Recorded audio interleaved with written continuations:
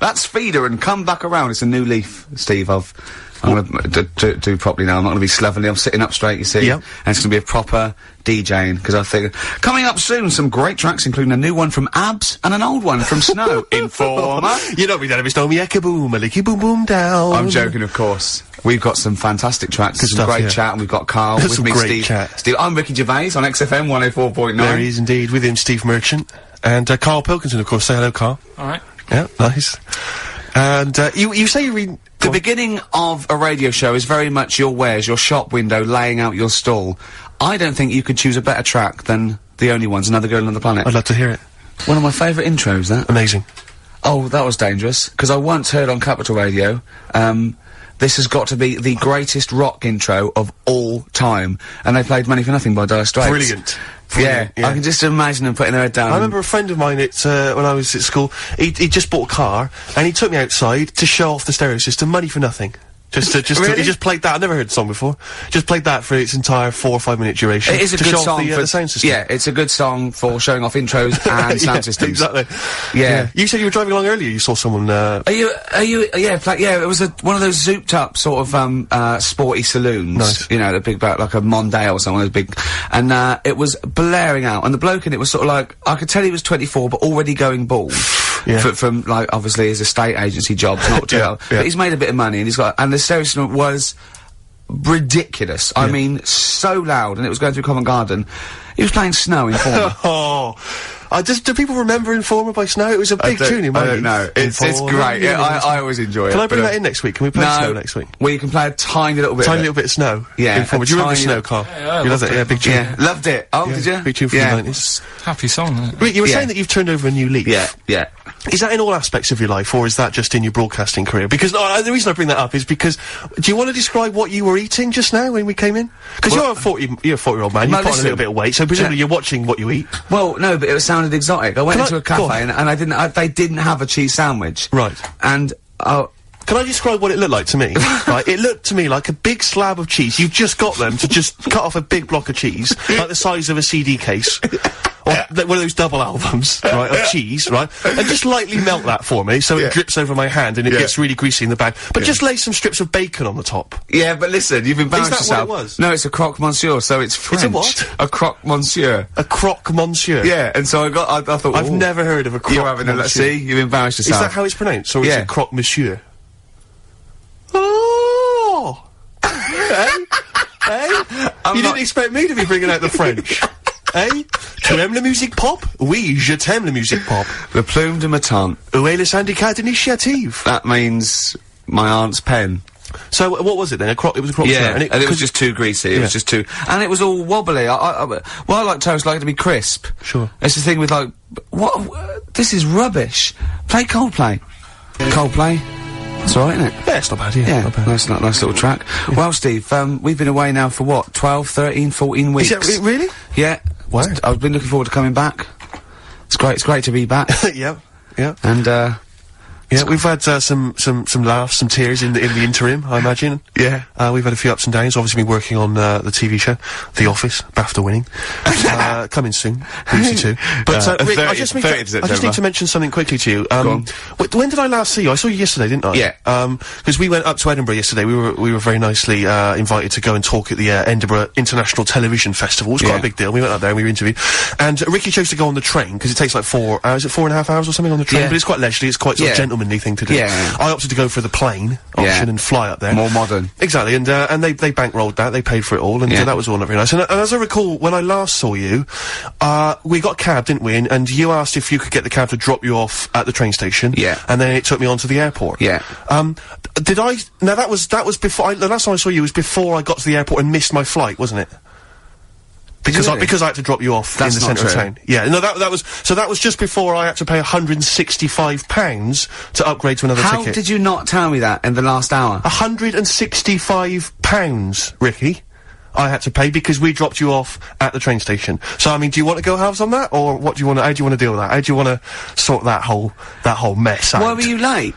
Why was I late? Because we dropped you off in the centre of Edinburgh, and do you know how hard it is to get out of Edinburgh in rush hour traffic? But it was only 3 minutes away, so you'd have missed it anyway. No, because if we'd gone the other direction, it would have been 20 minutes. It took me like an hour to get to the airport.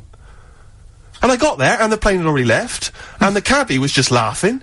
He was saying, we're never going to make it. He goes, you were a religious man, you better start praying. I thought he was being facetious. He was absolutely right. £165. But hold on, why didn't he tell you that when he picked up at 4:15? It makes you wonder. So obviously, I'm a little bit annoyed. Because you know I'm not a man who likes to sort of spend unnecessarily. But wait, this is not my fault, because you were there when we made that decision. I didn't impose this on you, we both decided that might be it's both our fault. I mean, it's no one's fault. It's both our fault. That's fair, that's all I wanted to hear. It's both our fault, therefore it's both our financial obligation. No. £165, just split that in half. Write a cheque, Rick, write a cheque, it's fine. I trust you. You know. Phone in, I think everyone, this is You're clearly obvious. irresponsible. No, of course I'm not. If you share a cab, and then one person's lucky enough to not be late, and one person is unlucky enough, and that's what it is, bad luck, I don't think you share the obligation. The phone, it's a moral dilemma, this, isn't it? But it's more than that, though, isn't it? Because, let's be honest, even if you had known that I was going to get there late, you'd have wanted me to hang around just so you weren't left around waiting for a train on the road. No, because I got there... Because you get bored sitting, don't you? So you'd have wanted me to at least got in that cab. I got there way too early. I actually got there I was there about 30 minutes early. early. You made it fine then, that was... Well, exactly, so I mean, I sacrificed me hanging around for half an hour so you could get it at 4:15. And the other thing is this, you were going to get it at 4:15 anyway. Yeah, but I would, if I'd gone the other direction, not dropped you off in the centre, I would have been there in time. Wow, would we? Would we? Well, is that true? Wow. Only God knows. Well, and the cabbie. What I mentioned it to. So... I'll tell you what'll cheer you up. I'll tell you what's better than 80 quid. I'll tell you what's better than, shall I? Go on. Music. What, are you paying the whole 165? Listen, look, I've brought in a little track here, Bruce Springsteen off the Ton of Love album, and I know you're a Springsteen fan. I'm a Springsteen fan. We should just qualify this, because a lot of people who listen to XFM obviously a bit edgy about Springsteen. They just think he's this old, kind of ludicrous 80s rocker, the bandana, you know, the flying the flag, which he never really was. No, that was Bon Jovi. Exactly. Don't confuse them. Bon Jovi. But seriously, no, do you know what I mean? He did write some great music in the 70s, and he just got a little bit kind of pompous in the 80s, but he still turned out some amazing tunes, one of which I imagine is this one, Rick. This one's called Brilliant Disguise. Bit of Springsteen there, Brilliant Disguise on XFM 104.9. I think that's soothed you a little bit. That's not really taking the blood off. I just remembered something as well. 80 quid, Rick, 80 quid. You know what? We finished the talk about sort of 3, and we had a couple of hours to kill before we got about that half 2, wasn't it? We had a couple of hours before we got the taxi, and we were eating in this cafe, and Steve said, how long's your train journey? I said, 4.5 hours. He went, so what time I get? I said, I'll get in about 10. He went, 6:30, me. And he's quite smug, and I went, yeah, I said, it was quite a long time. I just started to sort of relax and over there. He went, yeah, he said, I think I'm come off better here, because usually you've organised all this stuff. He said, but I think you've chosen wrong here. I think you're right. Yeah. Don't you think those words were coming back to haunt me as I was handing over 165 notes? All I was thinking was, Ricky's gonna be loving it. In first class, drinking, John Smith's, and listening to Mercedes Walkman. Yeah, but I handed over my initial card. She said 165 quid then, I went, fine. I handed over the card. It was a Switch card. She said, we don't take Switch. Don't they? I was thinking, what am I gonna do then? I don't know what I'm gonna do. I don't know where I'm gonna get the money from. What did you do in the end then? Well, luckily I had another card. Oh, right.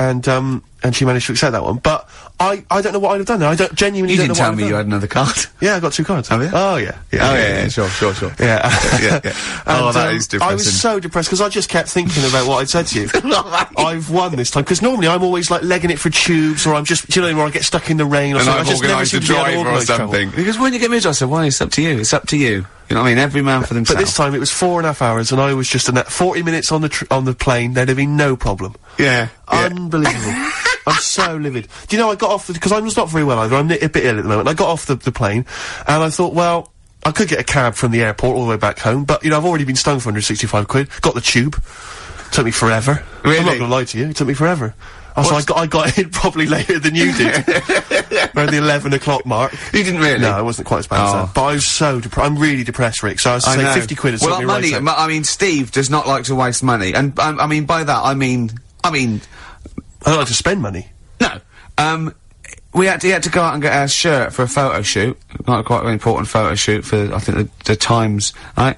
Went out, he was buying a shirt, went out, planned it, weren't sure. Came back, $14.99 from Henny's. Henny's, $14.99. He knew where he was aiming, he aimed straight for Henny's. He knew where he can get a bargain. This is a man... But it seems to me that at that kind of price, you can throw them away, Av. You don't even need to wash them, really. You can throw them away using, like, Kleenex. Have you ever thrown one away? No. No. Just scrape off the stains and keep on wearing it. Remember that time when we went to the casino for my birthday, and I was like 100 quid down, and some people were 100 quid up and 100 quid down. He, after the 3 hours we were there, was down £20, genuinely depressed. I was almost crying. Yeah. Because I don't, well, it's because it's a mugs game gambling. It really is. Was that where because I went there, it was, there was one time we went there, it was, our agent's birthday. That was another time we went there, right? And he was up. And he got a win, he was 30 quid up. And so I said, it's your round then. And the round was more than 30 quid. And he couldn't believe it. And he sat down and he went, I can't believe it. He said, and I bought him a present, so I was already down. Yeah. It turned out I was already down because I bought our agent a gift. I didn't see him buy one. And you know that thing where you're buying a round of drinks for people you don't even know? So it's like, what's the story there? Why am I suddenly bankrolling you drinks? It's like, I don't know you people. I'm not going to get any kind of, I'm not going to see you again to sort of reap the benefits at a later point. Because he came in with his most of you are married or engaged, so I'm not even going to pull from it. It was a waste of time. It was just pure generosity. It was something like from Swingers, because he came into the cocktail bar holding 3 chips up worth £10 each and went, hello, like that. Yeah, I was £30 up. That's a lot of money, Rick. You know, Carl, you know that. 30 quid. You don't want to sniff at that. Oh, what song should we play? We've got lots of songs in. So bit of Incubus. Just to make me more depressed. Do you like that? Oh, I thought it was a bit slow. I know, but I'm a fan of it. I like slow songs, but I really do. I've always been a fan of it, even from, early days. Yeah. I thought his first song was really great and much maligned. People didn't like it, because they were expecting, like, The Verve. Yeah. Yeah. Urban hymns and all that. Yeah. But, yeah. That's great. On XFM 104.9. Who are you? Ricky Gervais, who are you? Steve Merchant. Who's that little round-headed fella over there? Karl Pilkington. Carl, we're having a lot of Carl today. He's a bit tired, aren't you? Just a little bit. What happened? You came back from Edinburgh today as well, didn't you, on the plane? This morning. Yeah. Got an early flight. Yeah. It's just annoying me, because there was, like, people on the plane fighting over, where they wanted to sit. Surely they've got designated seats. Well, they have, but that wasn't good enough for them. They wanted to sit next to the friends and that, and it's like, well, you can't, because you didn't check in together, so that's the way it is. Yeah, done. But the thing is, it's from Edinburgh, 40 minutes. Yeah. And I just don't understand this sort of... You can stand for that long, can't you? Well, why do you have to sit next to the person anyway, to be honest? I mean, fair enough, if you're going on a long flight, someone to talk to, but for 40 minutes, it really doesn't matter. I never want anyone to talk to. I don't want anyone sitting next to me to talk to me. Why? What are they there for? What? I don't mean people I go with. I mean if I'm travelling alone and I sit next to someone, I don't want them to talk to me. Yeah, but... I don't really know. If I was travelling with you, I'd really not want you to talk to me. Not if you're going to talk like this. Yeah, this... Oh, you sound like you're suicidal, mate. It was just a couple of people arguing. It's over, man. Yeah. The plane journey's finished. Why is it still stewing you up? He paid 160 quid and he's not whinging, he doesn't care. 165 quid, let's get it right. If we're going to bring it up, we're going to mention it. And it's like orthodox back to him. He said to me, Rick, it's only money, and money is just something you have in case you don't die tomorrow. He's got a great attitude towards money, Steve. It's like, easy come, easy go. So just take a leaf out of Steve I'm not spending that much merchant, and you'll have a happier life. Sorry, I just need to defend myself for a minute. There are certain instances in life where, you see, now you're giving me an attitude like that I'm tight. It's not tight. No, shut up. Let me defend myself. It's not that I'm tight with money. It's that I want to get value for money at all times. Yeah. Because, you probably got a lot of cash given to you, maybe it's pocket money when you were a kid. Every penny I've ever had is been money I've earned. Yeah. So frankly, I'm going to spend it wisely. Like, for instance, you might say you're in a party, or so you're at a party, maybe out in a bar with someone's birthday, you get talking to a girl, right? Maybe you buy her some drinks, right? You're chatting to her, and then you're chatting away for 2 hours, and then at the end of the evening she says, I've got to go and meet my boyfriend now.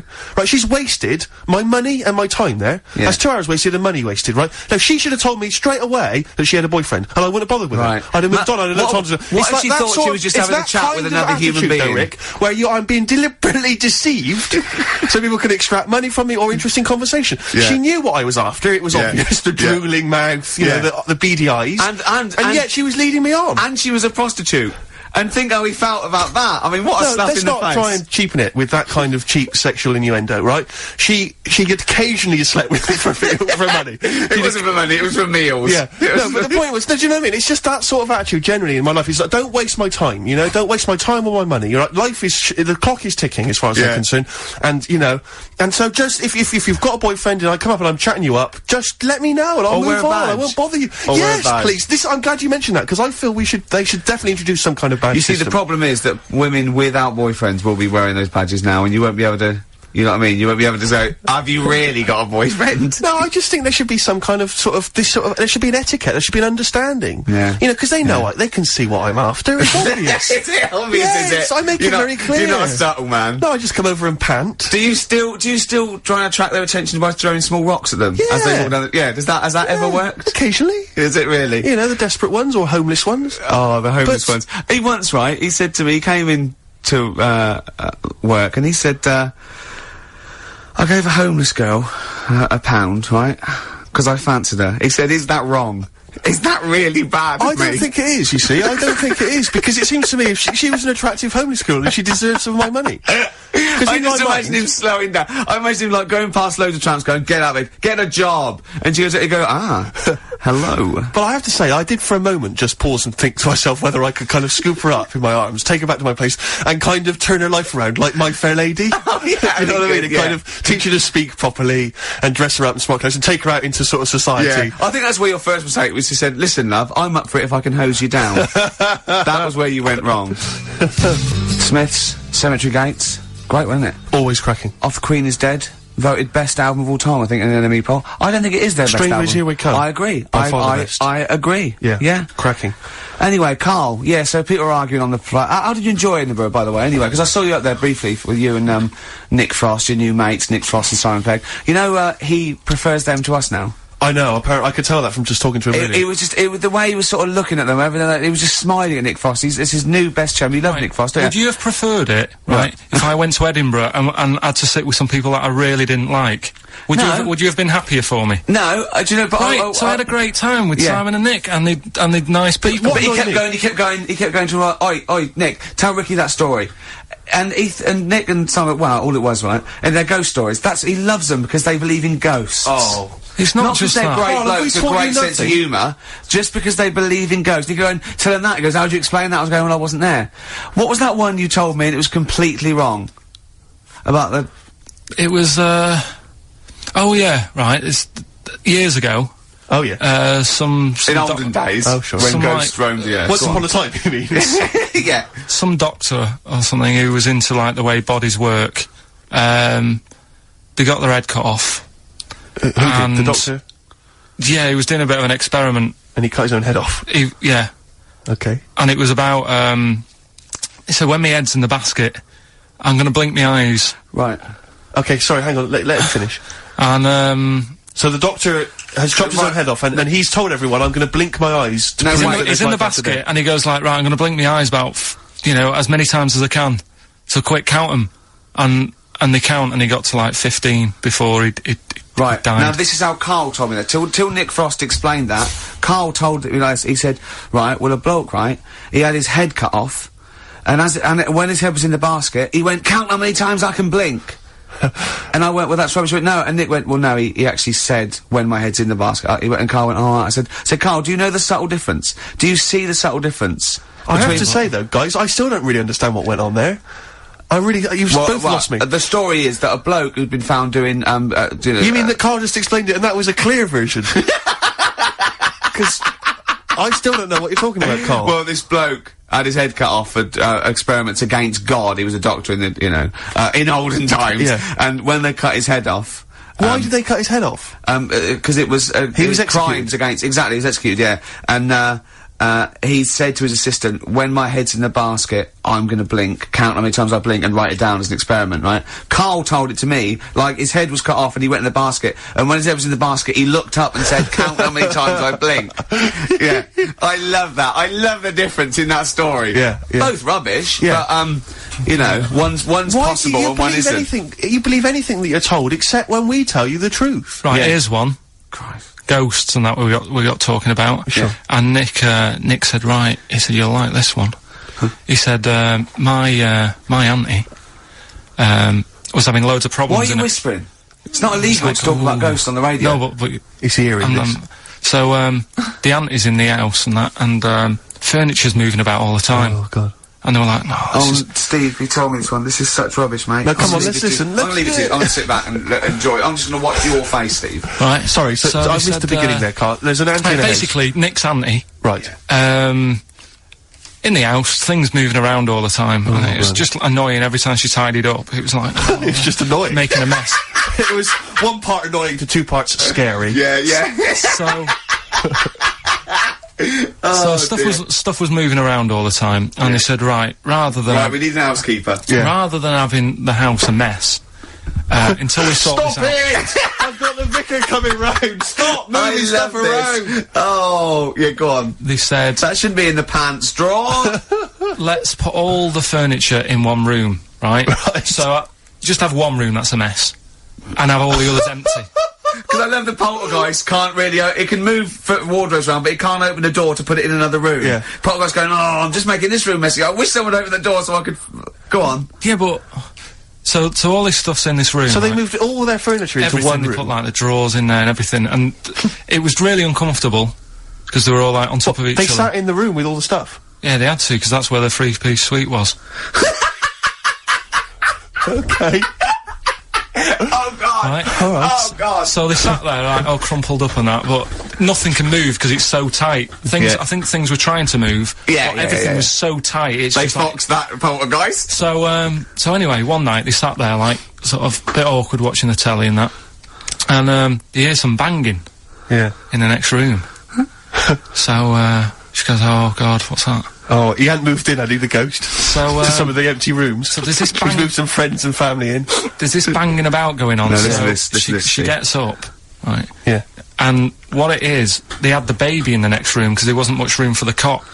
Right, so they left the baby with the ghost. So, they go into the room where the baby is, and the banging... is like, do you know those plastic balls you get that you can chuck around the room and, like, they go mental? Right. The ones that you chuck once and you keep bouncing for ages. That was bouncing around the room. Wow, what, the baby had thrown it? Hitting all the walls, and the baby was there, stood in the cot, sort of laughing. Right. And looking at the ball, and wherever it looked, the ball went. Yeah. And then she said, stop doing that. Yeah. And the ball just stopped. Did it? And it rolled a bit and stopped. Right. So the baby had thrown the ball and it was watching it as it bounced around the room? It wasn't throwing it was in control of it. No, the point is, Steve, the baby has been doing it. It would have been the baby all along. The baby had been messing with the furniture. It was so a baby that had the power. Yeah, it's a baby that had the power. Special baby. It's a baby that had the power. It's a baby that had the power. The power of telekinesis. Right. They were then trying to convince me that telekinesis was not like all the other stuff that I didn't believe in, but that was a science. Right. Telekinesis was possible. Yes. Yeah, it's not like ghosts and demons and all that sort of. Telekinesis is different. Yeah, that's a science. But Nick's auntie saw it, and I love the fact that you're telling me that someone else's auntie saw it. So I should be satisfied with that. Yeah. I should be satisfied with that. I mean... No. So does she still live in one room with all her possessions? No, I think... The baby grew out of it, apparently. It grew The baby grew out of it. So it doesn't use its telekinesis powers anymore? Well, no, it's like in Carrie, innit? She was upset for a bit, and then she got over it. Okay, I'm just gonna say one thing, Carl. That was a film. Do you want to play a record or...? Get free. Alright, on XFM 104.9. Can I just tell you a story that Carl told me a couple of weeks ago? Is this another ghost story, another spooky story? Yeah. I called him out, what are you doing? He said, I've just been reading ghost stories again. He went, he said, you don't believe in them, but how do you explain this? Right, I went, go on. He said, I'll tell you as he told me. He went, bloke, right, just sitting at home, doing, watching telly with his cat. And, the phone rings, and it's a bloke going, is that fire, in your oven okay now? 'Cause your wife called. And Carl went, well, 1, there was no fire in the oven. 2, he wasn't married. I went, right. Go on, he went, well. Then, right, there was a knock at the door, and there was 2 sort of people in sort of white coats, and they came and said, we've come about that fire. Your wife called us. He went, 1, there isn't a fire in my oven, and 2, I'm not even married. right? And he said they saw the cat, and they looked at the cat. It looks a bit weird. The cat came out.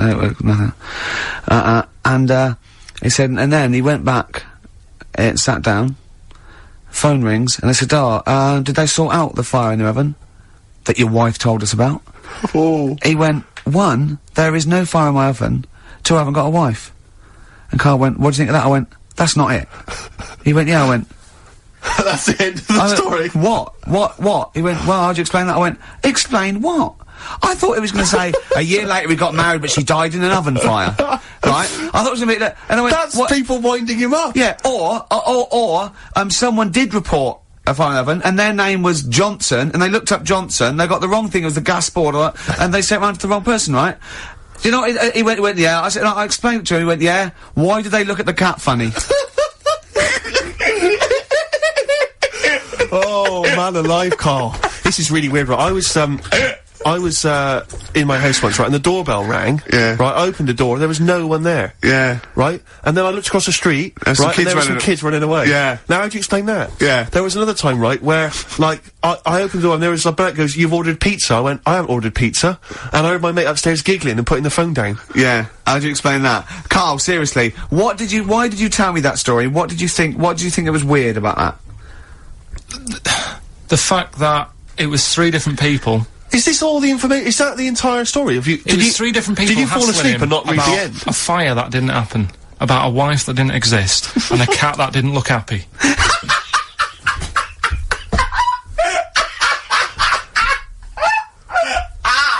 Oh, I'm gonna have a heart attack, Karl. What? I mean, why did they look at the cat funny? Because cats don't like spirits, do they? What? The other blokes were ghosts? Yeah. Yeah, that's it. So these are kind of beetle about type ghosts. These are ghosts who walk the earth as the undead, just winding people up slightly. That's lovely. That is lovely. Seriously, and a cat that did not look happy. But seriously, why would ghosts wander around just like winding people up? Oh, maybe something did happen there years ago. Some fire. Some woman might have died in a house of a fire or something. Yeah. And it sort of all happened again. Yeah, it's certainly a mystery. I mean, if you don't it's a mystery. I mean, I can't. What's this book you were reading? You were reading a book, which is interesting enough. It was the For Tea and Times. Oh, Karl. Yeah. Well, I don't know what to say. Well, I'll tell you this, Karl. There is a track that will spook you right out. This is Warren Zevon from what was it, like about 1979, early 80s? Oh, great track. Werewolves of London. Play this, Karl. But don't be from 1978, Karl. Werewolves of London by Warren Zevon. Are you a fan of that? It's alright, great track, isn't it? Fans of Warren Zevon, maybe if you to know he's got a new album out. As we speak. Although, if you're a fan, you probably know that already. Yeah. If you aren't a People fan, who hate him would be interested in knowing that he's got a new album out. Yeah. Do you believe in, I think lycanthropy? Is it not called? What's that, sorry? Lycanthropy. What's lycanthropy? Isn't that werewolfism? Really? Isn't it? Do you believe in that, Karl? They've found stuff, haven't they? They've found kids walking about who are all hairy. Because they sort of grew up with wolves and that. Yeah. So no, you see, 2 things there. You cannot take on acquired characteristics genetically. So, if you grew up with wolves, it wouldn't suddenly make you hairy. There's been pictures, there's been stories on it, and I reckon most people a lot of people have seen the stories. It's a popular thing. You mean the kids that are born hairy? No, there's kids who've been born hairy, right? Yeah, that's it. No, but listen, and they walk around on all 4s, and they drink milk from a saucer. Steve, this is too easy. Remember that time with the maggot in the head? Getting out with bacon, and you were like laughing, and then people called up and said, yeah, I've seen that, I've read about that. Yeah, this is the same thing. Have you seen an XFM listener up close? Have you ever looked, They drink milk from a saucer.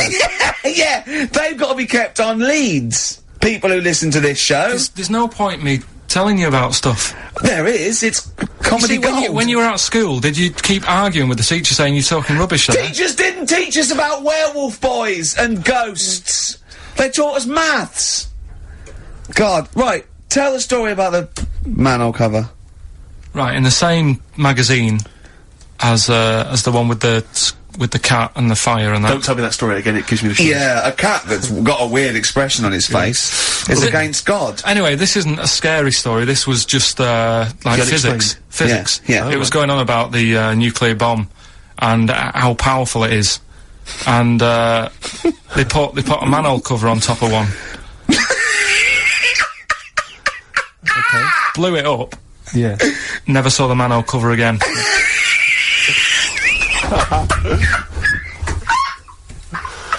Man alive, Carl. Unexplained. What's going on there? Something weird is happening there.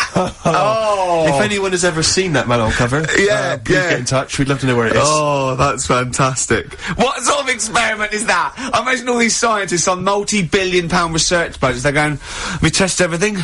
What would you do to a manhole cover? Don't know. That's like letting a couple of students yeah, exactly, have control of a nuclear Do you reckon it can send a traffic cone into orbit? Go on then, put it on there. I love that. Imagine that. What value is that? I might tell you what we could do. We could put the manhole cover on it and aim it and then blow the bomb up and the manhole cover would have someone's eye out. Fire it. See if you can fire manhole covers off the nuclear bomb. Whatever. Try bangers to a bomb. See if it's louder. Oh, God. Okay, listen, Carl, play another track and then afterwards, can we probe your views on the week's news? If you want. We'll do a bit of a white van Carl session. Hopkins. Today is the greatest, because we're back. That's true enough. All right. I hope people, Rick, were listening to that loud in this lovely summer's day. I mean, no, not too loud. Well, don't annoy people that, White Van, Carl. Yeah, White Van Carl. I mean, for those that don't know, we do this, we ask Carl the questions that the Sun asked someone else. That's right, the Sun every day asks, some, average Joe, his views on the week's big stories. Carl, let me ask you now, what do you make of Prince Harry smoking openly at a polo club? Are you aware of this story? No. Was it? Go on. Prince Harry, you know that he's one of the royals. Yeah. And he was seen smoking openly, a fag, a cigarette, at a polo third in line to the throne. Something like that, yeah. Imagine that. Someone smoking a cigarette is third in line to the throne. A cigarette, Carl. Is it a non-smoking polo club? Do you know, I don't know, but if it were, would that make things even worse for you?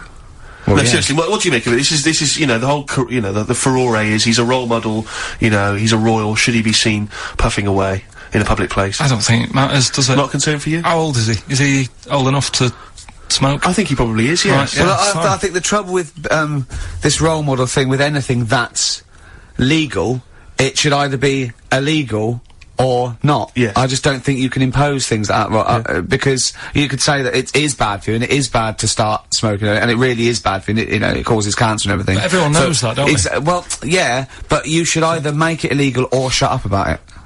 So this is Carl you're asking, isn't it? I am indeed. So we can throw these questions your way as well, if you fancy. Sorry, yeah. But it doesn't matter. But Carl, what are your views generally? I mean, it's obviously cigarettes are perfectly legal and so on, but what about stronger narcotics? Because I know you're very scared of drugs and stuff, aren't you? I'm not a fan. No, what's your concern? What's your worry? Just that you might get into them. It's like you might have them and go, oh, this is alright. Exactly, Carl. Exactly. Although I was talking to you about it earlier, and you weren't very sympathetic about a lot of young people who have perhaps gone to crack or smack. Didn't you describe it as their own fault? Sometimes it is, isn't it? Yeah. I mean, I could have turned to it where I grew up, but I said, well, don't want to do that, it's not good for you. Sure. And I avoided it. You turned to ghosts. So you've got no sympathy for anyone who's a drug addict?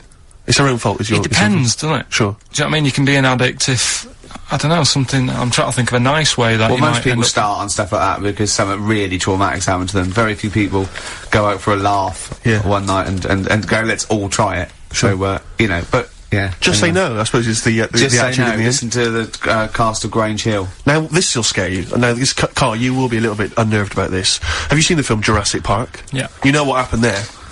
Well, according to the Sun here, it says scientists are planning to clone mammoths for a theme park. Look at his face, look at that, he looks like a dog caught in the headlights of a car, he's terrified. I love Carl. He sprung to attention there. Is that the best news you could have? Man moths.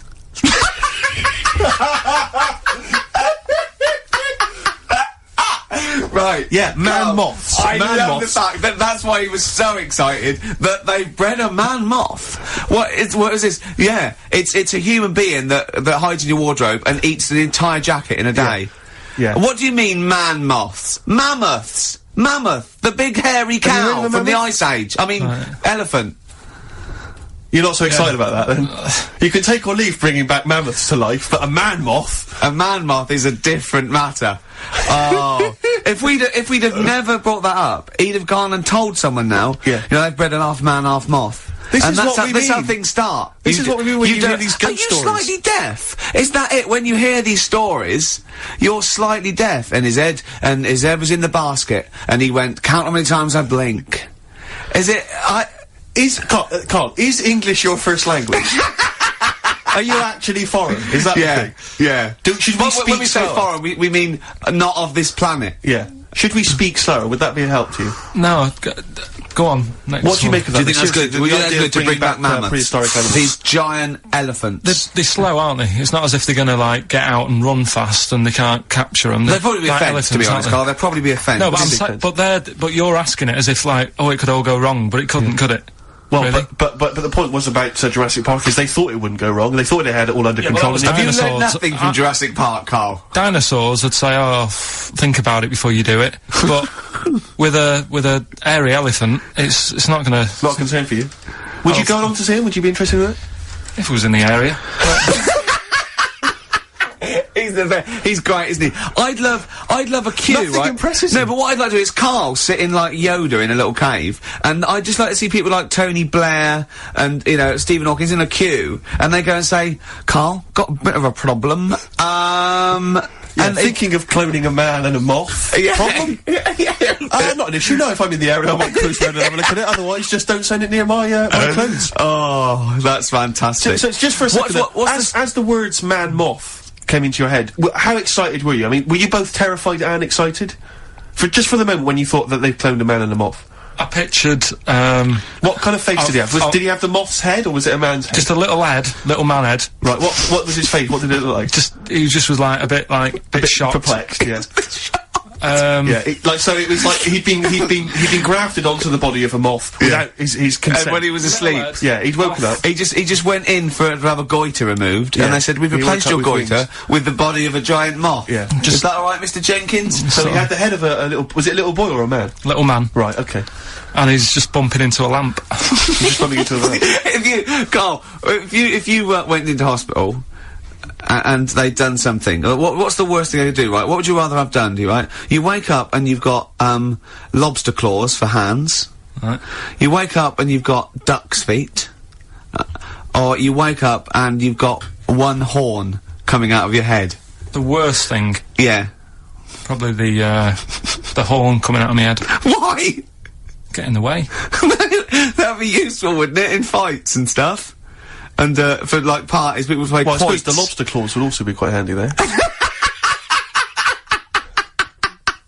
Definitely.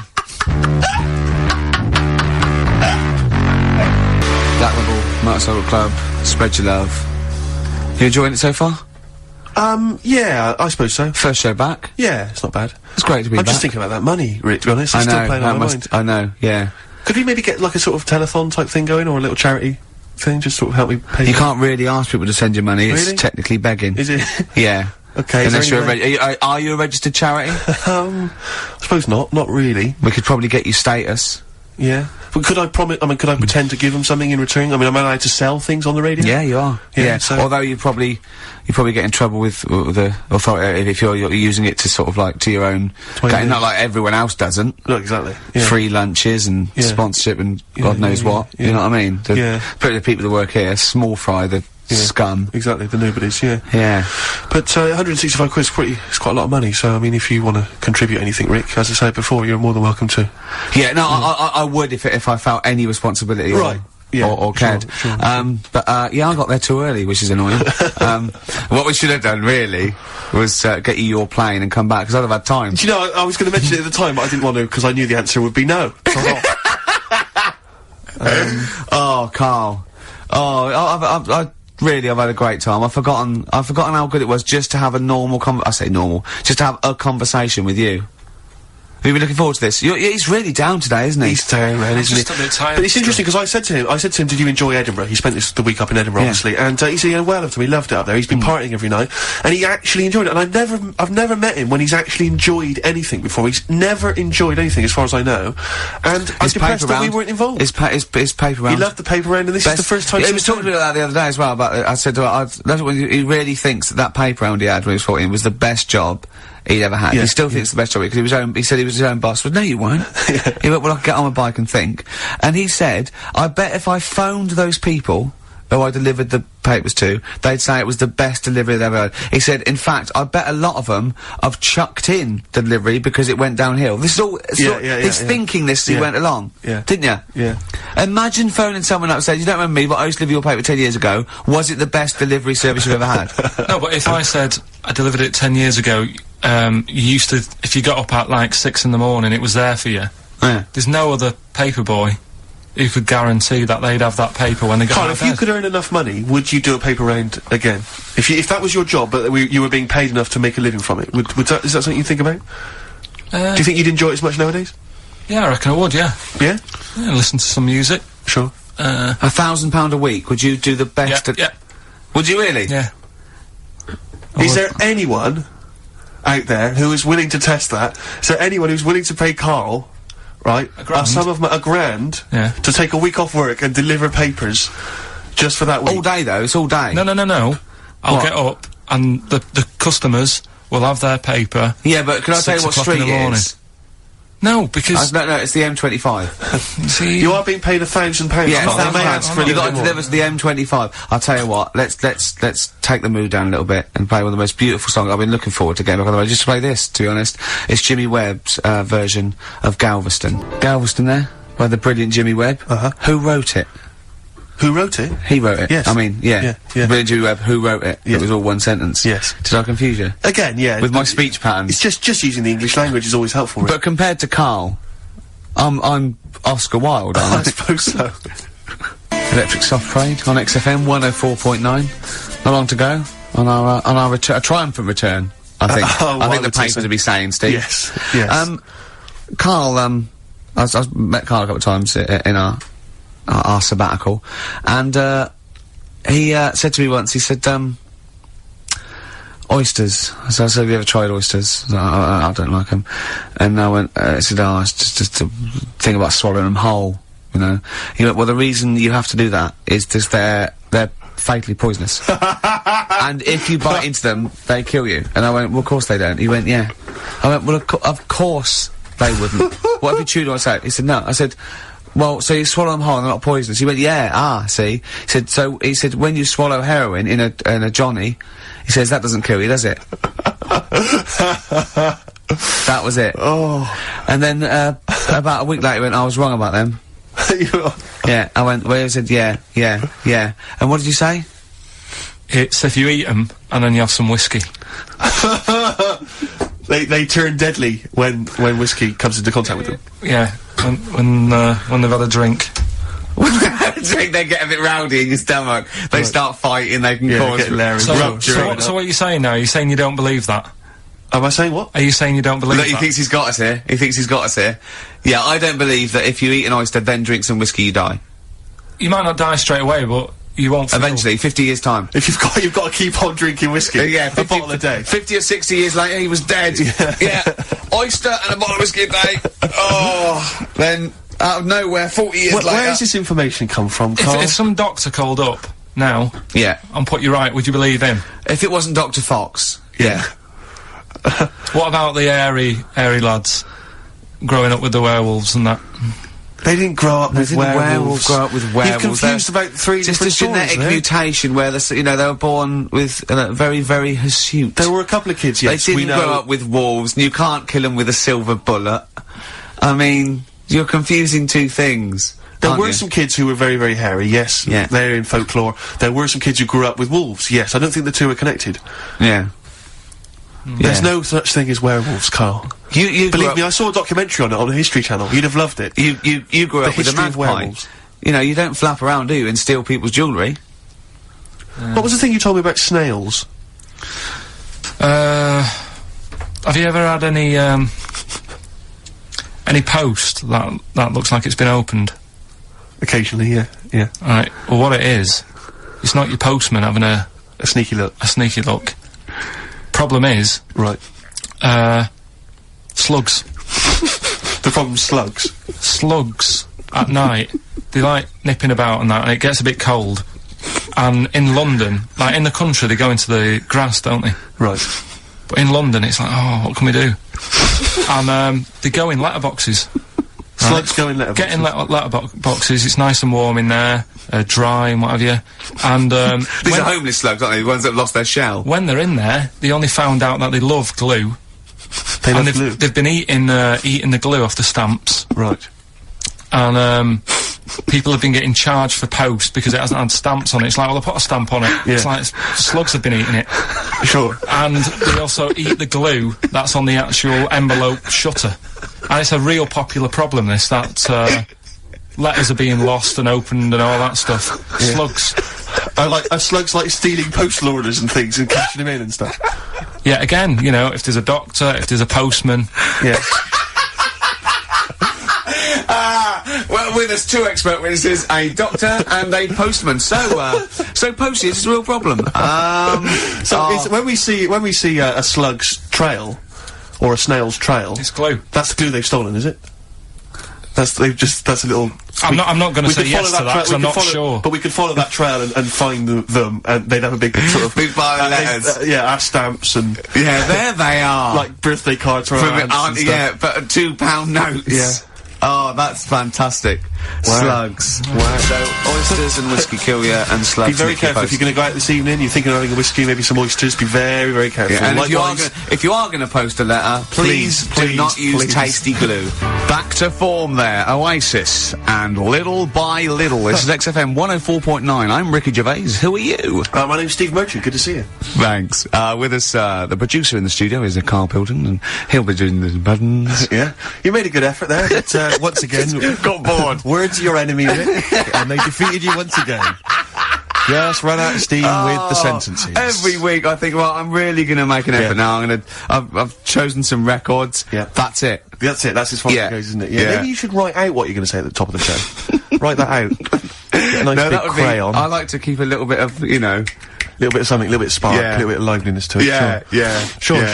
How are you? Good to see you. Yeah, it's great. It's great to it's great to be out of the house again.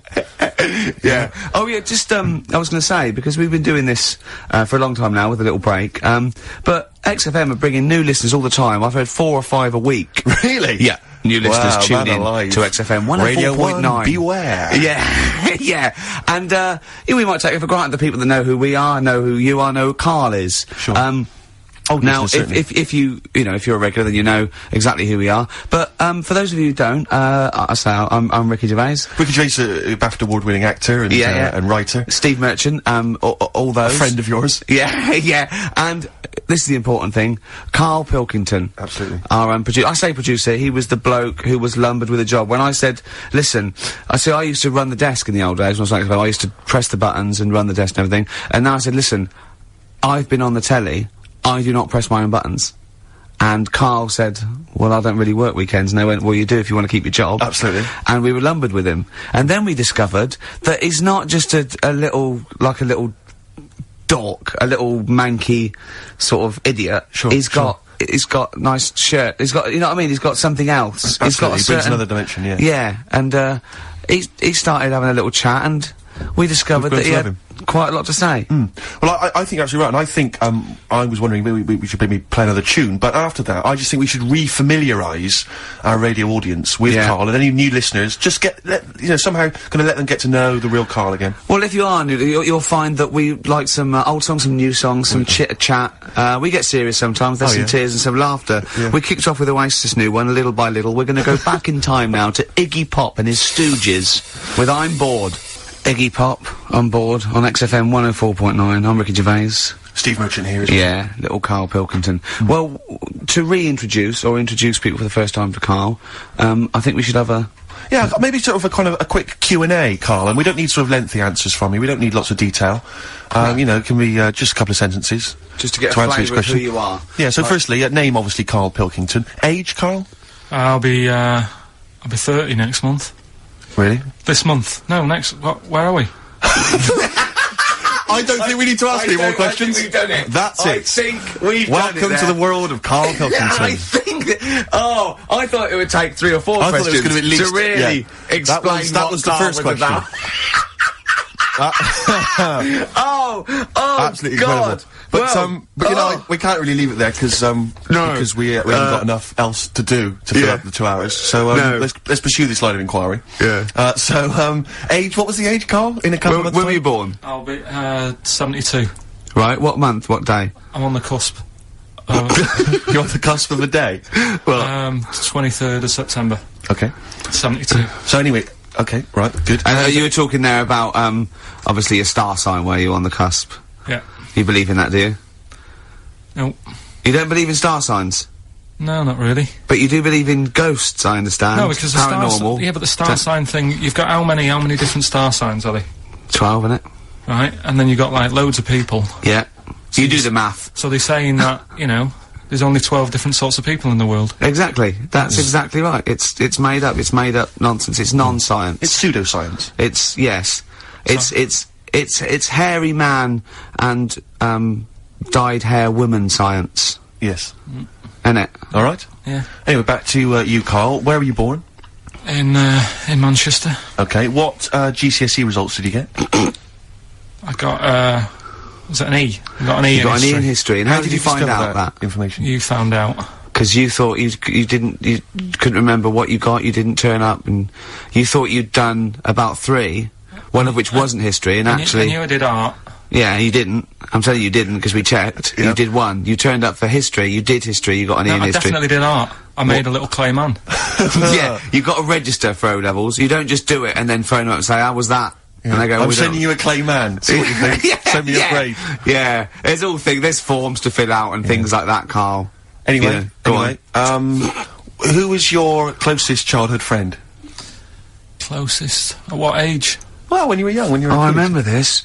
It's a fella. Is it someone making, innit? Well, he wasn't really a close mate. Darren Buckley was me. Darren Buckley? Yeah. He was my Tell us close briefly mate. about Darren. I've forgotten about Darren. He's the one who, all the girls liked him. He Did they? He had permed hair. He used to have his hair like a footballer. Sure. His Were you jealous of him? Were you dad was a copper. Did you hang around with Darren, like, in the hope of getting maybe his kind of cast-offs? Nah. It's weird with me, and I wasn't that bothered about having loads of mates and that. I sort of... Sure. I had lots of mates, but I could do without them. You had a magpie, didn't you? had a a mate? bird, didn't I you? was happy playing with my magpie. Yeah, what happened to him? It flew away. Yeah. But I wasn't bothered because it was giving me grief towards the end, wasn't it? It was popping me grifter tyres and that. Yeah, sure. Flying down, pecking me head. Sure. Now, you went to school with a number of different interesting people. Some of whom 2 were of which, freaks. I understand, had big heads and webbed toes. Is that right? Yet they were not related to each other, and they weren't friends with each other. Why weren't they friends with each other? Because that'd be obvious. Did they wear shoes, or did they walk around in their webbed? Were they good at swimming? Were they good at swimming? I don't know. I don't think they ever went swimming. Did they ever talk? Did they ever look over at each other and think? Yeah, we should hang out more. I told you something in the week as well. There was another lad at school had a pigeon chest. He had a what? Can we come back to this? He had a pigeon I think we chest. should play a record, Karl, because I think we've hooked them now. Yeah. I think There's no one switching off now, Rick. No, play a record. Blur, Coffee and TV. Karl, I said it's not the best Blur song when it was playing. You know, don't want to diss it, but you know, it's not the best one. I mean, that's Absolutely fact. Sure. You know, Karl went like the video though, that little milk carton. Yeah. Bit sad. It's tragic, isn't it? He went. This is all to himself. I'm not even joining in. And then he went, yeah, but it's all right at the end. He goes to heaven. He finds a little girl milk carton. Just lives out a little thing and is that like you on your paper round, that little milk carton, walking around like that? I imagine you. Oh, people don't know, but if you just tuned in, Karl had a paper round. It's his favourite job ever. And he maintains it's the best job he's ever had. Isn't it, Karl? Go on. I don't know what's so weird about that. It's a paper round. Yeah, but look, forget It's not all the most that. fulfilling of jobs. Look at the way it works, right? You get it out of the way at the start of the day, so you got the rest of the day to yourself. It's the same as signing on. Your own boss. You know. Same as signing on. Well, you're not your own boss. The guy at the news agency boss. Yeah. Yeah. But That's great. You've proven me wrong there. Yeah. Yeah, that's great. Nah. Yeah. Nah, not really. Would that stand up in court? Where you were found with the dagger? Nah. Was I? When are we playing the new game? Oh, Carl's got a new game. Carl's very excited. Oh, we were talking about something before. Yeah, well, the freaks used to go. You had people with big heads, 2 web feet, didn't hang around each other. That would be too obvious. You had a fella with a pigeon chest. Yeah, what's the story with the pigeon chest? Don't know how it happened. It was like it looked like somebody had sort of hit him on the back with a big hammer, and it had come out at the front. Yeah, and I've never seen it since. Could that have been the answer? What? Why he had it? Why had it? Possibly, I suppose, in your neck of the woods. Yeah, don't know. Never asked him. It's just come back to haunt you, has it? The pigeon chest? No, it's just that you know, when you mentioned about kids at school, I forgot all about him. You're talking about the kids with the web feet and the big heads. Yeah. And I forgot about the little old the pigeon boy. Yeah, pigeon boy. Well, listen, I'm a big fan of that TV show. It's on digital TV. A lot of people won't have it, but Inside the Actor's Studio with James Lipton. Yeah. And he interviews lots of big Hollywood stars, and he always asks them these same questions at the end. Can I just run a few of them past you? Go on. Okay. So, if you could do any other profession other than the one you do now, what profession would you do? Can you just change that to apart from a paper round? Apart from a paper round. Oh. You could do any other profession, Carl? And it doesn't matter about, like... Doesn't matter if you've got the skills or anything, in an ideal world, if you had the ability. Well, I think I'm about to buy somewhere, so I reckon something, you know, using tools and, like, doing a bit of plumbing and that. So a plumber? Well, sort of an all-rounder. Right. A handyman. Well, yeah. Yeah. I think... You know, you don't get paid that much, but it's useful, isn't it? So... But you could get your own show, couldn't you, with Carol Smiley, eventually? Well, all that, but the money that you don't make, you save by not having to pay someone else to do the chores, do you know what I mean? I don't know what that sentence meant. Right. No. A plumber, how much is the average plumber on? The money you don't make, you save on not getting someone else to do it. No, just think of that. No, look, break that sentence down. Are there any... Sorry, Rick, but, people who live in glass houses... Yeah. Anyway, let's just go back to Lipton quickly. We've got a couple to get through here. So, your favourite noise or sound? Favourite sound or noise? Ooh. Is it me? No. It's not me. Hang on a minute. It's not me. Are you sure it's not me, Carl? I like Elvis. Noise. Elvis. In the ghetto. The sound of Elvis. Elvis in the ghetto. Brilliant. Okay. Yeah. And your least favourite noise or sound? I don't think it should really be records and music. Noises, things that you hear at home or whatever. Maybe like a sound of a... The least favourite noise? Least favourite. The sound of... Probably like, the sound of ghosts? Fire engines and that. Right. That's annoying. Except if your house was on fire, presumably. I think it's a bit unnecessary. You think they're just doing it to wind people up? I live on like a busy street and it's happening all the time, and it is like... Just sort of have a blast of it and people will hear it. You don't have to keep it going. Yeah, sure. Sure. So that is, pretty annoying. And, if heaven exists, Carl, when you get to the pearly gates, what would you like God to say to you as he welcomes you into heaven? What would you like God to say to you? Who asks these? What show's this? It's a programme where, celebrities are interviewed by a guy, an American interviewer, and he always asks these questions at the very end. What would I say to God? What would you say to God when, if you believed in heaven, and if heaven exists, when you eventually go up to heaven and you're welcomed in through the gates in by your God, parka and your stussy t-shirt and your... What do you want God to say to you as he welcomes you in? Say, you alright? Don't know, just be friendly. That's the reindeer section. Beautiful. Yeah, nice stuff. It's a kind of Scottish supergroup. Lots of different artists from Scottish bands. Ben Sebastian. Is it a lead singer from them? It may well be, yeah, on that particular track. There's different people. Moth Historical Society, Idlewild, Teenage Fan Club, different people from all those bands. Get together with a guy called Gary Lightbody from Snow Patrol, and he writes and the all tunes. that on XFM 104.9, Steve. Absolutely. Let me just name that track. That track was Grand Parade from their current album, Son of Evil Reindeer. Feeder. Come back around on XFM 104.9. I'm Ricky Gervais. But who are you? Oh, thanks for asking, Rick. Steve Merchant. With us, Karl Pilkington. Well, Karl, now I know I shouldn't, but I met Karl in the week against Steve. I told you shouldn't do I this, know. you know, you should but wait then when till he starts saying things like, oh, is this lad with a I go, no, save it, and we just sit there and I'm scared to talk in case he goes, but, you did tell me a couple of little things, didn't you? True stories that, you know, that I mean, I enjoy. Can you tell, Steve about the doctor? Right. Oh, God. Is this something that happened to a friend of yours, or is this, No, I read about it. You read about it, okay. There's this little lad, right? Okay. First of all, it's years ago, right? When they didn't have decent doctors in, like, every town and that. Yeah. And, this little kid is dead ill, right? Yeah. And the local doctor... Well, there's a phone call involved, so I don't really get the impression that it's, like, medieval times. Yeah. Yeah. But I didn't say that, I just said it's years ago. So this kid's ill, right? Yeah. And he's lying in the bed, and, he's all going funny colour and that. Yeah. And his mum says, I'm gonna get the local doctor round. The local doctor comes round, and, she says, so I don't know what's up with him. He said, leave it with me. Leave it with me? He said, the doctor said that? I'll have, he said, I'll phone up, a top doctor. Okay. Who was in America or somewhere like that. Yeah. And, so he goes to the phone in his office, and he calls America, and because it's years ago, the phone line isn't that good, it's all crackly and that, right? Yeah. So he's talking to the doctor, and he's saying, I've got this kid, he's a funny colour, and, you know, he's really weak and that. I don't know what's He's not giving him much to go on. Right? Sure. So the American doctor, right? Yeah. He goes, yeah, what you want to do? And it's all breaking up, right? Yeah. He goes, what you gotta do, you gotta, it's all breaking up. You've got to give him some, parrot's blood, right? Some parrot's blood? Well, that's what he thought he said, but the line was really bad. Yeah. He meant parent's blood, but he heard that he said parrot's blood.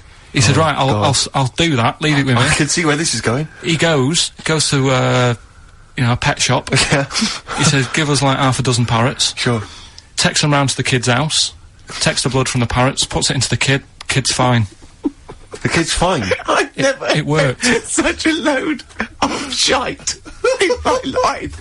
I've never heard such twaddle, such just made up, enhanced, exaggerated bollocks in my life. A load of old rubbish, Karl. I mean, when he told me this, he said, the doctor said, what do I do? And the doctor on the other end said, give him some blood. And the doctor went, where do I get blood from? So hang on, wait, I just need to where do I get blood from? Give him some parents' blood. Give him some parents' blood. Give him some parents' blood. Yeah.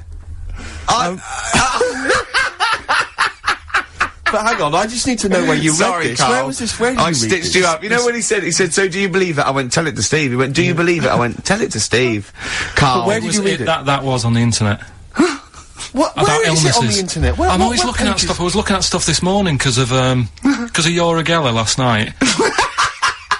eating all that funny food and that, and also they all got a bit scared last night, didn't they, with a snake? I didn't see that. So is this I'm a Celebrity, Get Me Out of Here? Yeah, he got all worried about a snake getting on the sort of wandering about in between the sleeping bags and stuff. Yeah. And they were all scared, and it is so easy. Leave it with me. Sorry, the doctor says, leave it with me. Yeah. Leave it with me. Well, they were all scared because there's a snake, and it's so easy to find stuff out. Before they, where are they? Where is this jungle? Australia, I think. Before they went, give it half an hour on the internet. I found out with snakes, you don't need to worry, right? They're deaf, they haven't got any ears. Right. So as long as you're really quiet, it'll probably leave you alone. Yep. And also, they don't have eyelids. Uh-huh. So they were suggesting if one's coming towards you, just, like, kick sand in its eyes. Because it can't blink, and it leaves it a bit, like, annoyed, and it wanders off. But they didn't do any research before they went. Yeah. And that's... I think your knowledge would hold you in good stead. I don't think you need to know any more than you know. Well, we're going to come back to that, because he also explained to me where a saying comes from that I want you to be part of. But and also, we should mention as well, Karl, you've come up with a competition, is this right? Brilliant competition. He thinks this can go to television. Is this an idea you've come up with? Yeah. Karl, I'm so looking forward to it. I mean, I'm looking forward to it. Continuing our exposure of myths and legends of Rockfall Tale, we expose that myth that some maybe older rockers have had it, and they've got they were never any good, and the kids today, I don't want to hear that. People like Rod Stewart. Rod Stewart's a great artist. He's a slightly laughable man, but a great artist. Let's go back to when he was rocking. When he cut the mustard? Yeah. Rod Stewart. You Wear It Well. Great tune. On XFM 104.9. Yeah. This doctor, I mean, we should find out who he is, really, and if he's still practising, because it worries me a little bit that, he, you know, he did that. Also, I mean, he thinks he's got away with it, but how could he be sure those parrots wouldn't talk? True. Do you know what I mean? There were 6 of them, they probably got together and they probably put it on the internet. I mean, I feel that story, Carl, it asks more questions than it answers. Yeah! Really. Like most of your stories. Yeah, that's the problem. I always feel like I need a little bit more information. Like, did the parrot boy continue to live? Yeah. You know, to a ripe old age, or did he die weeks later after this charlatan doctor who was going around, you know, spewing Did he break his nose trying to crack a big nut? No, I think he was alright. He lived to a... See, I'd have shouted, if I was that doctor, I'd have shouted that down the phone. Are you sure you said parrot's blood? Yeah. You sure it was parrot's blood? Listen, I mean, you know, I'm not the best doctor in the world, but did you say parrot's blood?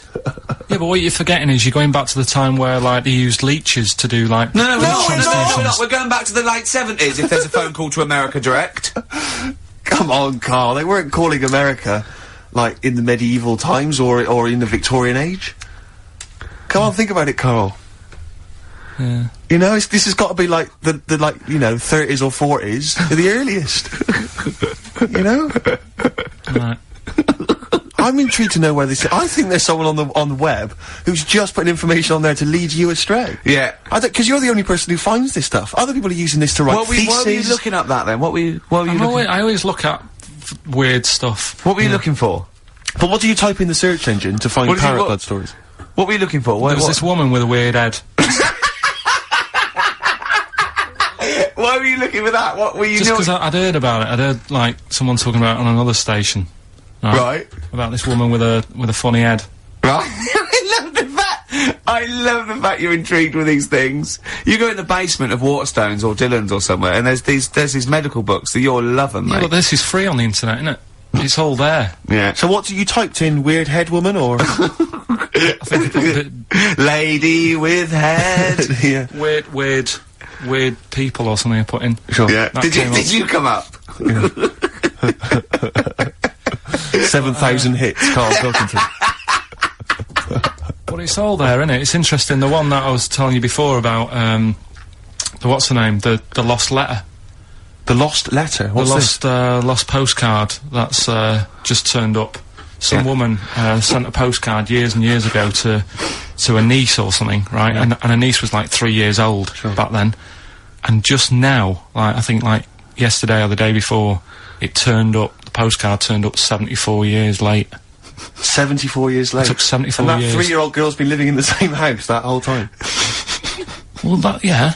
Sure. There's not weird you see what I mean? There's always a question you can ask to just scratch the credibility of these stories. Yeah. There's always, it's like the apocryphal tale. Was this the slugs? Was this those slugs from last week? Yeah, well, they're holding back because they're slow. Because the postman slug is useless. Its round takes him 74 years. Then he's got to go back to the beginning. He's got 74 years, and they can't carry the bag. That's why they go. That's why they turn to glue. That's why they turn to glue. Oh. It's pitiful. It is pitiful. So you don't believe that someone sent a postcard years ago and somehow it's been stuck in the bottom of a post bag or something and it's only just... Stuck in the bottom of a post bag? Yeah. That means that there's like a 95-year-old postman who's still wandering around. Did you have to pay, like, the difference on the charges? Because presumably... It wouldn't have had Queen Elizabeth's, it was a penny black, presumably, was it? Yeah. What would be on the stamp? It would have been invalid, surely. Dunno. See, these are the questions you should ask yourself. Because if it's the postman's fault, the post office can't turn around. Who was only 3 at the time himself, wasn't he? He was dead. No, he is dead. Yeah, he'll be well and truly dead now. Yeah. But the fact is that the post office made an error, right? They lost this letter. Sure. It's only just turned up. They can't turn around and say, sorry about this, I hope it isn't urgent. It's turned up 74 years late, and by the way, you owe us 25 pence. Yeah. They wouldn't do that, would they? That's true, that's true. So that's true. you're asking questions, though, you see? That's true, you see? So, you're interested in, like, where sayings come from as well, aren't you? Because you told me one in the week, I don't know if Steve's aware of that. Do you want to tell Steve this one? What's this a saying? Can we do this quiz? We'll do the quiz later. I know you're excited about the quiz. Let's do that later, but what's this saying? Right. What is the saying? Chucking a baby out with the bathwater. Yeah. Have you heard that phrase? Don't throw the baby out with the bathwater. Well, yeah. Yeah. Right, how would you use that? Well, how would I use that? Don't throw the baby out with the bathwater. I suppose if you've been discussing something, you've come up with some plans, but you're slightly worried, and you know, you might abandon the whole plan, whereas there might be some ideas in there which are still worth retaining. Exactly. So you don't want to throw the baby out with the bathwater. There might be something you can just change, and you don't. Yeah. You know, there might be a few ideas you can salvage from an otherwise worthless one. Well, the saying, right, comes from like years ago again, and pre or post phone, and ages and ages ago, when, like, you know, the bloke worked in the house, you know, he was like the coal man, and then you had like no way, it's important. Then like the mum is like, you know, she stays at home making the dinner, looking after the kids. Yep. And you've got like the little kid who's just growing up, just messing about and stuff. So what happens is, back then they didn't have like fresh flowing warm water every day. So all they could only afford to have like one full big bath of fresh water. So they'd fill up the bath, right? And then the dad would come home and he'd say, oh, I've had I had a tough day at work and that, down the pit. And his wife would say, it's alright, I'm putting the dinner on, you're gonna have a nice warm bath. So, because he gets to bath first. Because he gets to bath first, because he's the grafter. And he's covered in coal. He's covered in coal, so the water's, like, minging by the time he's finished. Yeah. Right?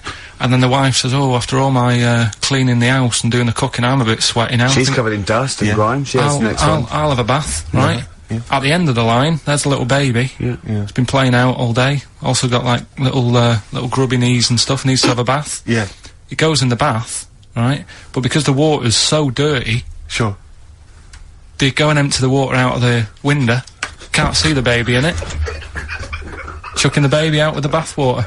That's where it comes from. I don't know what to say, Steve. Because I've heard this. I'm just... What do you think, Steve?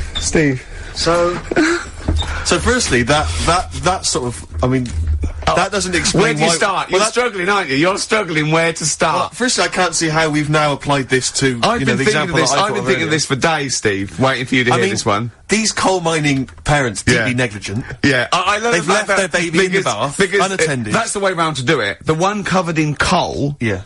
You go first. Sure. You go first. Don't wash the baby and then get in that. Yeah. One covered in coal goes first. That's the best idea. Yeah. Second most dirty one goes second, and then the clean little baby. Yeah. I think we should do him last because he's done nothing towards this family. But more than that, Rick, leave him to his own devices. Yeah. Jack, I'm just going to throw the water out. Yeah. In the bath. Don't check first. Have you checked that the baby's not in there? Don't No, check, I'm not don't even going to waste my time checking. You'd see it. I'd be able to see a baby. You'd see a baby in there. If a baby was in here, I'd be able to see it. I'm just going to throw it out. Yeah, I'm not even going to look, to be honest, Jack. We've all had our bath. Yeah. If the baby's in there, then it should be making careful, itself... Jack. We have lost 3 children this way. Don't worry. Where did you read that?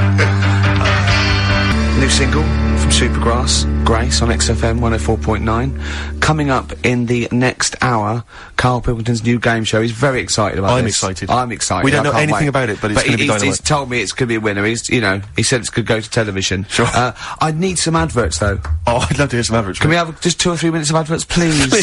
Vines there, Steve. On XFM 104.9, I'm Ricky Gervais with me, Steve Merchant, and Karl Pilkington. Karl's getting very excited, as we all are, about his new... Should we let him do a little taster for us? Well, I'm very excited about it. I mean, so the gist of it, what is it? What is it exactly? Right. Is it a game show or is it a competition? It's just thought it's something that, you can play and also people at home, can take part in it. Now, would they phone in about this or they can just play at home while they're listening? They can just play at home. Okay. You mean we haven't got any prizes? No, there isn't. No, I think we could get him to phone in, maybe. Well, I don't know. Let's hear the game idea first. Yeah. Right, it's music related. Okay. Good. And, what I do is, I sort of, tell a little story. Okay. And that story makes up a song title. Alright. Well, it sounds ambitious. So, is it a cryptic clue? Could be. Say like this, right? Oh, dearie me. Oh, dearie me. Say like this. Right. This woman, right, she's pregnant. You know the answer to this one, so don't be saying anything. This is just aimed at Steve. Okay. Right. This woman has a baby. Yeah. She's pregnant, has a baby, and the doctor's there in the hospital, going, "Oh yeah, you've got a lovely little baby here." You told me that this is Oh, this game. Got a lovely show. little baby. It's just coming out now. You'll be able to see it in a minute. And it's like covered in gunk and stuff. Yeah. And he's going, yeah, it's nearly here. It's coming out. I see its little head and that. And he gets hold of it, and it's full of all this gunk. Right. The baby's full of gunk. Yeah, like the Covered in gunk or full of gunk? Covered in it. Right. And he goes, here you go. Get hold of your baby. And he drops it. Right. What song's that? There's so much irrelevance there, Steve. I can't tell you. It's not a cryptic clue. It's not a cryptic clue. Because only... I mean, the gist of it is relevant. That isn't the best one. That's just... Right. I mean, there is just... There's things there that you were dwelling on and thinking of puns. Don't. Just go for gut instinct. What was it? What was that? Right, I just need to try and get the basics of this. There's a woman, she's pregnant, she has a baby. Yeah. The baby's covered in gunk. Yeah. Right. And because of the gunk, the doctor drops the baby. Yeah. And that's all I need to know. Yeah, that is all you need to know. Yeah. The pregnancy's largely irrelevant. Okay, what are the key elements? It's the birth and the doctor dropping it that the irrelevant, the The relevant birth thing. and the dropping of the baby. Yeah. I've absolutely no idea. I can't even begin to guess. Think about what's happened here. Oh, Karl, She's had a isn't- baby, the doctor's trying to deliver it, he's saying it's a nice little baby you've got here. This is all irrelevant. This is all irrelevant. Right, let me tell you this. So just to be fair to Steve, so he can get into your mind. Right, this is not a traditional cryptic clue, logical problem or anything. This is Karl. What song am I thinking of? Right, that is Underworld, Born Slippy. I have to say, actually, that makes textbook sense. Yeah. No, that does actually. No, I'm sorry. Do you like all the story about it's all right, you can see it in a minute. Oh, it's just covered in gunk. Yeah. No, I agree there is some extraneous detail, but I have to say that Born was good because it was that's the look of it was. Born was good, yeah. And Born Slippy, no, I was quite impressed by that, Karl. I have to say, no, to be fair to you, I'm not just patronising you. Oh, well, wow. I actually think that was really good, and I disrespect Ricky Gervais for slagging that off, because I actually think that was quite good. Well, let's go ahead with it then. I feel we could maybe open this up to email correspondence, or, okay, or the let's phone go lines. for it then. Okay, this is Karl Pilkington's new game show idea. It's just what's the song? Karl Pilkington presents What's the Song? Ladies and gentlemen, please welcome to the stage, Mr. Karl Pilkington. Okay, What's the song? then? I'll tell you what, let's play a record. Let's come back after Give out the number ready for him. Well, you should make a note of this. You can email us. The email's up and running. ricky.gervais@xfm.co.uk. ricky.gervais@xfm.co.uk. What's the phone number, Karl? Have you got It's 08700 800 1234. Okay. 08700 800 1234. Make a note of that, and we'll have a game of what song is Karl thinking of after this next track. What do you want to play? What have you got lined up there? Continuing again, I've got old fogies who were good once, and I won't hear a thing said against the new kids out there. It's not all new metal, is it? True enough. This is Cat Stevens, a little known album, Mona Bone Jack On, and this one's called Trouble. It's a lovely song. Cat Stevens, Trouble, from Mona Bone Jack On XFM 104.9, playing some new songs, playing some old songs. True enough, true enough. Playing some old games, some chit-chat, some tears, some laughter, and Karl Pilkington with his brand new show, What's the Song? What song am I thinking? Now, I mean... You're nervous about this, aren't you, Rick? I am. You're worried. Well, because I've heard some of these clues before, and they're ramblings, sometimes they're close to ramblings of a fool.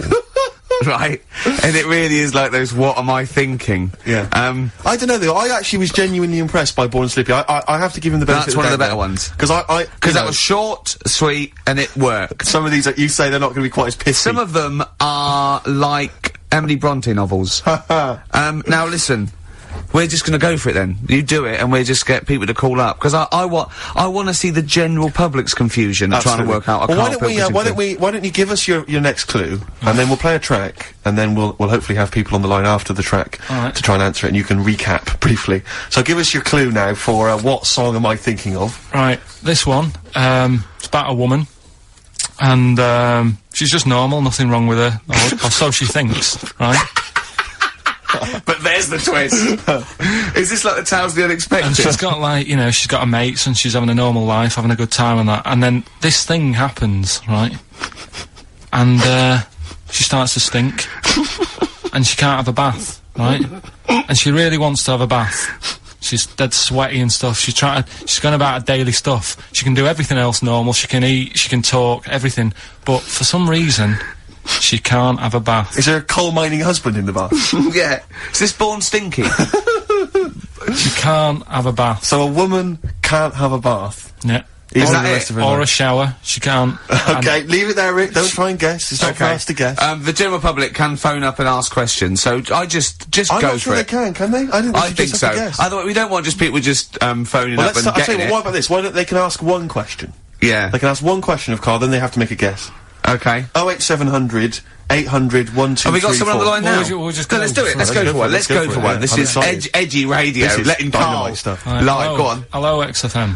Hello, I'm ringing about, what's the song? Absolutely. What do you think? Well, I'm going for Dirty Diana. Dirty Diana. See, that works. That's a great guess. It does. Yeah, but it doesn't work because why can't she have a bath? Okay, so the answer is in I was there. going to ask you. Well, that's your one question. That'd be the answer. That would be the answer, I'm afraid. What was your name? Shelley. Shelley, thanks very much. Shelley, I'm I afraid the I answer's- should tell you that, you know, that you should never take this personally because no one can really get into the mind of Karl, so don't, you know, beat yourself up about this. I don't expect anyone to get these clues. No. So well done. That good is guess. a fine guess. strong Thank you. guess. Thank you. Okay. Anyone else there? Let's hello, XFM. Who's that on the line? It's Chris. Hello, Chris. A question for Karl? Before you give us I don't have, like, I haven't thought of a really good question or anything yet. You just want to go for the guess? Well, no, what I thought was, I'm sure Simon Mayo used to do this when he did the breakfast show on Radio 1 years ago. No, it didn't. So you've just pinched this idea, Karl? If you're going to rip someone off, Karl, do not rip off Simon Mayo. I haven't ripped this off. I thought this was a new idea. I was going to do it with sound effects instead, but that's Yeah, that's he used to do that, and he used to get his team to play other characters. And You idiot. Well, no, hang on. Yeah, but Not you, Chris. I'm saying you idiot to Karl. Yeah, but nothing's new anyway, is it? So I'm not getting annoyed about it. Very true. What do you think the answer is? Is it Cornflake Girl by Tori Amos? Good answer. She couldn't have a bath because she'd go all Go floppy sloppy and and that. then go down the plug hole. Good answer. She's all soggy. Yeah. so It's you- not, is it Cornflake Girl? No, it's not, but That's a great answer. It could have been. All right. Okay. You're already seeing the error of this, aren't you? I think this is great radio. I'm know. really hooked on this. I'm But this- genuinely excited This now. is really like that, those, so-called lateral thinkers. A man got into a field and dies. Why? Yeah. He ran out of air. No. Yeah. Not the one I'm He thinking was of. shot. Well, No. Yeah. That Go was a on. good Well, answer, but couldn't, like, Simon Mayo, like, sue you or something for doing it? Will you stop? Don't mention that. Yeah. Listen, I think if you're going to steal ideas from someone, it should be a brain box like Mayo. I mean, he's the man who Yeah, steals the only from. example of one I can ever remember hearing on his show, because I was quite young then, was some people were pretending to, like, tap someone's phone or something, and then they got caught, and the answer was just bugging by whistle, because they were... Genius. That was absolute genius. That's Yeah. absolute genius. See, Chris, we're Karl, I don't know if that's the Karl sort of ever standard did you've got to that. come up against. Yeah. Thanks very much, Chris. the phone lines are hot. hello, XFM. Hi, is it Candy Perfume Girl? Is it what? Candy Perfume Girl. Candy Perfume Girl? Candy Perfume Girl. Is it? Well, who's that by? Madonna. No, it's That sounds like an obscure album track. No, it's Wow. just one of her songs. just Is think it- about it. She stinks and everything. She's a normal life. I didn't say she was a sweet or anything. But for some reason she can't have a bath or Is a this shower. a big song? Just to give him a clue. Is It's a bigger song than Candy Sweet Girl. Thank you was a very much single. indeed for your guess. It clearly is Thank right. you. It was- Cheers. it was Sorry. you know. Okay. One more, then we go to a record. Come on. Okay. Go on. Hello, XFM. Carl, Yeah. is it High and Dry by Radiohead? High and dry. High and dry. Now that's great. She smells, which is another word for high. She's dry because she doesn't have a shower. Karl, if it isn't that, yours will never be as good as that. He's the winner. Whatever you're thinking of, that clue is brilliant. What's your name, mate? It's Richie. Richard. I mean, you can't beat that. That's a bit too lateral. Don't be stupid. It's perfect. He's made yours into a clever clue. He's made high, she smells, dry, she never gets in the bath or shower. It's not that, is it, Karl? No, it's You not. don't even get that, do you? Not Have really. you ever heard of the word high being used to mean sort of smelly? No. No. Oh, what? That was where you went wrong there, mate. Richard, well, I'm declaring you the winner, even though that isn't the I answer. don't think Thank we you. should give up this early. Can we Rick. just What? let's play a song and, Let's play a song. give it one more chance because Yeah. if people think about it, it is really easy. I'm not going to find out the answer now because I've got to go out. Okay, we'll do it very quickly. Stay in for 10 minutes. We're just going to play a new Coldplay track. Aren't Okay, we? let's hear Brilliant. Coldplay and then we'll come Cheers. back with this. Coldplay. One I Love. That's for, Nick, Neil, Olivia, in Tower Bridge. Absolutely, and also Nikki from Bromley who emailed in, she's enjoying the show and she wanted a bit of Coldplay. That's the B-side of the current single. This is a great show, isn't it? We've got great music, we've got laughs, tears, we've got requests, we've got Simon Mayo games. It's just like Radio 1 for less people. Exactly. Radio 1 for less people. This is great, isn't it? So go on so then. listen, Karl, you were so excited about this game, weren't you, earlier? You came in with a But I hop, knew it skip would and a leap in fall your flat. step. Although I must say, the phones are going mental. We're gonna have to take This is some it, more no, calls. people I love mean, Karl. High and Dry is great. I mean, it works. That's So it. can we have a very quick... Just recap in case someone's just very joined in. quick Can you recap. make it so High and Dry doesn't work now? Give us a bit of information that makes it different to High and Dry, or can't So you for those that even have do just tuned in, Karl describes, in a roundabout way, a story which somehow is representative of a song. Is that Song right? title. A song title, Yeah. okay. So, this woman, she's alright, you know, she has a normal life. Pretty much. Kind of. Yep. There's probably a few things, actually, that she can't do thinking about it. But the main problem would be having a wash, or having a bath, or having a shower. Yeah. Maybe going for a swim, thinking about it. Right. Let's go. I think water is the clue, isn't it? That's the clue. Alright, so fair. Who's that on the line? Hi there, it's Mark. Hello, Mark. Hi, Mark. Right, What do if you it think? smells like Teen Spirit, Nirvana. No, it's not. That's a great guess. Smells like Teen Spirit again. He's also No. brilliant. Thank you, Mark. Well done. No, it's not that. Alright. Hello, XFM. Oh, that's a dodgy mobile. Oh, that's a bit of a clue. A dodgy Hello, mobile. XFM. Oh, they've just given up. They've all been going for Smells Like Teen Spirit. They just hung up. Hello, XFM. Hi, is it, She's Electric? Excellent. She's electric. It makes sense. That's fantastic. Oasis, Karl. she's electric. Why does she smell? Because she doesn't have a bath and that. Because she can't have a bath or a shower. What's your name? Neil. Neil So got the it. fact, so oh, Neil got it. So, did you get it straight away? No, only, during the song. A process of elimination from all the other wrong answers. Yeah, basically. So, she's electric. Rick, I have to say, you're holding your head in your hands, and it looks like you want to shoot off. But I have to say, I thought that was quite good. I genuinely thought that was quite good. But it's not a cryptic clue, is it? Because it's not. She smells. There's a few things you can't do. She's electric. yeah, but do you understand what I'm getting at? She's electric. I always understand what you're getting at, Karl. That's never been a problem in the years I've known you. Neil got it. Yeah. She's I have electric. to say, Rick, I think you're down on this idea. I could definitely see that ITV1 replacing Celebrity Get Me Out of Here. Karl Pilkington hosting. Simon Mayo on the phone Exactly. to the lawyers. Well, Neil, there's no prizes or anything, but well done. Well done. That was well worth it. Right. Well, you go away with the award in the knowledge that you've beaten Karl. Yeah. You can secure the knowledge that you thought how Karl does. Absolutely. Well done, Neil. I have to say, I think you're being harsh on him. I think that's a great game. All right, let's do it again next week. I Then. thought that was a great game. Brilliant. Well Play done, record. Play record. What do you want to play? Oh, you know, I tell you, we've been playing some oldies, Rick, and I've enjoyed them all. But I think I've been in love with this song for many, many years. And when I saw it, reminded of it in Con Air, the film Con Air. Remember they stick it on in Con Air, and it's just dynamite. Lynyrd Skynyrd.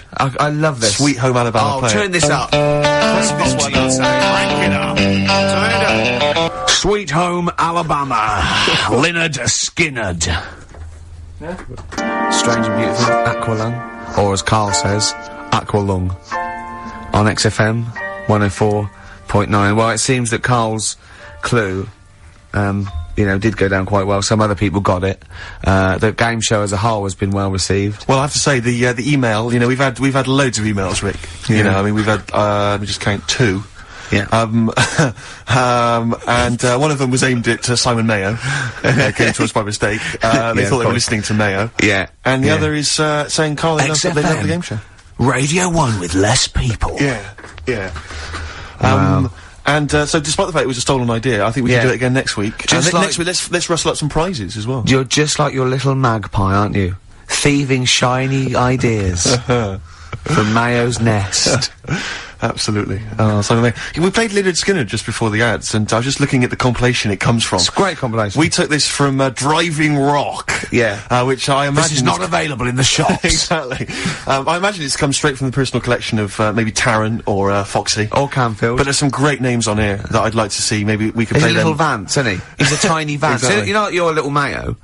Canfield's a little Vance. I mean, these are some names. Just Go don't. on. I haven't heard them for a long time. I'd love to hear them again. Alana Miles. Black Velvet. No, rubbish. Rhea. You don't hear Rhea enough. Chris Rea? Yeah. Well, what one? Spin Doctors. Oh, God. Lest we forget the Spin Doctors. Crash Test Dummies. What happened to them? Dunno. Who else we got on here? Richard Marx. Yeah. Mr. Big. I didn't. He's guilty in that song when he goes, I swear I did, and all that, and the police came around. Well, there's no smoke without fire. I reckon he did it. To be honest. I reckon he murdered her. You're absolutely right. Go on. Legs, ZZ Top. She knows how to use them. She does indeed. She knows how to. It's what it is. It's electrical impulse from the brain. Yeah. How is she using them? What's she up to? She's just. It's you know. The brothers Doobie are on here as well. Oh, there's nothing wrong with them. Absolutely right. Starship. Yeah. And Toto as well. What, Africa? It's not actually. What is it? Can you name another Toto track? Hold the Line. It's Hold the Line. Let's rock. Put that on. Is it good? Is it good stuff? Down. Ow. Is it good stuff? When session musicians get together. Oh, we Can we hear a quick little blast? Oh, It should go be. on. Is that disc still in play there? a little bit. Hold the Line. It's That should great. be. That should be track. Let me see. That's no. probably track 10. I hope this doesn't annoy too many people. Like, we're worried. Yeah. yeah. We like to keep our radio slick. Is this it? This is like it. Yeah. Whack up with it. Right, yeah. We're playing, That was dynamite. That was great. We'll have some. I think we should have like a classic rock anthem every week. Do you not think? I'd love to. I'd love Dynamite. to. Bit of Rainbow maybe next week. Oh, Who knows? man alive. Phone in if you want to hear some classic rock. Classic rock, indeed. Oh, we ripped off Mayo. Let's do Vance. Absolutely. Let's just steal ideas from other better DJs. Okay. Well, What can we have? there's some great ideas out there, I'm sure. I mean, if you want to like any fix-its done, if you may want to eat a packed lunch on a roller coaster, On a roller coaster, yeah, with some Boy Scouts. or dance with Bananarama, Yeah. then Yeah. we're Or 5-star. yeah. I love the fact 5-star reform. There's 3 of them. Have you read about this? No. White Stripes on XFM 104.9. I'm Ricky Gervais, with me Steve Merchant and Karl Pilkington. Well, I had a good time. I've enjoyed it, yeah, it's been nice. It's been fun. Some good tracks, some laughs, a new competition by Simon Mayo. That was Absolutely. that was great. Yeah, yeah. Carl, have you heard the big news? That Ricky Gervais is looking to take up. Well, you explain it, Gervais, because it's not big news. No, What are you talking? What do you mean? you're taking up boxing. Is this right? No. What is the story? You're right. fighting for money? No. What? Just yeah, bare knuckle fighting. No, come on. What is it? No. All it is. I've been watching this show on cable called Born to Fight, and it's sort of late. It's a late one. We flick round, and I think it's on After Roadies. Which is like Roadies? Yeah, it's one bloke with a camera who goes on tour with different people. Like he went on with Motorhead. He went with the Meatloaf tribute act. He went on with Coldplay was in one of them. It's that, and it's the Is sort this of this when, like, cheap all the sort other of cable. channels has been switched off? This is the only one left? Exactly, yeah. And there's one called Born to Fight, and they just take a different story. It might be like an amateur fight, or it might be an unlicensed fight, not illegal, or it might be white collar, which I'm thinking of doing. What's white collar? White collar is just people who want to fight, and it's organised. Is it like Fight Club? Yeah, but it's charity. It's safe. It's a charity do. You know, having like big events, and it's just 2 people that aren't boxers, aren't amateur boxers, and they get in the ring and they do three 2-minute rounds, and they just lay into each other. They've got head guards on, and Rick, I don't mean to alarm you, but we work together obviously, and we make the office and stuff. Your face is my fortune. I can't have that it. must be a bit of a worry for you. It is. I'm not going to say. Well, your heart as well is also a concern. Yeah. And you're eating and stuff. But so when I said I was going to get fit, you go, no, Gervais, you're only funny because you're fat. No, I agree. This is true, but I'm saying there's a difference between being fit. Yeah. And I would say, Getting for instance, don't eat kind of cheese and bacon, on their own all day, or for breakfast. So what I'm saying is there's a difference between exercising and then having your face beaten in. And what I'm saying is that I just don't think it's a good idea. But I might win. No, I don't. That's irrelevant. You're still going to take a couple of blows to the face. And the point is this, Rick, you're not going to win. Why? Because you are delusional. You think that you are probably the world's greatest boxer. I know, ever since I've known you, you seem to think that this is the case because you've watched all the Rocky films. And you think that's fair enough, that seems straightforward enough. But look at your physique, you've got some upper body strength, but, you've also got some lower belly strength as well, I noticed. And my concern is you're gonna go in there and you're not only gonna be a broken man when you realise that you're just not as handy in the ring as you thought you were, but also you're gonna incur some injuries. This Do you is wear fighting masks? talk. This is fighting talk. The first rule of Fight Club is don't talk about Fight Club. This makes me want to do it more now, just because of you. It was the same when Adrienne didn't agree that Rocky could beat Clever Lang. Yeah. Oh, she made that mistake. Then she made the same mistake with Drago. Rick? At what age? She turns up at the end to take a bit of the credit, didn't she? When you were this kind of thin, nimble youth in your makeup and your eyeliner and all the rest of it, I bet you had you had no thoughts about boxing. It never came into your mind, did it? So at what age did you suddenly think, wait a minute, I've taken the wrong path in life. I could have been the world heavyweight. I don't think I could. When have you suddenly decided that you can suddenly be a bit street tough? I don't understand why this has suddenly come about in. Well, I'm not putting out a shout, am I, to fight people? It's not like Noel Gallagher and Robbie Williams. But you've got to find someone else presumably to fight with. Yeah, but it'd probably be a businessman who wants a fight. Right. You know, there's something really weird about that. Don't you think that have you just listened to yourself? I want to fight I want to fight a businessman. Please may I fight a businessman? I don't want to fight a businessman. It's what you just said. I want to fight someone who wants to, it's not. I want to fight them though. I want to fight somebody. Since you were like that, it sounds a bit mad. Bring them on, I want to fight people. No, but it's more the effort and the training and the commitment to it, like climbing a mountain. I mean, I think climbing a mountain and doing a marathon is ridiculously macho. It's not the fact that you can do it. No, that's not macho compared with boxing. Well, it's macho, isn't it? Climbing, there's no reason to climb a mountain, there's no reason to do a marathon. If you can run a mile, that's all you need. The fact that you train is whether you can do it yourself and achieve something. And this is more like the training and the learning skill and then seeing if it works. I don't want to get in there But aren't you concerned about you might get beaten? Or you might get beaten up, I should say. No, what's the worst that can happen? You'll get black eyes, bruises, and bruises. Gervais, let me just remind you of the time we were working in your flat, right? And you immediately, right, I don't know to this day what happened, but you started choking. You clasped your chest. You were breathing, wheezing, right? I leapt over to you. I remember screaming, I don't know the Heimlich manoeuvre. Yeah. If you've swallowed something I can't help. Yeah. You gained your breath, you gained your composure. I said, what happened? Did you eat something? Did you go down the wrong way? You said, no, I swallowed some dust. I swallowed some dust. You breathed some dust in that was in the air. There was some dust in the air. You breathed that in. It knocked you out for 2 days. Rick, you were in bed for 2 days. I love that. I don't think you're the man for the job. And that's some dust. What do you think this businessman's gonna do? Exactly. He'll be permanent. Hurt you permanent. Yeah. He'll hurt you permanent. You found a lump, didn't you, on your testicle once? We sat in a doctor's waiting room, I remember, for about 45 minutes. You got up and checked out, it was fine. I think I went twice, didn't I? I said to the doctor at one point, I said, did you check round the back? Yeah. I was thinking he hadn't checked it. Yeah. Oh, dear. Just because I hadn't found anything. My point is this. Oh. You're something of a hypochondriac. You know you're something of a hypochondriac. You know that already. So, why do you think this is going to be any different? Wow. If you when you take the first blow to the head, you take the punch, you'll immediately think that you've got some kind of, brain disorder. No, I've always wanted to do it, but I wanted to make sure, I wanted to know that I definitely lost my looks. Right. And, I've seen some of the publicity shots, I've got mirrors in my house, so now, because I've definitely lost my looks now, I've got nothing to lose. Yeah. So I want, maybe a younger, more handsome man, I want to teach him a lesson. I'll end with this. Right. For people who listen to this show regularly, you already sound like you're punch drunk. Alright? And that's just your natural way of talking. Please, let's not do the real thing. Oh, play a record. Oh. I mean, is it going to be televised? Well, we could get it on DVD, maybe release it. Now I'm interested. Okay. Is there money to be made? Yeah, lots of money. Well, maybe we should talk about it. Okay. On XFM 104.9. You join us now live at Shipley Old People's Home, where TV star Ricky Gervais is taking on his first non-professional bout. Ricky, who are you fighting this evening? A bloke called Pete Smedley. Okay, Pete Smedley. How old's Pete? He's 72. 72 years old. Yeah. And you're very excited about the fight, I know. Pete's just recovered from a massive coronary, hasn't he? Well, I don't want to get into that. He's deemed himself fit, and that's good enough for me. If he wants to fight. Listen, right, someone just called up and said, they'll fight me. He sounded pretty tasty. I said, how tall are you? He said 5'11". I said, what do you weigh? He said 13 stone. I said, how old are you? 27. I explained to him I'm looking for someone a lot older and smaller. Yeah, absolutely. lot older and smaller than Donna Stell. If Donna Stell from, what was it? I'm going to show you now, Steve. Listen, no, it's just a sport. People go, oh, don't go into badminton, the shuttlecock can hurt your eye. It's just a sport. Okay, fair enough. We'll I'm sure resume this conversation next week. When, of course, we'll also be playing more of Carl's new brilliant game, with prizes, hopefully. Yeah, Simon Mayo's What Is Carl Thinking? Absolutely.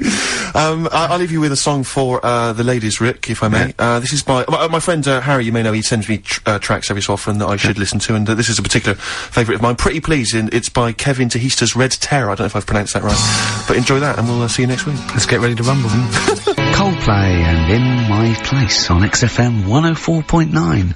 I'm Ricky Gervais. With me, Steve Merchant. Hello Steve, there, how's it going? lovely to be Good, here, yeah. Karl Pilkington there, pressing the buttons. Great to be here. Yeah. How long can you maintain it?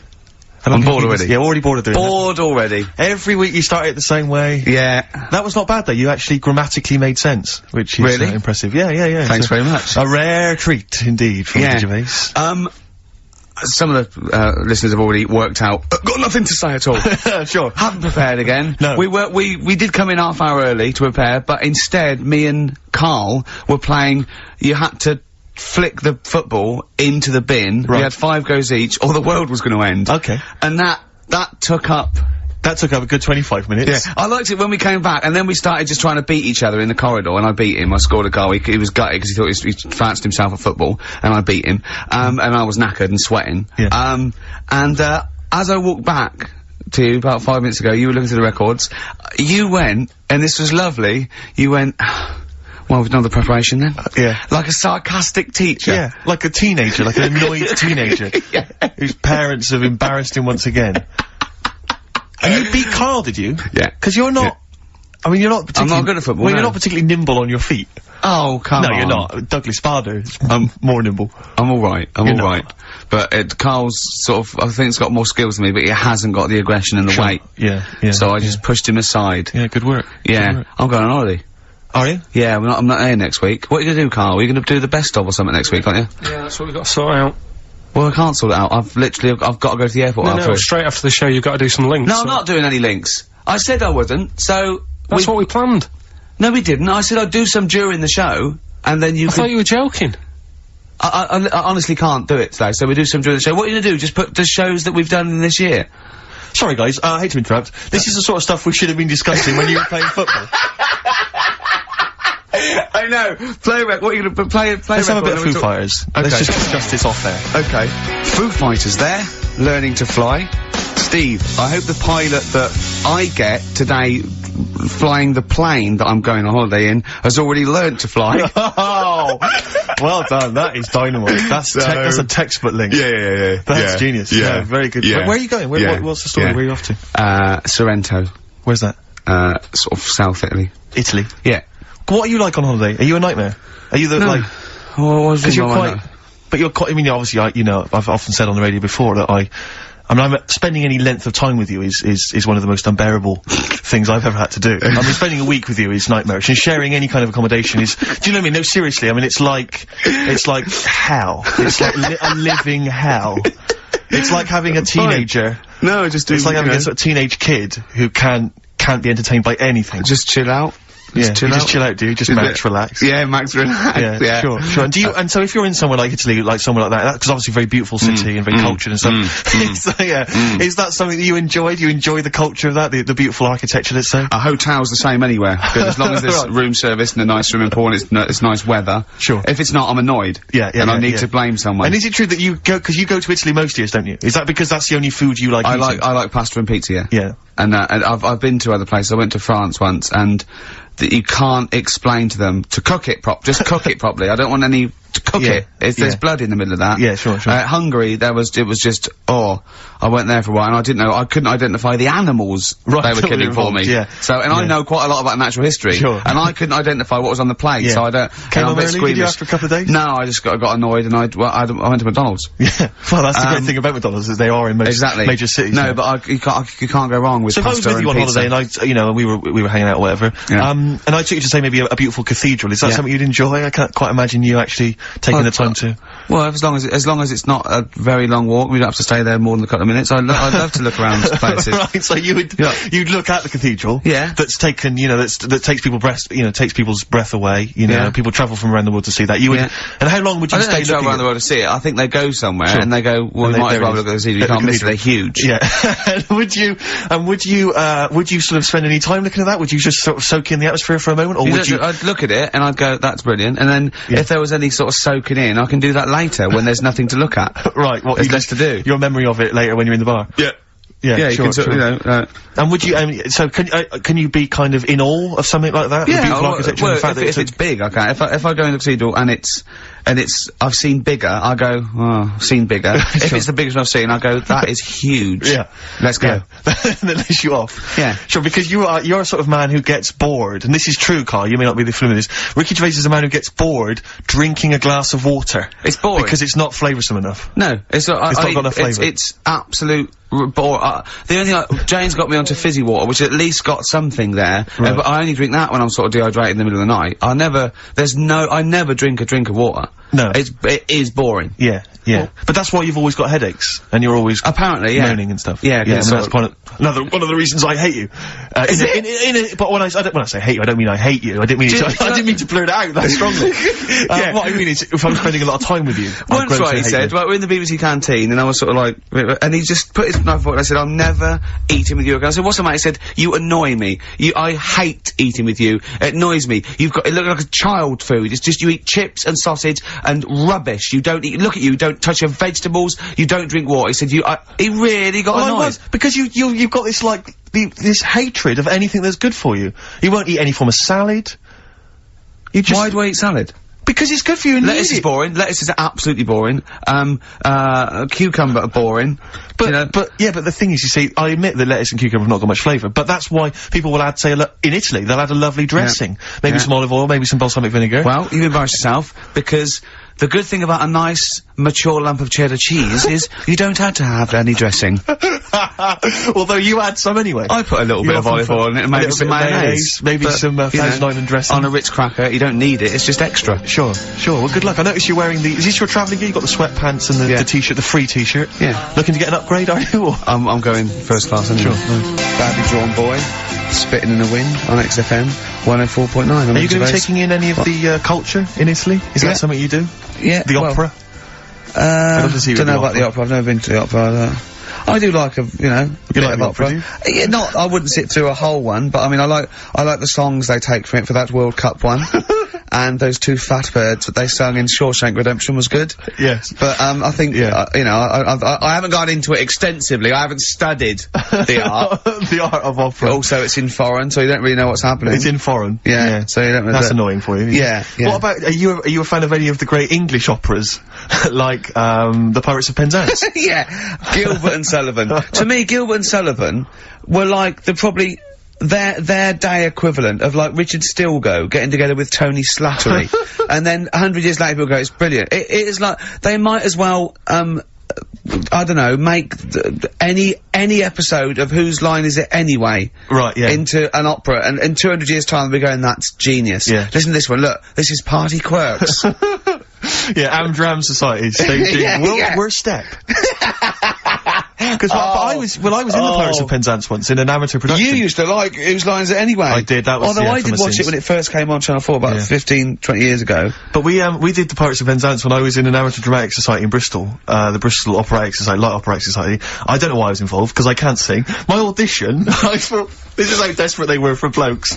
I swear to God, right, I can't sing, you know. Well, you? Yeah, alright, calm down. And, I went in and they said, what are you gonna sing? I went, well, I want to surprise you. They said, do you want a piano accompaniment? I said, no, I don't think so. I went to the back, I swear to God, I went to the back of the room and I just sang, Thumbelina, Thumbelina, tiny little thing. Thumbelina dance, Thumbelina sing. Thumbelina, what's the difference if you're very small? 'Cause when your heart is full of love, you're 6 feet tall. I just did that.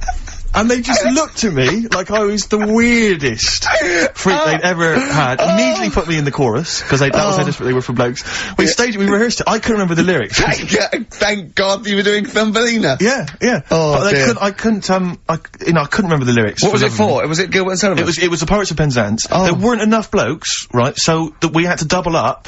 So some of the pirates had to double up as the policemen who were chasing the pirates. A little bit problematic in the scene when the policemen and the pirates have a fight. That was a little bit tricky. And then worse things, there's this sequence where, like, the sort of the daughters of the Major General, all kind of like, oh, beautiful, something like, you know, oh, beautiful little girls are we, la la la la la la la. And the women they must have all been over 40. I mean, real kind of toothless crones, creeping around in their 90s. Is it the sort of women that buy one of those sort of porcelain dolls from the TV and go, look, I've had a baby. It's not a real baby. It is a real baby. I'm gonna stab you. Yeah. One of those. Exactly. It's the sort of women that you'd see maybe on, TV's Bargain Hunt. You know, the kind of contestants you get on there. Those women who sort of, they're in Amdram and they think they've clung on to their looks, but they'd have never made it in the guy who was playing there's a guy who's supposed to be an 18-year-old prince, an 18-year-old pirate, the Pirate King. He must have been 40 if he was a day. He also directed the show, though, so he got to prance around in these thigh-high boots. Ludicrous. It was so embarrassing. It was shameful, really. I'd love to go to Amdram. Amdram is a whole other world. It's such an incredible place. Because there's so much backbiting and envy and... Really? Oh, it's incredible. I mean, it's worse than the real world of theatre and TV. It's unbelievable. Because the same old people get to do it every year because they can hold a note. Can we go along? You would absolutely adore it, Gervais. It is film it, a secret camera. blinding. Have you ever done anything in a play, Pilk? We know this. Carl, you've performed, just did the talent show, didn't I? Yeah. Oh, the talent show, yeah. Remind us of the talent show. That's when I did, Walk Like an Egyptian, dressed up as a woman. Yeah, yeah. And, did me magic trick. Oh, that's that, is it an egg? The egg one. Yeah. What was the egg one again? When actually I've ruined it now saying the egg one, but I went on stage with like an hanky. Yeah. And I said, at this point I was dressed up as a caretaker in it. Sure. Don't know why, can't remember. No. I was stood there with this hanky over my hand. Yeah. I said, right, you're gonna love this one. Yeah. I said, I'm gonna make a bird appear in front of your eyes, right? Yeah. And I'm like, oh god, what's it gonna do? So I'm stood there. Yeah, I'm sure they did. Pulled the hanky off. It was an egg. Had an egg, and I said, oh, it hasn't been born yet. That's brilliant. They loved it. Yeah. Yeah. Went wild for it, did they? Round of applause? Yeah. How old were you? Was that when you were like 17? Was that, apart from your paper round, was that the high point of your life so far? Is that what's the no, I didn't really Carl, I'd like to see you take that on the road. Or maybe at least up to the Edinburgh Festival next year. Carl, we're gonna play a song now, right? One of my, great track, Watch That Man, off one of my favourite albums, A Love Insane by David Bowie. But, during that, can you think of a couple of things for me? What's the best thing that's ever happened to you? Can you think about that for 3 minutes? Me and Steve will leave you alone. Just the best thing that's ever happened to you. Remember and think that is amazing. Yeah, can you do that? Play Watch That Man. David Bowie. Steve's caught unaware there, just wandering around, not quite ready, were you? Well, no, I'm just relaxed, you know, just laid back, just hanging. Yeah, Carl. Yeah. Best thing that's ever happened to you. Best event, best day in your life. I mean, there's loads of things that happen. Like, yeah. No, but, do you know what I mean? You can go for obvious stuff like, you know, meeting Suzanne, sticking with her and having a nice holiday. take that as read. Yeah. Yeah. You've got that on your desert island, that's already done. Well, and the day you got your qualifications through. Yeah, the history. Probably, I mean, when you asked me then, the first thing that came into my mind, right, that was a real surprise. Right, because it's like, you get surprises on your birthday and that, don't you? But they're not really surprises, because you're hassling your mum and dad for stuff. Yeah. And then they might bite you. Yeah, so it's not really a real surprise, is it? Do you know what I mean? Yeah. So I'd say something that was really like, oh yeah, nice one, I've got something here, is the time when my dad said, empty the bin, will you? Right? I said, oh, do I have to? And I was watching something, it was like, why don't you, or something like that on the telly. Is this what started your tea bag and banana skin collection? Right, so it was like, do you know in the summer holidays where you'd have dead good telly in the morning, you had like, the Monkeys. Yeah, it was banana splits. Banana splits and all that, right? And I was like, loving that, I was watching that, and my dad said, empty the bin. I said, oh, the Monkeys are on in a minute. He said, just empty the bin. So I emptied it, and I just put it near the door. He said, don't leave it there. He said, stick it near the bins in the garden. I was like, oh, I'll put it there later. He said, no, do it now. Yeah. Right? So I was like, oh, if I miss the beginning of this, I'll be livid, right? So I picked it up quick, ran out down to the bottom of the garden, slung it in the corner, and sort of went to turn back to go back in, and had to look again, because they had like a little AA truck. They bought me, it wasn't brand new, but he'd got it from somewhere, a little AA go-kart. Do you know one of them, like, little things that, I mean, I was young. Yeah. Right? Yeah. And it was like like, a go-kart? What kind of, the plastic ones. Yeah. When you're about, I don't know, I must have been like 5 or 6 or something. So I don't quite follow. Has he sent you out there? My dad sent me out with a bin bag so I could see, like, what he'd got me. And it wasn't my birthday or anything, he'd just got it from somewhere. You sure you hadn't just nicked it and dumped it out the bag? Possibly. Sure. But, that was like a genuine, like, oh, yeah, smart. Yeah. So I went back in, watched the telly and that for a bit and went back out. You thought, Did I tell you about my go-kart? Yeah, like you... Yeah. About your dad giving it away. Yeah. What's the story? I think I've told you something. Have you gone? What? Tell it again. Well, have I told it on air? I can't remember. Maybe I just told you it. When I was about 8 or 9, I had a go-kart and I loved it. It's one of those that you press back and forth. Yes. And I used to come in every day, used to just get changed, run out, and it was, behind the shed, and I used to just go up and down the garden. And one day I came running in, and I ran out, and I couldn't see it. And I went to the back door, my mum was washing up, and I went, "Where's my go-kart?" She went, "Your dad swapped it." Your dad swapped it? Yeah. With his, it was his mate, Jimmy, in the pub. He went, "It's just," I said, "What?" Oh. She went, "Yeah, he swapped it for a wheelbarrow." So I went and looked back, and there was this wheelbarrow, right, that was obviously just came off a building site. Yeah. Covered in concrete. I couldn't, it was steel, right, I could hardly move it. Yeah. And I went back and I went, "Really?" She went, "Yeah, it's your wheelbarrow." See, I'm thinking if my dad lost a wheelbarrow that day. Yeah, and I used to push that up and down, it wasn't the same. And you used to push the wheelbarrow up and down? Anything in there, or? No, I just like to try, I was just trying to sort of keep myself amused. Yeah. But anyway, that summer, I went on holiday, and I went to Bognor with my mum and my nan. Another wild holiday. Yeah, yeah. And I was sort of out with my caravan, and I made friends with this kid, and he'd hired a go-kart from the caravan, is that right? And I remember him going around in it, and it was great. And I said, "I've got a go-kart." And the caravan window opened, and my mum said, "Don't lie." You've got a wheelbarrow. Be truthful.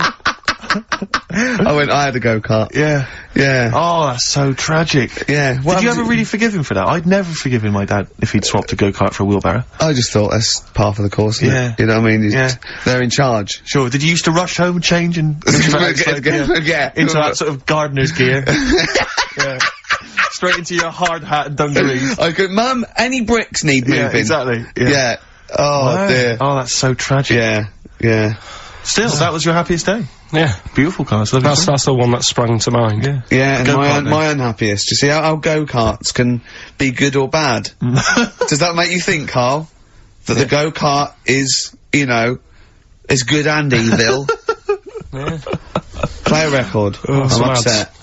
Huh? Oh, brilliant, what ads have you got? I've got these. Electric Soft Parade.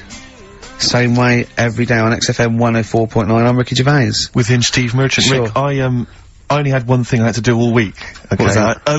I was all week, I was so excited about getting up Friday morning, phoning, getting Bruce Springsteen tickets. Yeah. The Boss is playing in October. And basically got up too late. Well, not sold out already, you just sold out, it had sold out, but I started calling about 12:30, it sold out. I trawled the net, I trawled, all the phone lines. Some of those buys are bulk buys for selling on, aren't they? They're not all individuals. This is the problem. I mean, I don't know how many people they can fit in Wembley Arena, but sold out by 12:30, and that's popular. Wembley Arena? Yeah. It's about 12,000, isn't it? I was so gutted. It was all I had to do. I was so looking forward to it. I phoned up one of those, like, quite dodgy ticket agencies. Do you know how much he was offering to, you know, they're 45 quid to buy. He said, the starting price is 225 quid. I mean, that to me is like a ticket tout, like a legal ticket tout. Are they allowed to do that? I don't know, it's crazy. I was so angry. They could make, they'd have to say their booking fee was £150. Yeah, exactly. So but now I'm like desperate, I don't know what to do, I'm just wondering if I can abuse our position on the radio and just try and scrounge them from anyone who's listening. No, I mean anyone who's listening who's got the power to get them, you know, or... This is begging, isn't it? It's exactly what it is, Rick, yeah. Yeah, I was gonna try and dress it up. Yeah. But it's just begging. That ticket tout's after you as well, for dissing him. Ricky.Gervais Don't bring me into it. Shut up. Ricky.Gervais@xfm.co.uk. If there's anything you can do to get me a ticket, I'm willing to pay for it.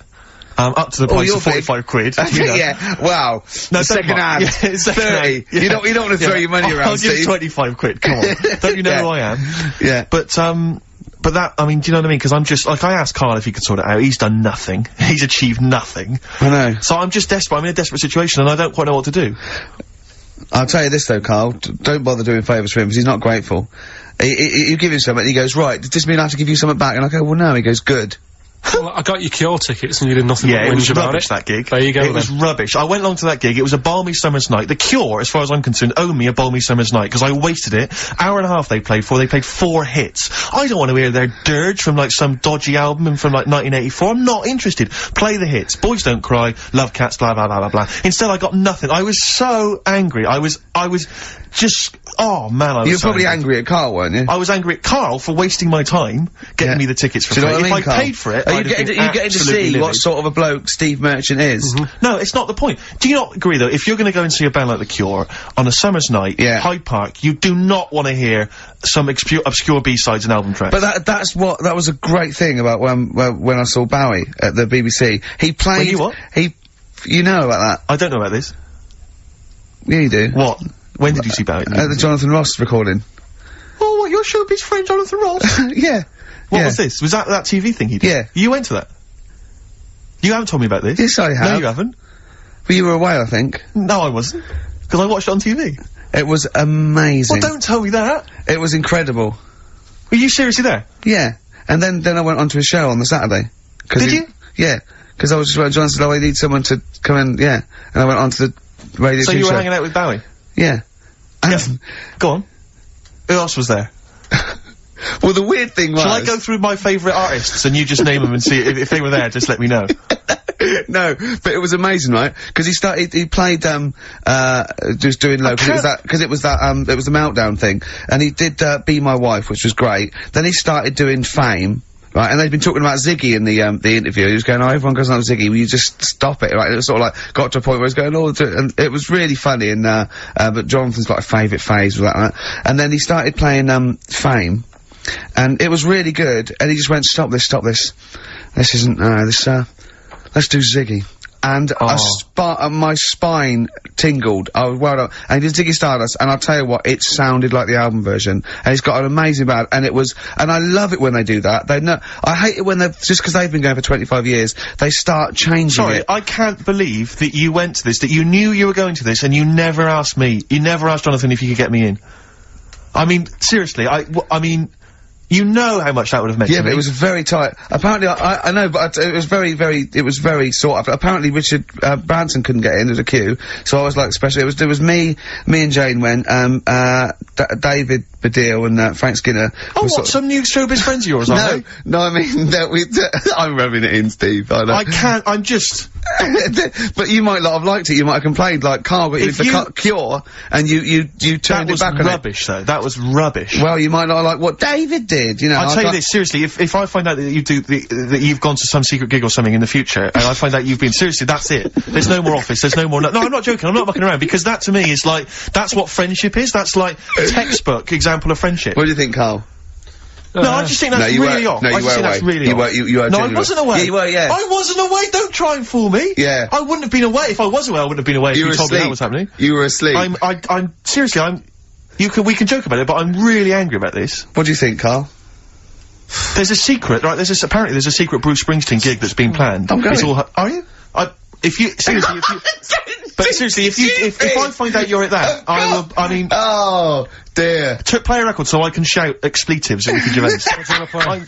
I tell you what, lovely bit of electronic. Oh. Just to calm and soothe me.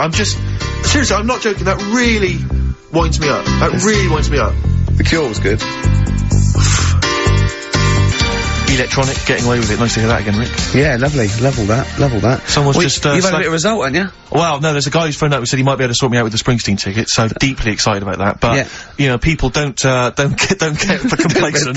He might not be able to. Steve demands a lot of hard work. Well, he might not be able to sort it out, you know, he's gonna make some calls, but, if he can't, then, you know, keep calling or emailing, Ricky.Gervais. You'll be taking me, won't you? Because after that rant about me not taking you. Well, you're welcome to go. I mean, if you told me that before, I probably could have blagged some using your name. If you let me do that, I could have phoned up the promoter. Fine, calling on behalf of Ricky Gervais, BAFTA winner. Dear. He'd have probably, sorted me right out. But yeah, no, I mean, you know, we joking aside, it is quite serious. And And as I say, I don't want to pay through the nose for them, you know, I'm willing to go up to sort of £47. They cost 45 face values. Like that Steve trying to impress a girl in a queue, offered the bouncer £2 for himself if he could go to the front of the queue. Man, that was so embarrassing. £2. I tried to bribe, did I tell you that, Carl? I tried to bribe the, bouncer. He was coming out, he thought he was in total, he was like the bouncer of the Met Club, or the Met Bar or something. He was no, he wasn't. He was picking people off, right? That was it. He was picking people off, and he was going, you can come in, you can come in. I got chatting to a couple of girls. I thought, I'm in here. I'm sorry, dear. And, I thought, I'll act flash. I'll try and bribe my way into the club. The guy was walking past. I cornered him. I went, "Wee, how much is it to go in?" He said, £5. I went, "I'll give you 7. And £2. I thought, because the problem I had was I didn't want to go straight to like a tenner, because if he accepted 7, I didn't want to be that, you know, I didn't want to waste the money. Right, so I thought we could at least haggle. It was the term, is that frugal? What is the term for that? Thrifty? I know, but I'm resenting this because you are trying to create this this myth that I'm somehow, you know, like that I'm somehow cheating my money, or that I'm not a great lover. You know what I mean? And that's sort of, I'm like, it's annoying me. Frankly. Oh, dear. Carl, you went to, Habitat this week, didn't you? You're not going to believe this, Steve. Go on. He told me this morning. No. Do you know I told you about those lads at school with big heads? Sure, yeah, the big head lads, yeah. Right. And the web feet. Yeah, webbed hands. Webbed hands, was it? They weren't there, were they? They weren't there, but do you know, like, Ricky was always saying, oh, they don't exist, they only went to your school, you know, la la la. It was in Habitat, there was only one sat on a sofa. Not one of the lads, but one of the... big-headed lad. A big-headed lad. What? Is that like, when you say a big-headed lad, is he like Frank Sidebottom big head? I mean, is it like... I don't know what this is why, you know, it'd be nice to... You think it's maybe a medical... Well, it'd be nice to, if there's a doctor listening, right? Yeah, a doctor listening to XFM thinking, I must phone up and fuel Carl's obsession with the deformed. Yeah. No, but it's not really deformed. But how big is the head? Probably, you see, it's weird how it's always kids who I see with it, so I'm wondering whether they have a full-size head, right, and then when they get older, it works out alright. Like jumpers. My mum used to get me jumpers a size too big, so it'd last a year. So, I'm just wondering if it's the same So how old are these generally? Are they not like adults? They're like kids, Well, when I was at school there, I was probably about 7, and this kid on And do they have to wear Sunday. any kind of apparatus to sort of keep their head from kind of, you know, not tipping them over, or sort of staying Well, upright? like I mean, well, I'm just worried that the head's kind of too heavy for their body or something, and they're... No, it's not that big. Right. It's just not right. You kind of go, you sort of do a bit of a double take. Yeah. Like the fringe isn't sort of, you know, just above their eyes, it's quite high up. Sure. That sickens you, obviously. And is it something that repulses you slightly? Do you get... No, that'd be cruel. No, sure. But, but, you know... But it's not cruel to discuss it on the radio.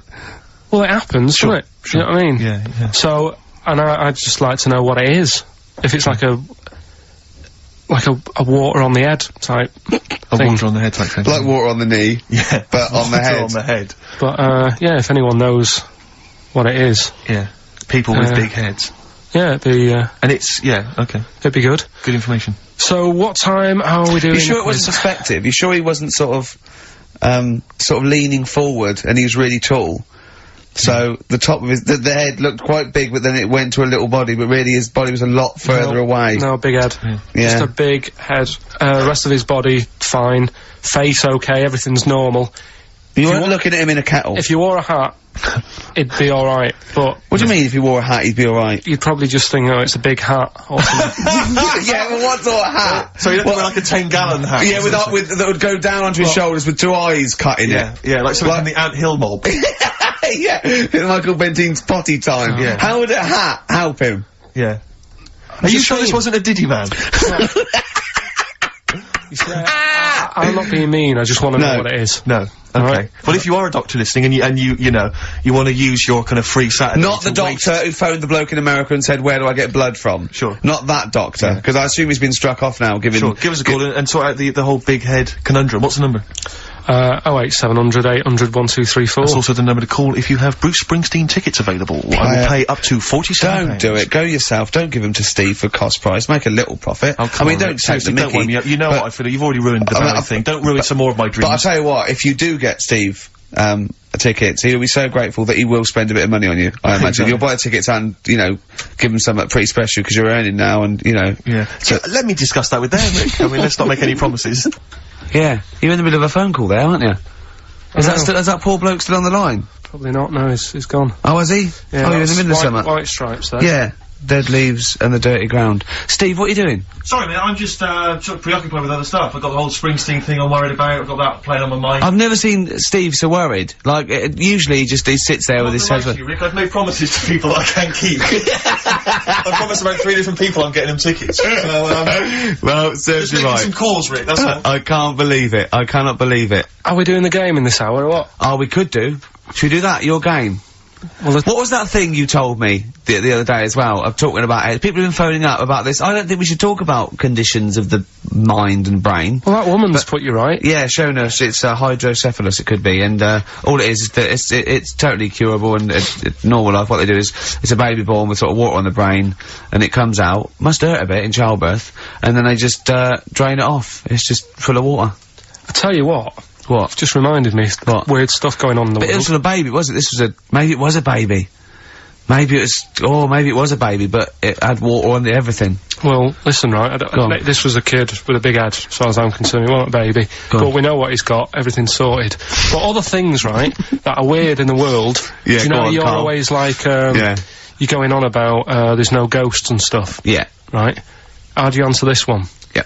Someone here, who I work with, right, I'm not going to say they are, because it doesn't matter, but they were eating, space cake. Right? What do you mean by that, Carl? Explain. What's a space cake? For people who... It's some sort of druggy cake, isn't it? Yeah. Right? A dope brownie or whatever, yeah. Right. So with cannabis in it, is that what you're saying? I think it's something stronger than that, isn't it? I don't know. But anyway, he was having this space cake, and... You better give me the name now, Carl, because I've got to report him. No, listen. No, It really doesn't matter. No. Is it Sturgis?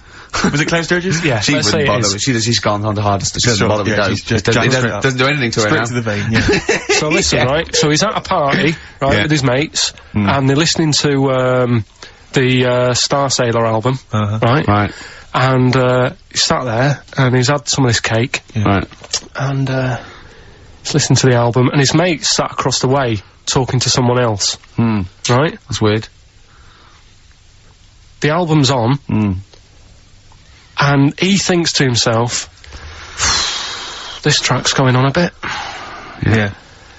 And his mate across the way, who's talking to someone else, heard him say it, and he goes, yeah, isn't it? Yeah. So he goes, oh. Right. And he goes... See, usually at this point, I say, had this bloke taken drugs, but you started the story with this bloke No. had done some drugs. Right, Rick? No, if he was here now, right, he would say, yeah, I know it sounds mental. Yeah. But it happened. And it wasn't just a one question, it wasn't just like, oh, this track's a bit long, innit? Yeah, it is. He had a whole conversation. A whole conversation with the guy. And but sorry, I just want to clarify, you mean he had the whole conversation telepathically? Yeah. Right. He didn't just shout across the room. And they've recently met up and, like, they've sat there and tried to, like, work out what happened. And it's never happened again. They don't have to talk at all anymore. Yeah. Why did they meet up? Couldn't they have just done it, like, in their own homes? Just stay at home, do they have to have that cake before they start having a conversation? Hold on, wait a minute, lads. Why are we using our lips? Yeah. This is using way too many take them. There you go. My only question with that is, being skeptics like Ricky and I, whenever we hear a story like that about the paranormal, the first thing we always look for is maybe some other explanation. Yeah. Maybe one vague idea. Lying. Could be lying. Chinese whisper. As I think you pointed out, there are drugs. It's often an issue as well. Madness. Fear. Delusion. Sleep. Yeah. You know, there are so many things you go through. I'm gonna go with the drugs before your dead grandmother pops into the equation. I'm gonna go with the acid. Right, tell the other story that you totally believe this as a true story, don't you? The fella with the being killed. Right, do you know how the other week we were talking about some fella who had his head cut off, and he said, when my head goes into the basket, I'm gonna blink a lot, see how many times I can blink. But if you remember, when Carl first told me that, it was, I think it was Simon or, Nick that pointed out, he goes, no, that's not quite right, Carl. Carl told me that he had his head cut off, and when his head was in the basket, it looked up and said, count how many times I blinked. Yeah, but he sure. believed that as well. So he was happy, he was happy with that. Sure. Do you know what I mean? So yeah, a couple of weeks ago, there was a guy, he had his head cut off, and before he had it off, he'd said, I'm gonna blink to show that there's life after death, and he done it. did 32 blinks, right? Sure. So, you two were sort of putting that down the other week. we were sceptical of that. So, I looked again. On the internet? At some other website. Yeah. And there's a guy... Sorry, it's the website, just to clarify, the website is the place where you bought that property on the moon, didn't you? Because it was a bargain. Right. So, this guy... Been gazumped. Look, we'll see who's been gazumped when this world ends. I've got somewhere to go, right? And I know you'll be calling me up, saying, "Oh, can I come with you?" Haven't you got like 'cause it 2 doesn't square exist, does foot? it? No, I've got acres. You're gonna have to stand deadly still on the moon in your 2 square foot. I've got about 20 There's no place acres. for Suzanne, it'll just be you. It's Moth, love. It's all those people with big heads and web feet that've been buying it all these years. Well, listen, right. Go on. Anyway. Play a record, tell us the story after it. We've been chatting for far Sorry, too long Carl. No, there's no record. Play a tune, we'll come back with this. do you wanna What's play? this, another ghost story? Let's play one of my favourite songs of all time, because I'm going on holiday and getting into a lovely serene mood. Sorrento's probably from that. It's Neil Young, After the Gold Rush. Beautiful. Still to come, that competition as well, look forward to that, Carl's quiz. Yeah. What an amazing track Beautiful that is. tune, yeah. Neil Young, Dynamite. After the Gold Rush. So go on, Carl, sorry. Go on, Carl. So let's take us back a few steps, Carl. What's the story? Right, so I did some research, right? Let's just recap again. There was a guy you read about who had his head chopped off, he was guillotined. Yeah. He had said to the people around him, Count my I am going blinks. to blink once I've had my head cut off to So show the brain that life, can still... or the brain Yeah. can continue to work after, Yeah. after Yeah. death. Okay, so yeah, we queried that. So you weren't having any of it? Well, no, possibly for a few seconds, till the oxygen stops being fed to the cells because the blood has drained away. But, you know, nothing spectacular. So Right, go on. well, along the similar sort of lines, right? This is quite a few years ago. This fella sort of upset the royal family doing something, right? So they said that this isn't good. Wasn't Ben Oughton at that Jubilee thing, was I it? can't remember what it was, and they said, right, That was terrible. we're gonna cut your head off. You know, you gotta show people that you can't be doing what you've been doing. What was this, the 1970s? When you say a couple of years ago, you mean maybe sort of... Was it the olden days when the Ages phones ago. weren't very good? Ages ago. Yeah. Days ago, sure. So yeah, fair enough. Yeah. So Very philosophical. Yeah, imagine that when you was near Take your head off. Yeah, This fair was enough. literally ages ago. Yeah, exactly. Yeah, go Simon on. Sharma's History of Britain. Yeah, yeah. Oh, So- and even before that, which is yonks before, when it was all mental and different. Sorry, Carl, go on. So he's having his head cut off, and he's resigned to it. It's the day before. He's kind of got it into his head now that I'm not going to have my head much longer. Sure. So he said, let's make use of this. Yeah. He said, I wonder how long, like, the body can stay alive without my head on it, right? So they were like, oh, I don't know. So, Hoover. so The jailers? whoever he was asking. These jailers with one eye. Yeah. Get that thug. So he said, No, wait a minute, I've got an interesting scientific experiment, jailer. Well, Yeah. fair enough. What is it? So, he said, what I want to do, right, he said, you know, surely it's my last right, you know, I'm gonna be dead tomorrow. Sure. So, let's He do a didn't draw test. it out this long, did he? Yeah, he said, let's test this out, you know, he said, do us a favour. He said, you know, it's my last day, what I want you to do is, you're gonna cut my head off, let's put a white line on the floor, Right. and see if, you know, 'cause there's no point asking how far he can sort of walk without an head if there isn't a line, because you don't know what to count. Do you know what I mean? If it's just, if he loses his head and he's running around all over the place, you can't really count That's that. not impressive enough, yeah. So they said, let's make a white line. Sure. Yeah. Who said And- this? He did or they did? I think they started to join in with him and saying, well, let's make this a, you know. You guess it, go on. So, They got Norris McWhirter down. The Guinness people. Oh, yeah. so they said, let's get this white line. Yeah. And, Dedication's all he needs. we'll do this tomorrow. And he said, alright then, I'll see you in the morning. So we go- I'll see you in the morning. Night, night, sleep tight. Bye bye. I love the fact that Carl knows exactly what was said. Yeah. Oh, that's beautiful. Yeah. He doesn't know the story Yeah. or what order it is in Yeah. or when But it he was. knows exactly what or was who said. said what, but he knows the intricacies. Alright then, see you in the morning. Bye, little kissy, kissy, kissy. Oh, I'm not like that. Oh, you joker. Don't let the bed bugs bite. Yeah, anyway. so he gets up. Do you want a paper tomorrow? No, I'm alright. Go on. He gets up and they say, right, you know, today's the day and that. And he said, well, you know, I've got used to the idea. So here's a white line for you. Got used to the idea. Go on. So they go, right, you ready then? And he said, aye, go on. And they cut his head off. and the body walked 32 steps without a head. Wow. 32 steps. Incredible. And that's the lesson, really. Did it get as far as it walked along the white line, did it? Yeah, it stayed along the white line, did 32 steps, and then started to stumble a bit, and it just fell over. Yeah. But, you know, it was a test that your body can still keep alive for a little bit. Yeah. When you've lost your head. Absolute twaddle. Absolute twaddle. What do you reckon you can do then without an head? How many steps? Nothing. There'd be muscular spasm, right? Yeah. It would twitch a bit. It would, yeah. You could not distinctly take 32 steps. The body well, don't... Yeah. Is the doctor still on the line? Yeah. The fella that bought 6 parrots. Yeah. And, you know, you could Incredible. have got 32 steps. Right, so A you don't beheaded believe man that. doing a bit of line dancing. Right, you don't believe that, but something that you do believe that a cockroach can live a week without an head. It can. Slightly different kettle of fish there. Why? Wow, insect to, human is what I'm thinking. Yeah, That difference. There's not that much difference in Well, of some course there insects. Do you know that a snake has a heart and lungs and kidneys and stuff? Go on. No, well, I'm just saying. So? You're making out as if, like, they're a totally different, like, being. Species. I am making that up. I mean, call me Rick, old-fashioned. Do you know what you're talking about, mate? I don't want you embarrassing yourself, Rick. Yeah, I am suggesting they're totally different beings. Yeah, that is. Yeah.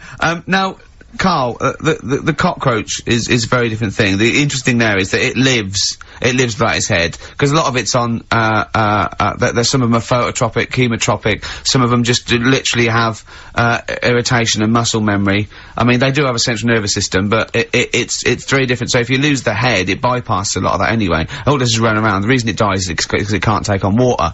But it's very different to a man, right, having consciousness and then losing that, and the body's still going, no, I think I remember what I was gonna do here. Yeah, so I'm gonna carefully walk 32 steps along this white line. Imagine you just looking down going, oh, missed a bit.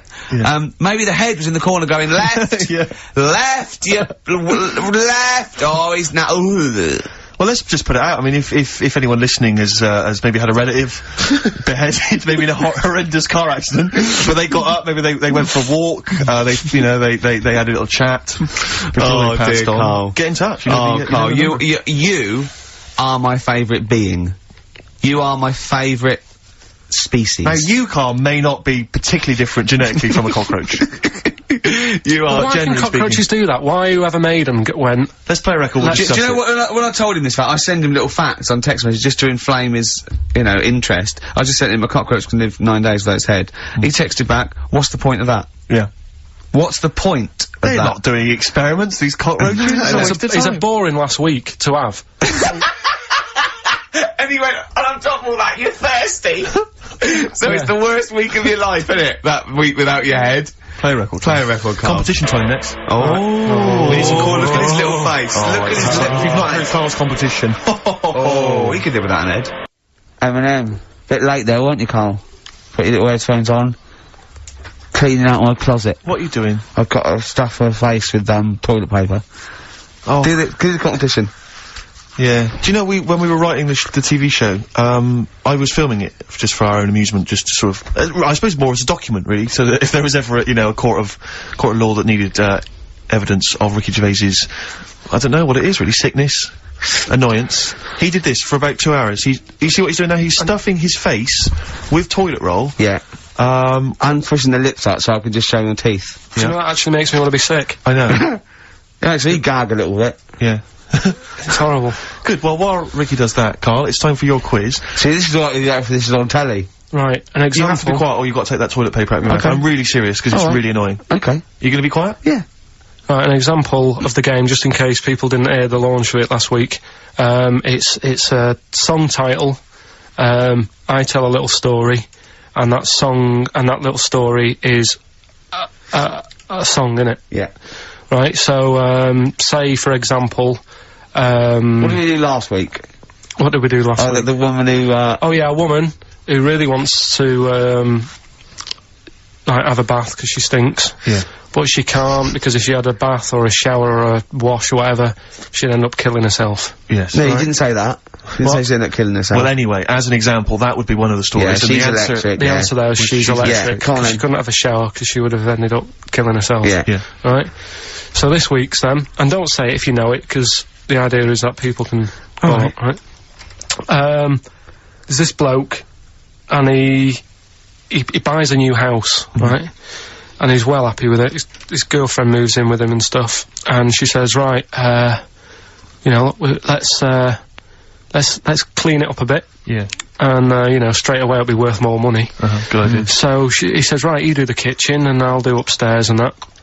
She's stripping the kitchen down and, he goes upstairs and he's in the bedroom and notices, little hole to the attic. Oh, right, brilliant. Right. So he goes, oh, I wonder how much room's up there, you know, I've never weighed it up. So he goes up there and it's all, like, dusty and a mess.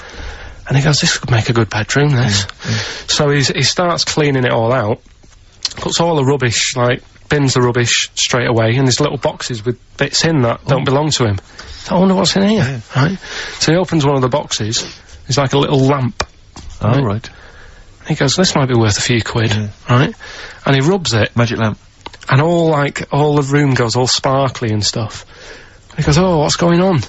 And then this fella appears, right? In a nice sort of, pair of 501s. Right. And he says, what do you want? I know it already, so all the first bit is irrelevant. Yeah, but it's about building the story, innit? So don't say anything. If you think you know it, Steve, do you know it? I don't, so I just quickly recap the end there, I almost missed the end. So, there you go. He's in the attic, right? His missus is still downstairs, she's not up there. Okay. Right, he's on his own. And he cleans this lamp, right? And this fella appears out of all this smoke, and he's wearing a nice pair of 501s, and he's wearing a shirt, and, there you go. What's the song? What song are you thinking of? The lines are going mental. Because it's so easy. Let's play a record, Carl. We'll come back and we'll find out if anyone's got that right. That's a great one, Carl, really. Right, Did you just come up with that, literally in the last 10 minutes? Genius. This is genius, definitely. I mean, if those calls aren't from major TV companies, I don't know. I mean, dynamite stuff. A lot of them are, what's his name's lawyer? Simon Mayer. Simon Mayer.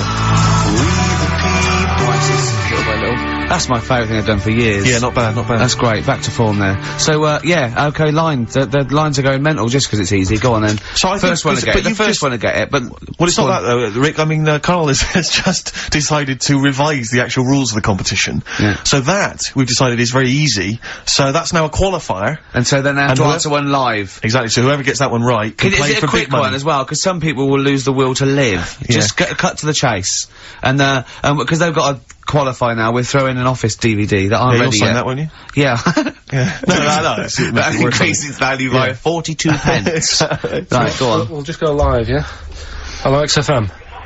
Yeah, hi, how's it going? Not too bad. Not too bad. Listen, a very, very quick recap, Carl, if you will, please, for the people listening. Very quick. Right, a man ends up in a loft. Man's, after moving into this house and he's in the loft, and he's tidying up. His missus is downstairs doing the kitchen, because that needed doing. He's up there, he's cleaning up, emptying the boxes. He finds a little...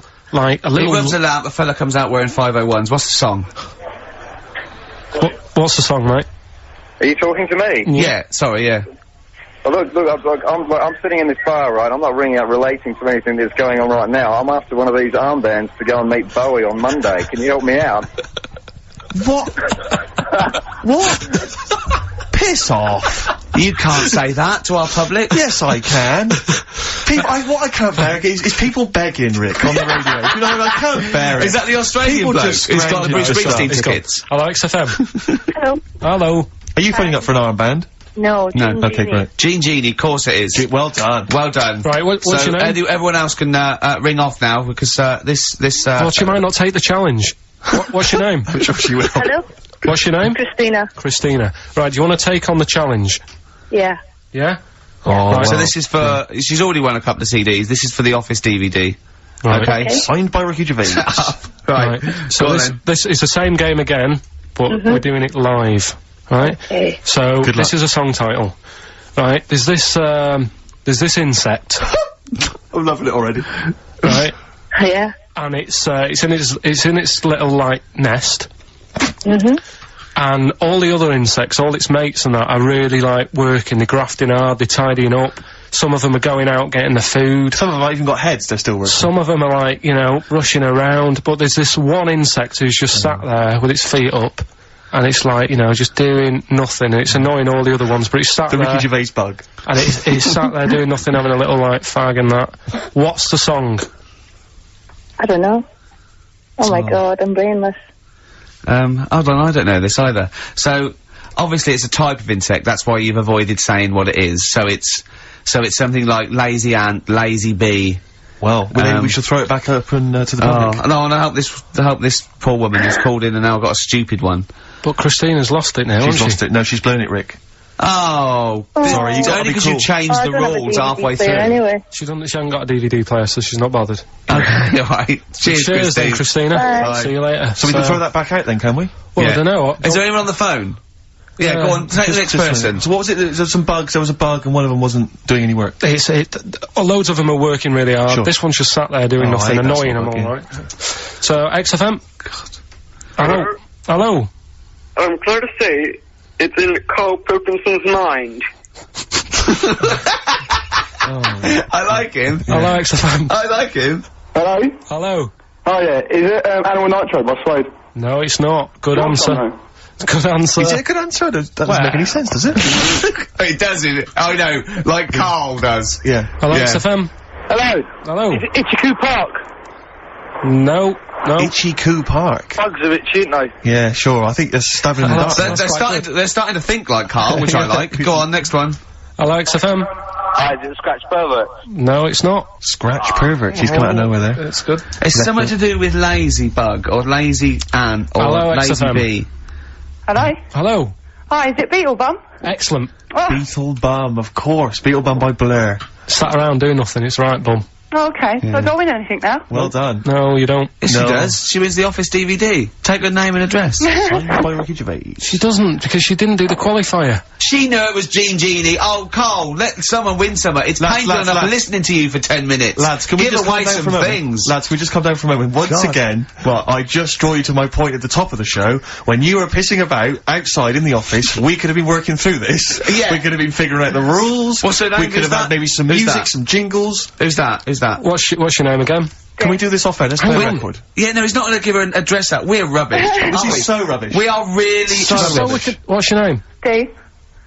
Right, okay, well, play a record and we'll get your address, D, and we'll send you some stuff. Thank you. What I mean, you should come in an hour early, we should sort this stuff out. This is what I've been saying all along. I've been saying we should come in, do a bit of preparation. I've got things to do. Simon Mayo used to come in early. That was why he didn't have to sleep and eat breakfast. Come back around by Feeder on XFM 104.9. I'm Ricky Gervais, with me Steve Merchant, and our producer there, I say producer, Karl Pilkington, alright? Alright. Yeah, we got to slicken up this thing. If we're gonna be as good as Mayo, we've got to come in early and do the work. Yeah. Let's get in at 10 to 1 next week. We're not in it next week, are we? No, I mean, we would be if it weren't for the fact that you need a holiday already. You've done 3 weeks, but yeah, you need a little rest. Yeah. Well, I wasn't on holiday last time, I was working. Sure. So you're just gonna do a best of, are you? Yeah, just dig out some bits. And what are you gonna do? Just lump them together? Just like, pick some favourite bits. Yeah. Right. And, that'll fill up 10 minutes. Well, I'll tell you what, do this then. Do the links then. So. Well, why don't we do some sort of stock links now then? Okay then. Do you remember that, Steve? Oh, that was a great moment. Yeah. I'll tell you what though, I love the bit when just play let's it. just play it. Right, so you play some of there. Can you do a proper intro, so it's like, you know... Okay. Oh, yeah. What, you know what song we're gonna come out of? Just say generic, like, that's a good song. Well, let's work out what it might be. Okay, well, what do you want to start off with next week then? Well, give them a few options. Okay. Give them a couple of options. That was a great track by Oasis. Yeah. Oasis there. Well, we're not actually here today, Steve. We recorded these last week. I'm on holiday. What you're just probably chilling out with a lady. Yeah. Leave me alone. Stop phoning, ladies. This is like the best of last year, and we're going to kick off with a classic clip. Who can forget this? All right. So then just weave that in. Yeah, and then come out of that, come into a record or something. So I come out of another record. Just one more, just in case I need it. Okay. I don't know. That was Bob the Builder there. Shouldn't really be playing that on XFM, but... Stupid car, stupid. Don't know what you're thinking, mate. You buffoon. Yeah, you're an imbecile. Oh, okay, I know. Great track. I love that. Yeah, beautiful. Wow, I went with it. Yeah, no, come on, let's get these right. He needs to use these next week. Okay.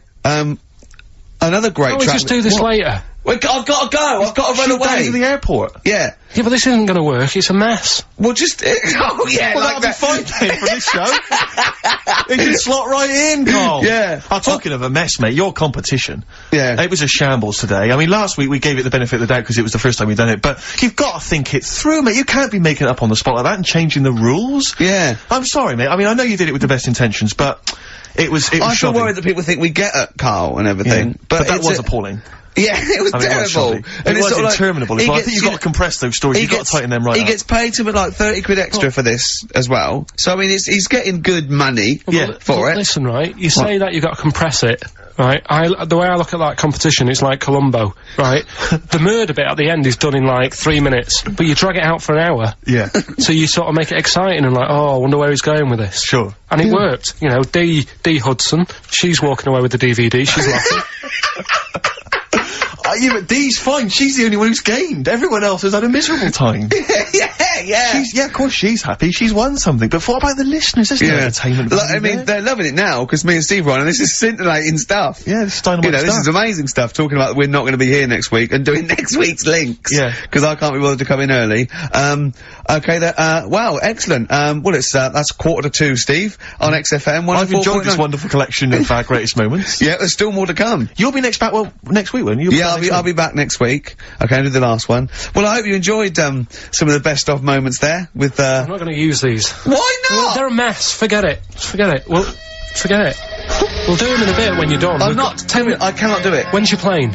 It doesn't matter when the plane is. We can do it in a bit. I'm definitely not doing it. I'm not wasting my time going through that. Well, I'm not doing it then. So There won't be we'll any waste our links time. Right. Forget it then.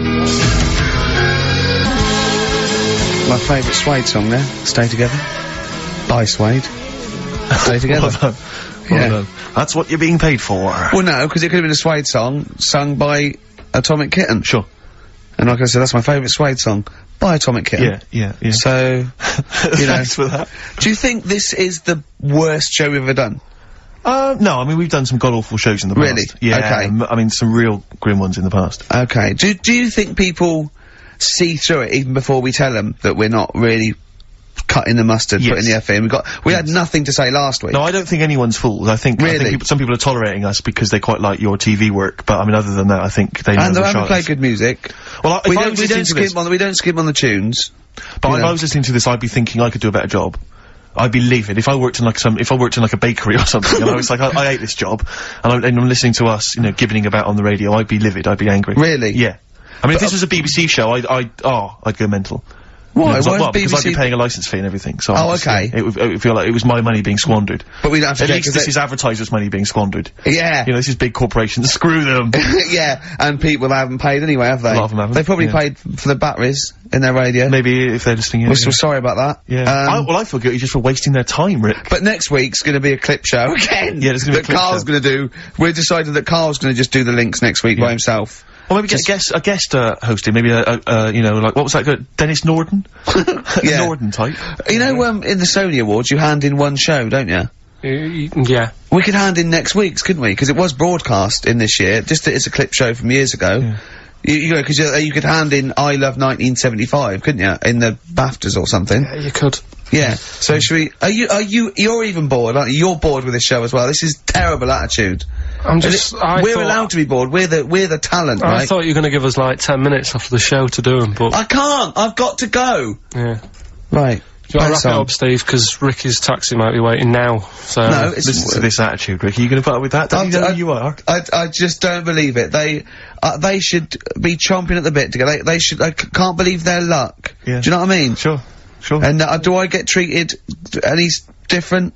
No. Yeah. Worse. Yeah. Yeah. Answers on a postcard if you can figure out what that sentence meant.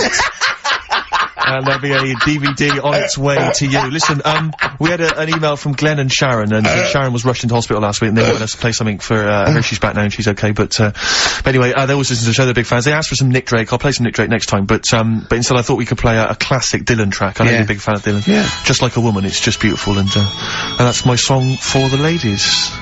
We won't see you next week, Ricky's away, but there should be a hilarious compilation of all our best moments. Oh, I look forward to that. 104.9 XFM. You alright?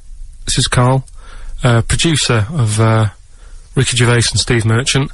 They're not about today. Ricky's on holiday. Steve couldn't be bothered. So, I'm left here with all the DATs.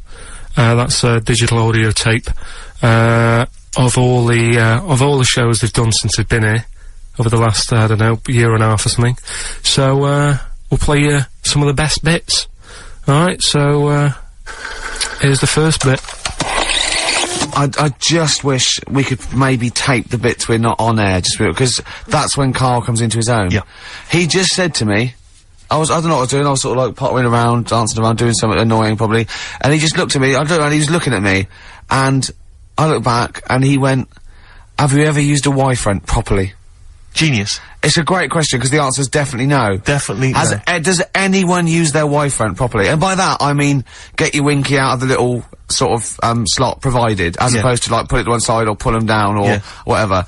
Has anyone used a Y-front properly? I don't think I've ever done it. I don't think I've ever done it. I've never seen anyone in a toilet doing it, Rick. You should be looking. I wish I hadn't said that. I caught ya. Really? Yeah. That's actually how you prove people are gay.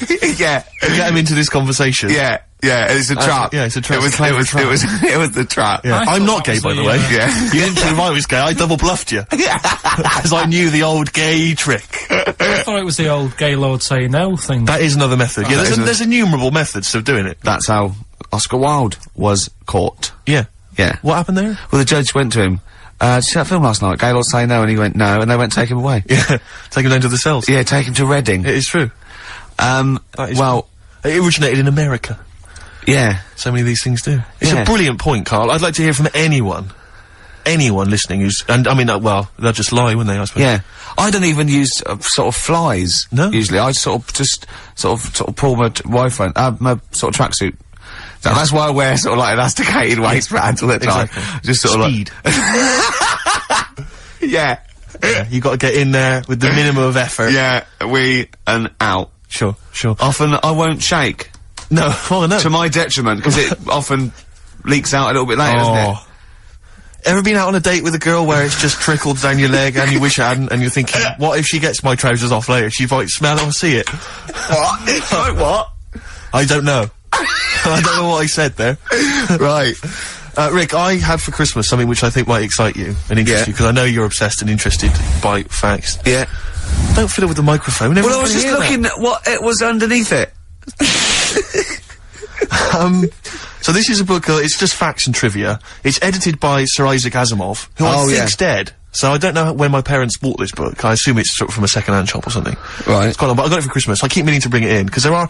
Generally, the facts are quite sensible in here, and I like to think if Isaac's been involved, they're probably substantiated. It's not like, kind of just this nonsense on the web. I think that this is probably... Or up in Greg's the Baker's that Karl gets most of his facts from. The ancient Egyptians trained baboons to wait on tables.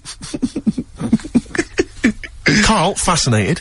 Brilliant. That's fantastic. But what my point about that is, why did they stop? Yeah. It's a genius idea. Would you not want to go to a restaurant where they had baboons serving? No, I'll tell you what happened. It might have been like the Planet of the Apes, and they sort of rebelled. One of them could talk, one of them could take his order, and one day went, do you want fries with that? And the bloke got really annoyed and said, answer him back, and then there was some sort of rebellion. Right. The Planet of the Apes isn't true, is it? It's not a documentary. Right, okay. I wonder, because what I like the idea of having baboons is the fact that I reckon they're, like, I have difficulty, and I'm sure you do, Karl, like, working out that sort of 10%, you know, on a bill. Yeah. I reckon baboons would find that particularly hard. I reckon you could get away with under-tipping them all the time. Yeah, exactly. Just not leaving enough and mislegging it. Exactly. They go away and you go, sucker. Yeah, exactly. So I'd love to see some baboon restaurants. If there's any restaurateurs out there, so Terence Conrad or someone. If you do go to a restaurant and you're waiting on those, please don't order the banana daiquiri, because it comes half-eaten. They can't help their little selves. They really can't. They're okay with, like, you know, beef and steak and chips and all that. But there's a little bag. I go, do you... Can you imagine that? The baboons serving at waiting tables. It's genius. Just stop to think about that. It's absolutely incredible. Yeah. It's absolutely dynamite. Yeah. See, zoos would be a lot more popular if there was, like, the canteen and you could go if they were serving tickets to two? Yeah, exactly. One child, well, okay, go through there. I think they should do other things, like in the Flintstones, they used to mix cement in that bird's kind of pelican. Yeah, yeah. We should start doing that again. Because that also happened in ancient times. Yeah, exactly. According to the Flintstones. Yeah, before they had proper cement mixers, that's what they did. That was how they did it. Definitely. Yeah. Just animal facts. I remembered one in the week. Go on. There was. Do you know them two gay American men who have tigers? Okay, the two gay ones, yeah, go on. Two possibly gay guys. Yeah, let's not worry about libel law anymore then, or... Yeah, if you shave a tiger's head... Whoa. Right, okay. You've got to treat that sentence with a lot more reverence than you did. Think what you're saying. If you shave a tiger's head... Not just its head, its whole body. Oh, sorry. Sorry, yeah. So I thought you were getting weird. Go on then, yeah, if you shave a tiger, yeah, go on. It's still stripy underneath. The skin's... Is it like rock? It goes all the way through. Yeah, that's amazing. Where did you hear that one? I remembered that. Like, was that a drunk just shouting it in the street? I shaved a tiger and it's still stripy. Get out of here. Yeah. Well, you know a polar bear?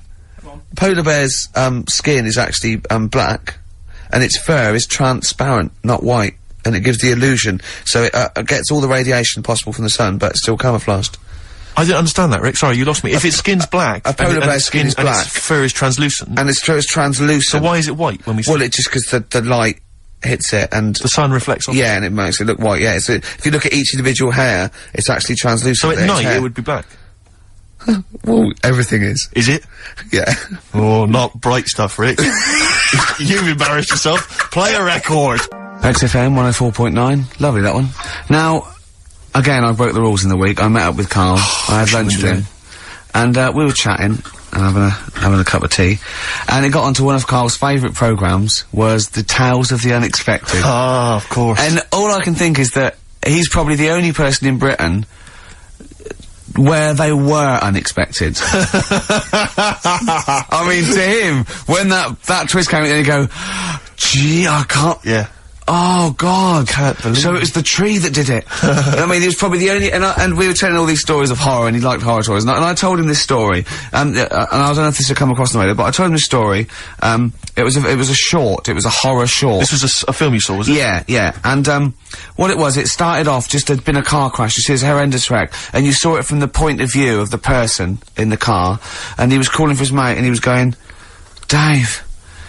And he sort of looked over and saw a body without a head that had been thrown at. He goes, oh no, Dave. And then into the field of view came Dave, his mate, and looked at him with a look of horror, and then it sort of went black and you realised that he was just a head, and it had been his body. Oh, wow. Right?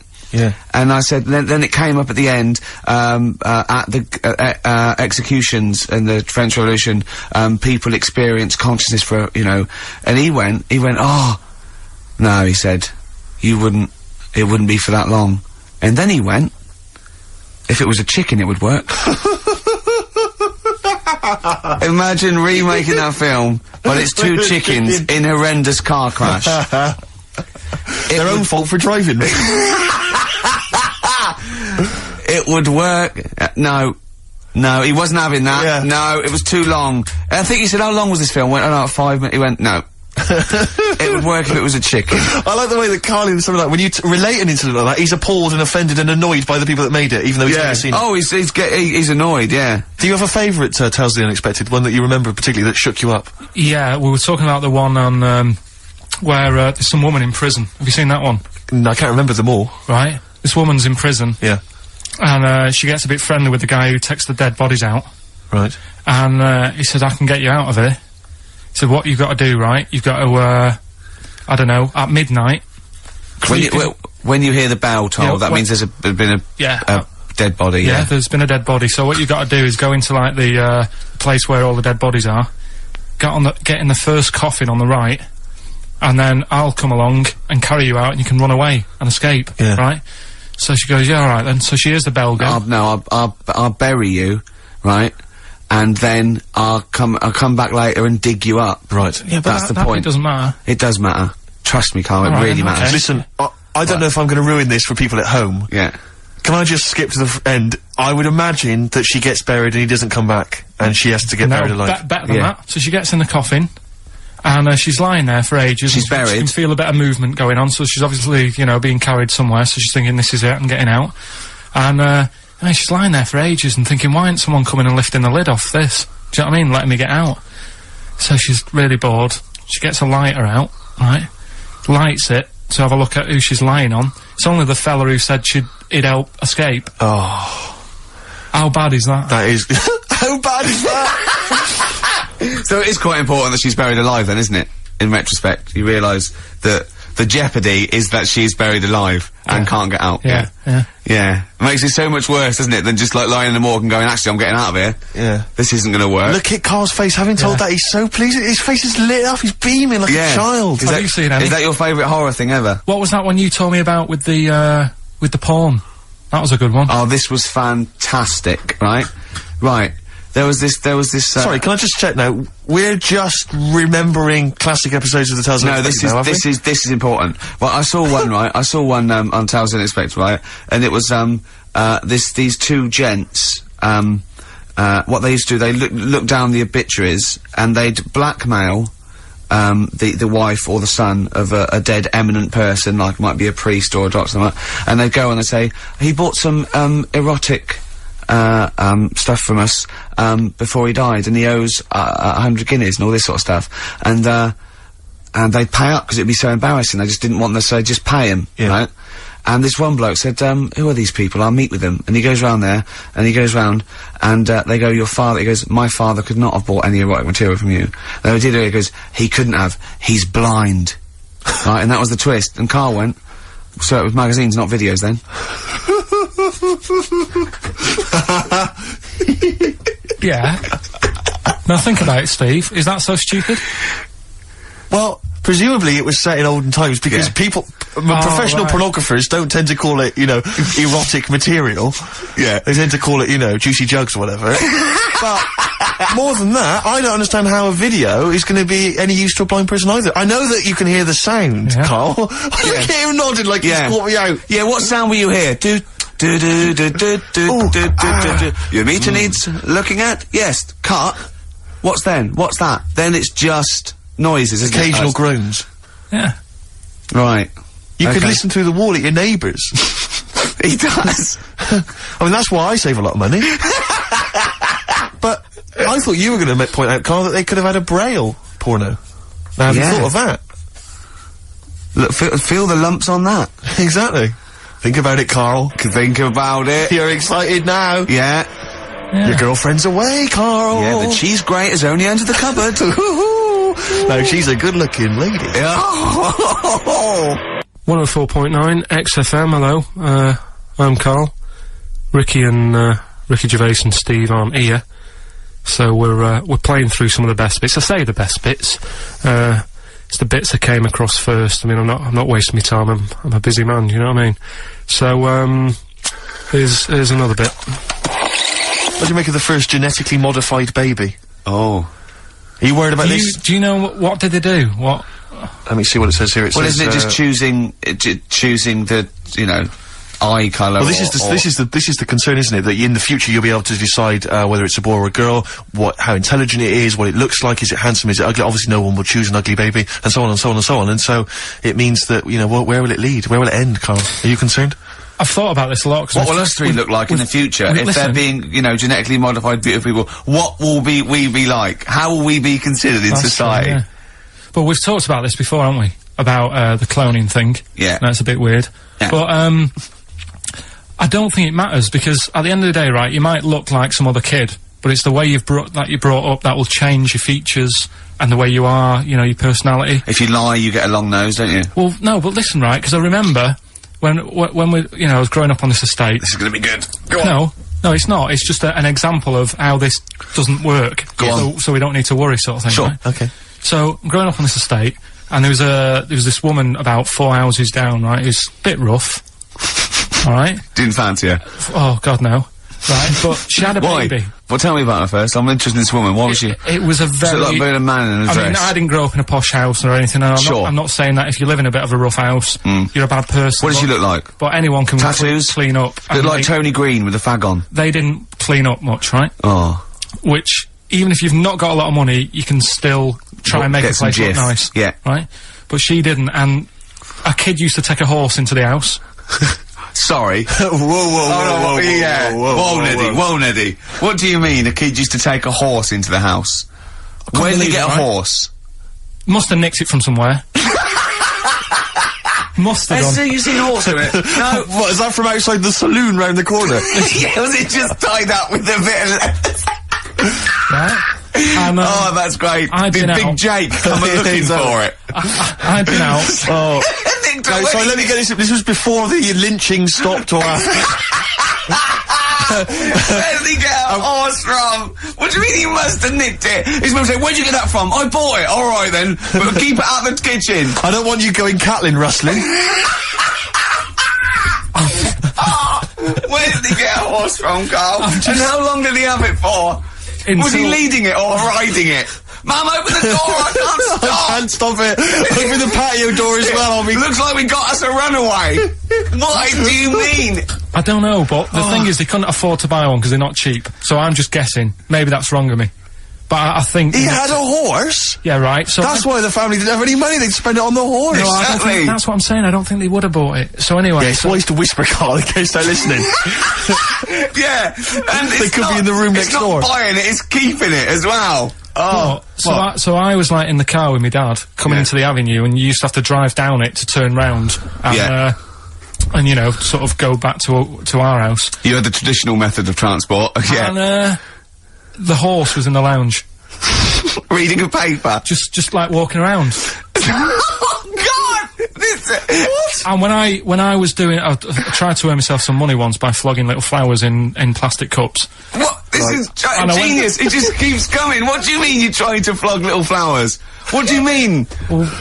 Let's play a record. Let's play a record and come back to this. Because the story's going to just unravel and unravel. It's going to go on for hours. Let's play a track, deeper and deeper. It's like an onion, isn't it? We've created a whole world here where there's a man living with a horse. Just walking around the lounge. I come from the West Country. I've never heard anything like that. I just think of a big sort of like orange carpet and it's got a rediffusion telly and this horse going, I'm fed up in here. Exactly. This is really... I am not taking the rubbish out again. Yeah. Right, play a record. Let's have Velvet Underground. We've got that lined up. Oh, yeah, the classic from the first album, I'm Waiting for the Man. Let's come back to the horse in a second. Little flowers in pots. What do you mean? From that classic first album, Velvet Underground and Nico, which apparently peaked at a disappointing 171 in the US charts. Think of that. And that's obviously Louis de Velvet Underground and Waiting for the Man. Yeah, great track. So, we were talking, we were doing White Van Man, and we got onto, genetically modified babies, but and somehow then Carl started telling a story about someone with a horse, and then he got onto, he was trying to make money selling flowers. Just do the flowers briefly. Well, hang on, I just want to recap slightly. So there was a family, and who had the horse in the family? It was... Because you lived on an estate in Manchester. So the mother was a right pig, apparently. Well, I don't know if that's relevant. You don't need to go that far. But what I'm trying to do is, like, make a picture for you so you understand what does she look like? Who did she look like? Bit of a, and no disrespect to her, bit like Pauline Quirk. Quirky, yeah. Right? Okay, I knew you were going to say that. Yeah. I knew it was going to be Pauline. Did she have any tats? I've never got that close to it. Okay, alright. So who had the horse? Was this her son or her husband? No, her daughter. Her daughter had stolen a horse? Yeah, from, I don't know where, there was I think there was some stables down the road or something. And they kept the horse in the house with them? They kept it in the house. Did they didn't have it for long. No. So, and you said you were in the house one day and you saw the horse in there? No, what happened was, I was, they did this thing at school about raising money for charity, right? For some local charity. And they said you can do anything to raise money, and they came out with all these ideas, and I thought, that's good. What was the charity? Well, I don't know, I thought, forget the charity. Yeah, that's just a good money making idea. So, you're a charity. So, so I asked my mum for some, 'cause she used to have a lot of flowers around the house. Sure. I said, can I just take some snippings off them? And, I'll go and buy some plastic cups. And, got some soil out of the garden, planted the bits of plants in them. Yeah. Got a tray. Yeah. Had about 25 plants on it, selling them for 25 pence each. Excellent. Did you sell any? Yeah, so loads. So did you just cut, you didn't just cut them and stick them in the soil? Yeah, they want to survive. But I think people sort of thought, well, good on him for trying. But anyway, so I went round to theirs, because I thought their house could do with a bit of colour and stuff. Yeah. So it's a bit rough. So as I went The horse went, thank God for that breakfast. They've been feeding me kitty cat. So I got up to the door, and they opened the door, and it was one of them houses where no carpet. Yeah, a horse in the living room. You know. We've all been there. And the horse was walking around the living room. I looked quite happy and everything, because I always say that about animals. Black Beauty was on. Yeah. Well, think about it, right? If you were a horse, where would you rather be? In a little wooden hut with a load of hay, or in like a house with a central heating, 3-piece suite, and a telly and that? Telly and that. Because, no, but I was saying this the other day. And an Atari, right? I was walking through London. Commodore 64, rubbish. Exactly. Walking through London with Suzanne, right? Yeah. And you know, like homeless people always have dogs. And she said, "Oh, I hope she looks after it." I said, that dog is happier than most dogs. Right. Because people always walk past and give it a pat on the head. Yeah. It's with its owner all the time. Yeah. It's out in the open, it's not locked up in a house. Yeah. It doesn't eat, but other than that. No, it does eat though, they're always alright. So that's what I was saying, I think this horse was doing alright for itself. Do you know what I mean? Well, not many horses have got their own house. Exactly. For a start, yeah. But anyway, that's by the by. Yeah, so anyway, this family, who's a bit, what we were talking about, it was about cloning. Genetically modified kids and all that stuff, yeah. Right, now what I'm saying is, you could say, you know, right, Steve, you could have a baby, right? And Ricky could see it and say, God, I want one that looks like that. Yeah. Right? It could happen, Rick. So come on, work with him. So you take it to the doctors, and I don't know what they do. They inject it with something or whatever. Yep, that's how it's done. Yeah. And get a little baby, and there it is. It looks the same. Now the thing is, you separate. You both go off and do your own things. Yep. Right. Now, you look at Stephen. This is you look after your baby. Yeah. You treat it well. You give it good food and I'm a good dad. all the vitamins and stuff. Yeah. Ricky just gives it cheese. Right. So then it changes its looks. It goes a bit fat. You know, it gets tired easily, and that sort of thing. Now, when this family... Why am I just feeding a baby cheese? Right, this family who had a horse in their house. Yeah. They had a little baby, and my man went round and said, "You're not going to believe this, but it's a beautiful looking baby," right? Yeah. And I was like, well, you know. And the weird thing is, it was a good-looking kid, but as time went on, they didn't really look after it. And I'm not saying, like, abusing it, but it used to run around, it used to play out till, like, 10 at night. Yeah. It used to chase cars. Right. It was a bit... Did it have hooves? Yeah, no. Chase cars! Right. What sort of kid chases cars?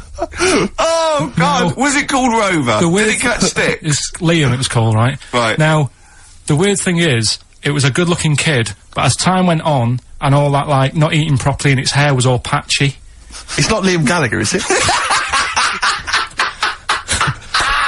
And chasing cars and that, and it became an ugly kid. It's definitely Liam Gallagher. And that's what I'm saying, right? You can clone all you like, but at the end of the day, it's how you brought up. Brilliant. Wow. Life. Wow. That was a hell of a point. Oh, God. But am I right? Oh, you're always right, Carl. Alright, this is Carl, the producer of Ricky Gervais and Stephen Merchant on XFM 104.9. We're playing out some of the best bits, hope you're enjoying it. Here's another one. And now it's Carl's bit. It's the re-education of Carl. He's like Liza Doolittle. And now he's coming to, or Lawnmower Man, if you've seen that film. More like Lawnmower Man, if you've seen the film. You'll know what I mean. And his homework was to just study quotes, really, on happiness and stuff, and general well-being. He's not a big happiness, quote fan, are you, Carl? Not really. So what have you done? You've come up with something, haven't you? Right, yeah, I told you, right? Because a lot of these are just things you say every day. They're nothing special. So what I'm doing... Well, you say them every day. Well, the sort of things you come out with and you don't even think about it, do you know what I mean? Yeah. They're on the TV all the time, people on the radio are saying these sort of little quotes. Sure. And, what I've done is, remember that programme on Channel 4, Faking It? Yeah. Where they got some, like, posh kid to be on a door and all that. What I've done, I've, Imagine if that was the pitch for the show. Dear Channel 4. Just gonna get a posh kid on a door or something? Yeah, Yours come sincerely, in, Carl. come in. Yeah. TV producer. Yeah, yeah, go on. So, what I've done, this little book of quotes, happiness quotes, I've picked two that are real. Okay. And I've made one up. Right? And we've got to guess. And you've got to guess. Okay, then, go on. Well, I'll tell you what, Rick, why don't we, when we've heard them, we won't confer. No. You'll write down yours, A, B, or C, and I'll write down mine, and we'll see how it Okay, works. Carl, off you go. Right, and just because I'm looking at this book, it doesn't mean I'm actually reading. No, I know, Don't worry, we're clever. No, we know, we can't see yet. Like, call my bluff. Yeah, go on then. Nothing is worth more than this day. Okay. Yeah. Yeah. Alright. Yeah. The way I see it...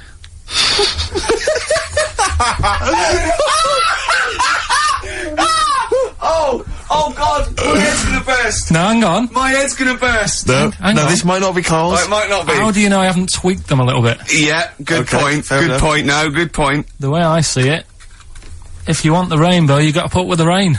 Yeah. Okay. All right. All right, yeah. Okay. Hang on. Yeah. Come on. Cat food.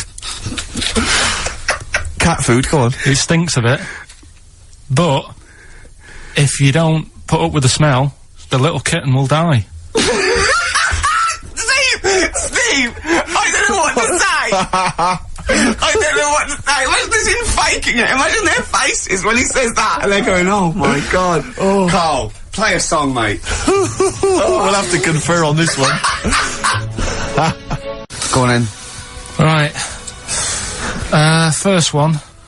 Nothing is worth more than this day. Excellent. Next one. What does that mean? Well, cherish now, cherish your time. Okay. Because you can't get it back, and Yeah. you know. That's the way I saw it. Carpe diem, whatever it is, seize the day and all that. Okay. If you want the rainbow, you've got to put up with the rain. Yeah, of course. Yeah, rough with the smooth. You know, it's not all plain sailing, but you know, rainbow's beautiful, but it comes because of the rain, which you might not like. So Yeah. make the most of everything, and yeah. Good.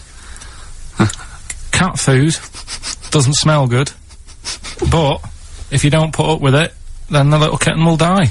Right, now, Carl, that is a good effort. Now, that one's yours. I mean, obviously, right? Right.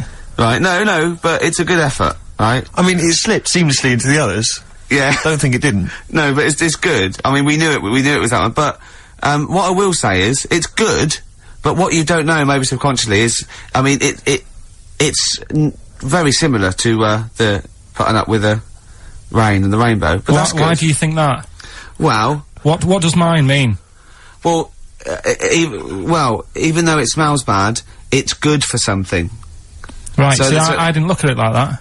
What do you look at? I kind of thought... Was yours more specifically about cat food, generally? Because you know, normally it's an analogy. Yeah, or a metaphor for something, you know, much bigger. Well, no, the way I mean, looked at it- Dolly Parton, who I think did the rainbow rain thing, she wasn't specifically concerned about weather conditions. No. It was a sort of general idea. It's all about life. Yeah. Well, that's what I've done. Go on, I've used an everyday thing Yeah.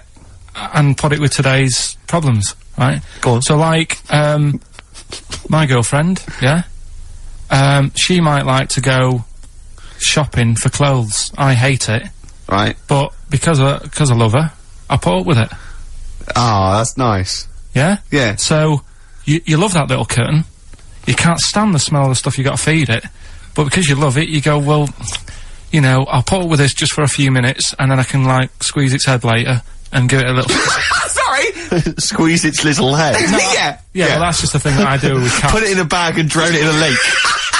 I can feed it and then I can throw it against the wall. Exactly. So you didn't see it like that, did you? No, that's very good. So it's about love, is it? It's about putting up with the bad things for something you love. Yeah. Well, that's nice. But Carl, you seem now to be convinced and rather smug that you've tricked us and that you've fooled us and that we didn't understand it. Well, I say that's your fault, not ours. No, it's not, though. I mean, look, that man in Forrest Gump, he was a bit of a nutter. And he came up with the life as a box of chocolates thing. Yeah. Now, if that was in this book, you say, oh yeah, brilliant, you know, good bit of work. But if he was sat here doing the show with you, yeah, you'd be taking the mickey out of him. Sometimes I feel he is. No, but, Carl, I could, in fact, if people are out there, we're too lazy, could you write down everything Carl's ever said? Because I think we could publish that. Yeah. He said one today, he saw my, salamander, it's not a euphemism, he saw my salamander and it's just sitting there in the tank. Your exotic pet. Yeah, and he's worried about there not being a lid on, and he said, I went, what are we worried about? He said, well, he said it sits there for 24 hours a day, obviously planning to get out. Well, it's got nothing else on its mind, and it's the daft thing is, he has actually got the lid ripped up a little bit. And it'll be looking up there, and it's going to get out. But what's the worst that could happen? What's it thinking? What do you think it's thinking, this salamander? It's got its eye on the DVD player. I can have Ian be down the market. Class. Rock the I love the fact you had at least 3 minutes to get that right. I know. Prepare and get that right. I know, but my mouth was full of Maryland cookies. Yeah. You know, last week, and this would blow your mind. He came in, do you know what he'd bought? For himself, about 10 penguins. Who buys penguins still? I know. Or wagon wheels. Oh, I've never liked wagon wheels. You've not been a fan? No, but I was sorry about that. It's the Clash and Rock the Casbah. Talking about records, have I told you that time my brother-in-law, he was moving out of his place, and I think moving in with my sister, and I was about, like, I don't know, 13, and so he was about, 30, and I moved in, and he brought round all, his records when he was storage to leave them at our house.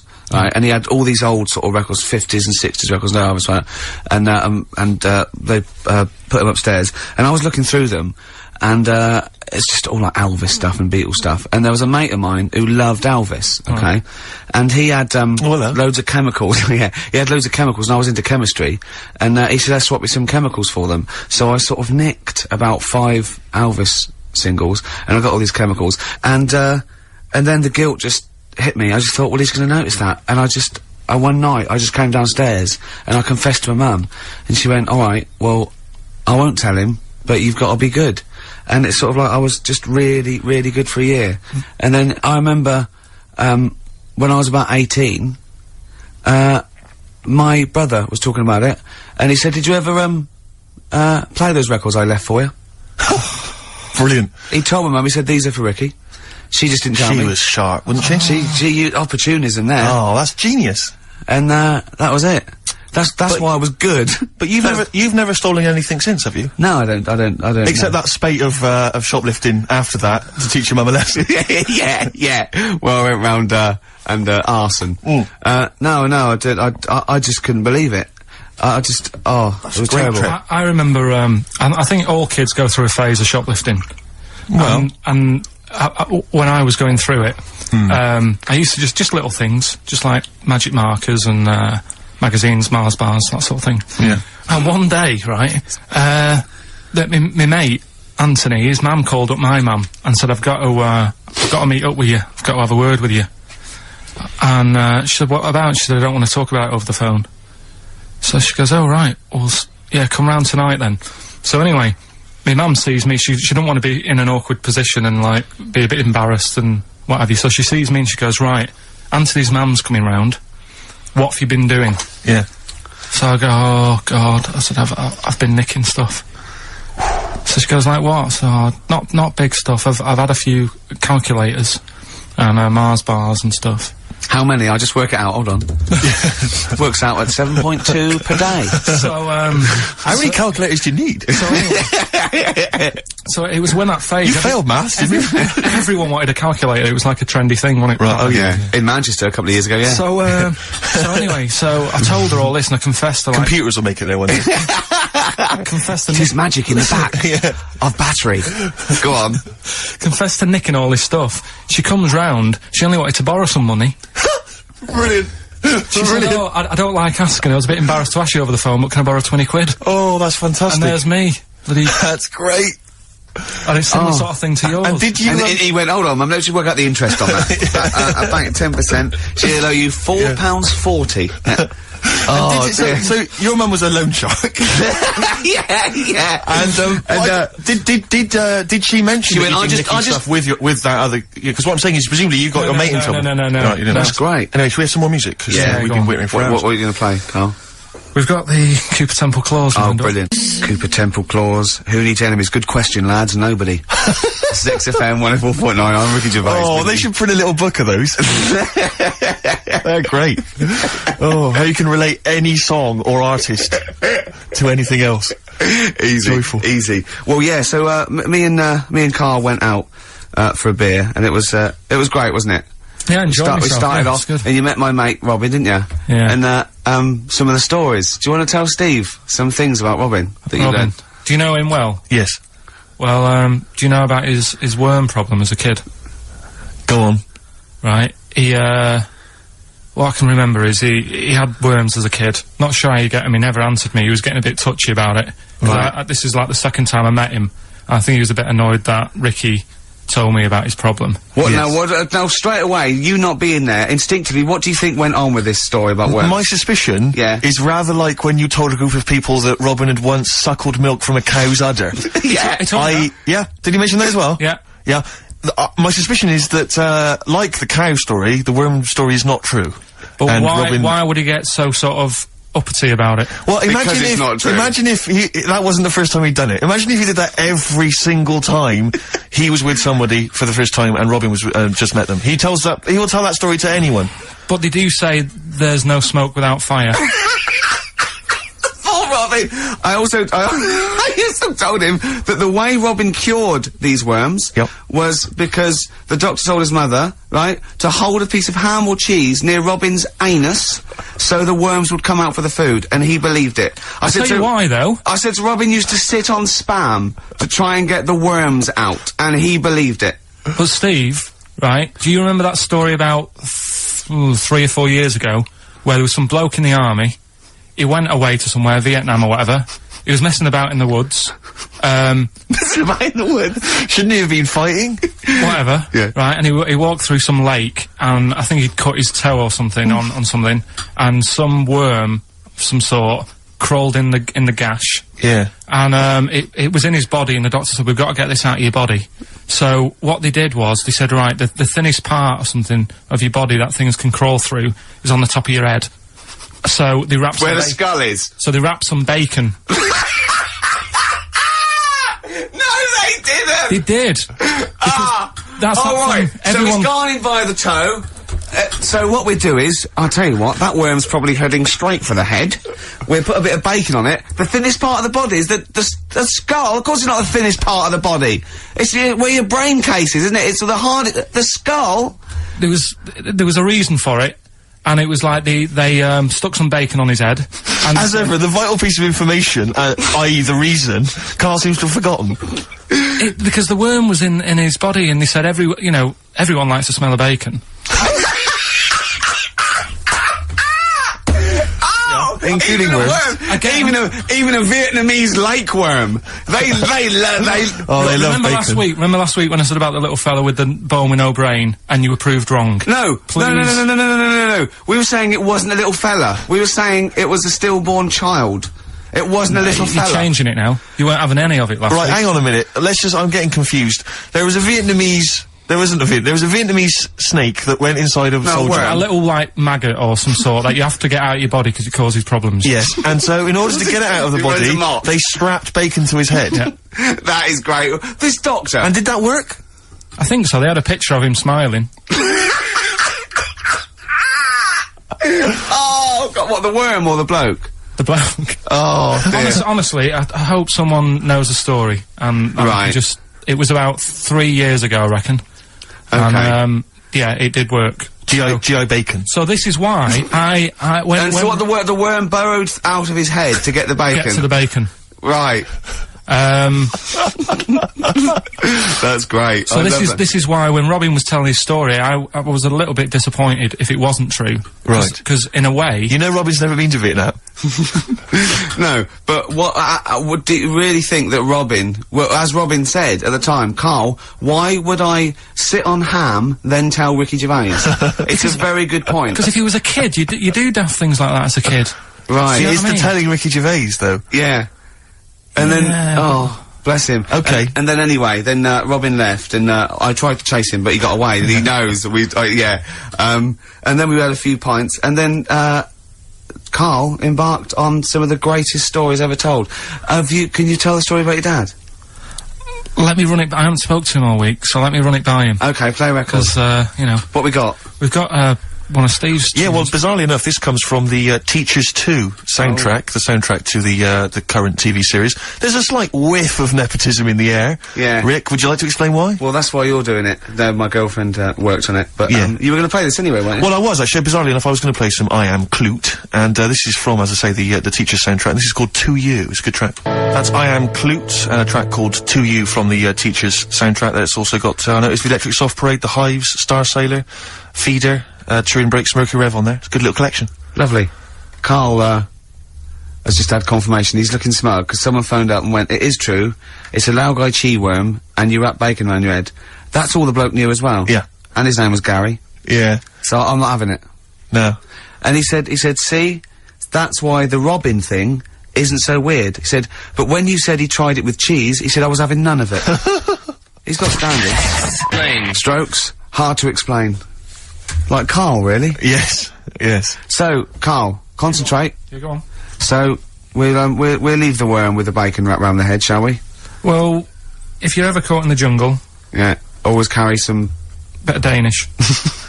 Good advice. Lovely. So, would you like to start on your... to Steve, because I've heard all these. Well, we won't do them all. Well, we'll start off with the Mr. Freeze. Tell Steve the story of Mr. Freeze. This is the first time he nearly died. This is the most serious of the lot, really. So, what it was, do you know, like, I don't know if your mum and dad did the same thing, but, like, they do the weekly shopping on like, a Friday.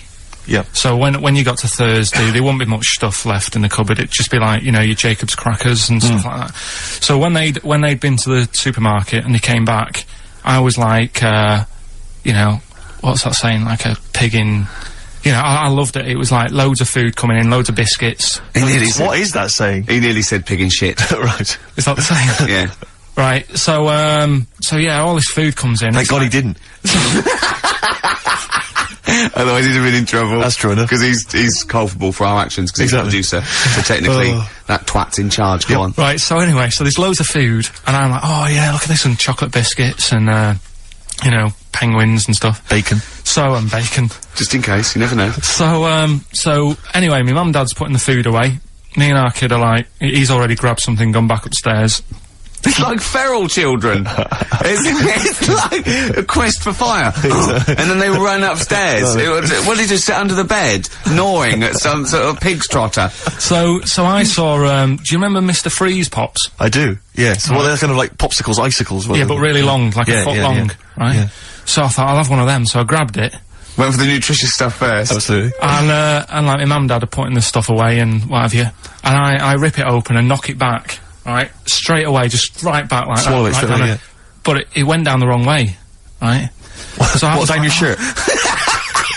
So I was like, oh God, I can't breathe. And my mum and dad didn't even know what I'd ate. Do you know what I mean? I ate it so quick. Yeah.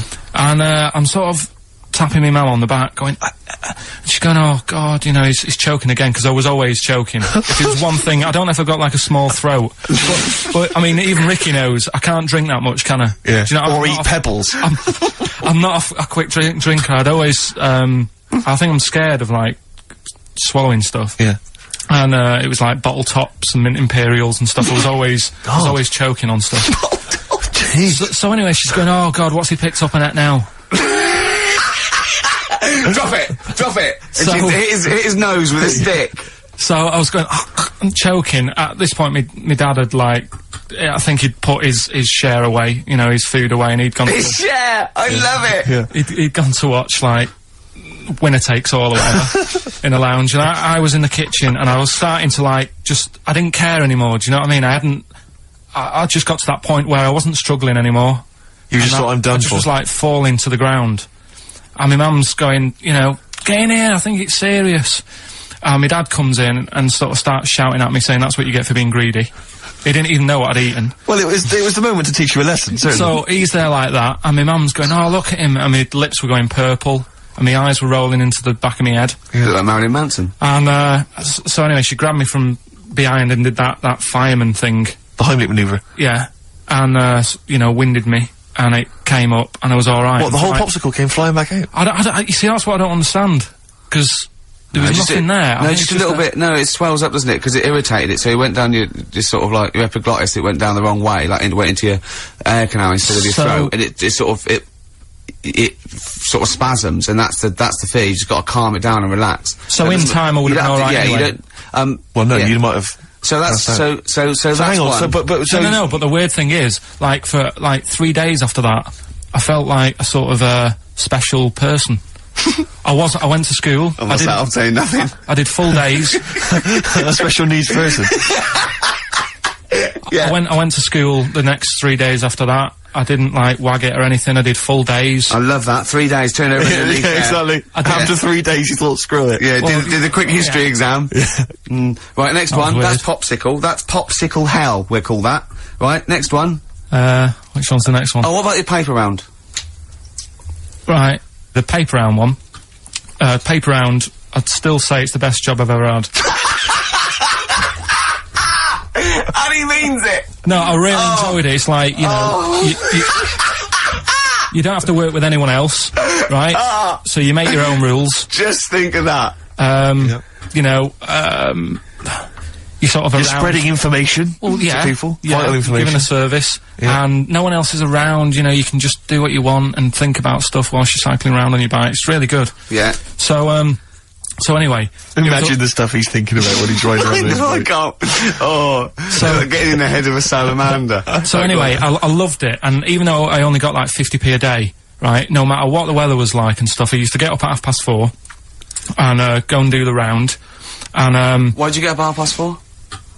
Because I wanted to watch the Pink Panther at 5:30, so I wanted to get me paper round done. I said, why didn't you watch the Pink Panther?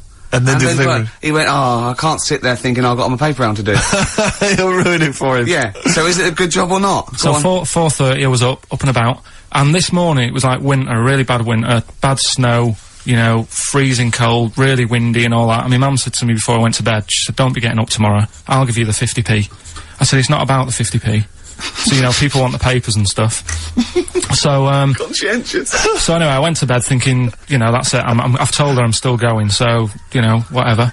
Go to sleep, get up in the morning, and put all my kit on. And I used to have layers of clothing on because it was really cold. I had like a big anorak on with the fur on. I had like waterproof pants, and I got my paper round bag. And I went downstairs to get out, and tried to open the door, and it was locked. Oh, God. So she'd locked it so I couldn't go out, so I'm searching around the house looking for the keys. She must have hid them somewhere. I thought, oh God, you know, I've got the papers to do. So I thought, how can I get out? So I went upstairs, climbed out of the bathroom window. God. Right, and to try and jump out of the bathroom window onto the porch. But the problem was, I had so much gear on, I was like the Michelin Man. So I could hardly move as it is. Yeah. And I'm trying to get out the window, and I'm like, trying to stretch down like that, get my foot on the porch, and my bag got caught on like the hook of, do you know, like how you have a hook so you can put the window open? Right, yeah, like the little arm goes on. My bag had got caught on that. I was holding on to the wall and my foot on the thing, so I couldn't sort of pull it away in case I pulled it away and then fell on my head. Yeah. So I'm stuck there. Dangling. My dad comes back from working nights. Yeah. He thinks I'm a burglar. Gets out his gun. So he's shouting and stuff, going mad and going, Dad, it's me. And he had to give us a hand using a... He's heard that wily trick in Manchester before. He had to help me using a washing prop thing. A big stick. What did he do? Well, he said, just hold on for your dear life, and I'll sort of push the paper bag off the hook. Why didn't he go upstairs and sort it out? It was at that point where I was in the middle, there was nothing you could do, do you know what I mean? It's at that point where you've just got to make a decision. Yeah. And by the time you got upstairs, who knows what might have happened. Sure. Do you know what I mean? You've got to act there and then, not messing around. Yeah.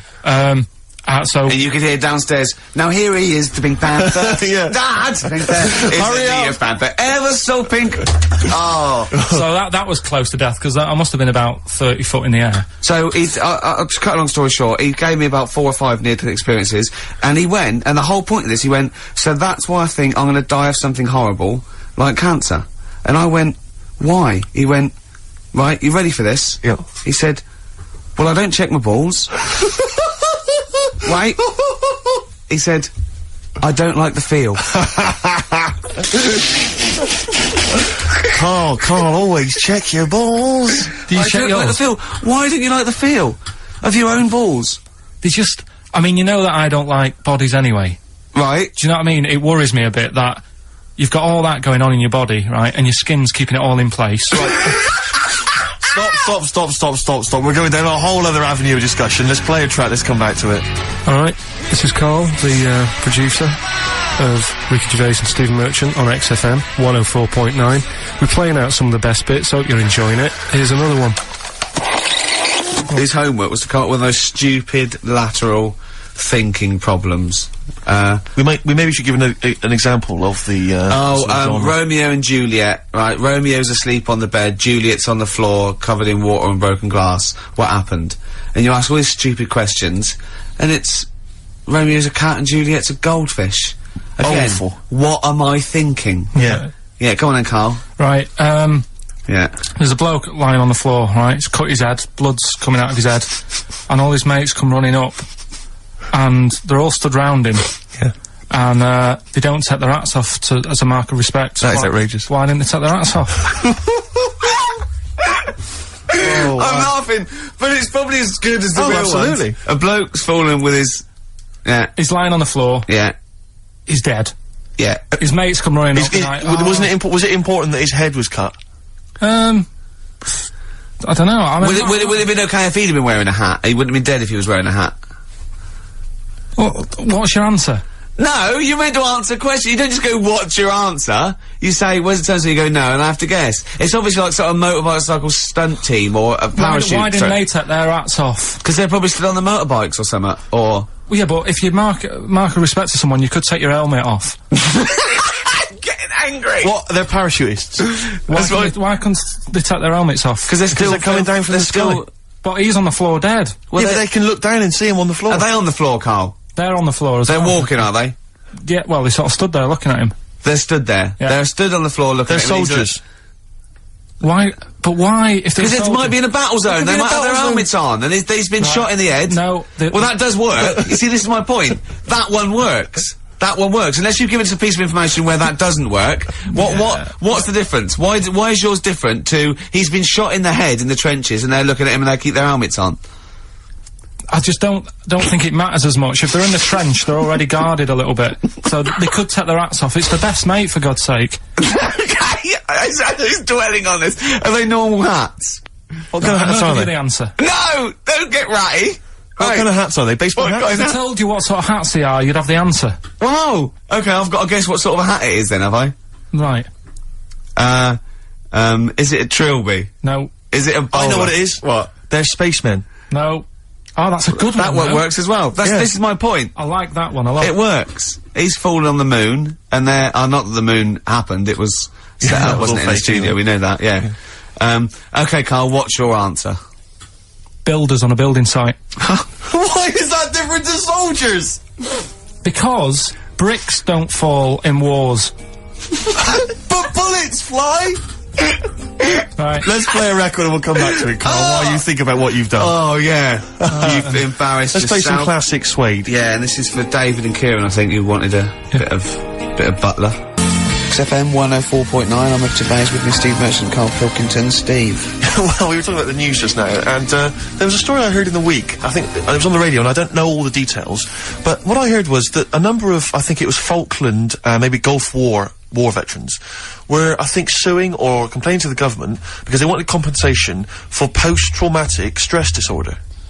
Now, I don't know all the ins and outs of it, but it seems to me that if you're in the army and you're a soldier, a certain degree of trauma is kind of inevitable.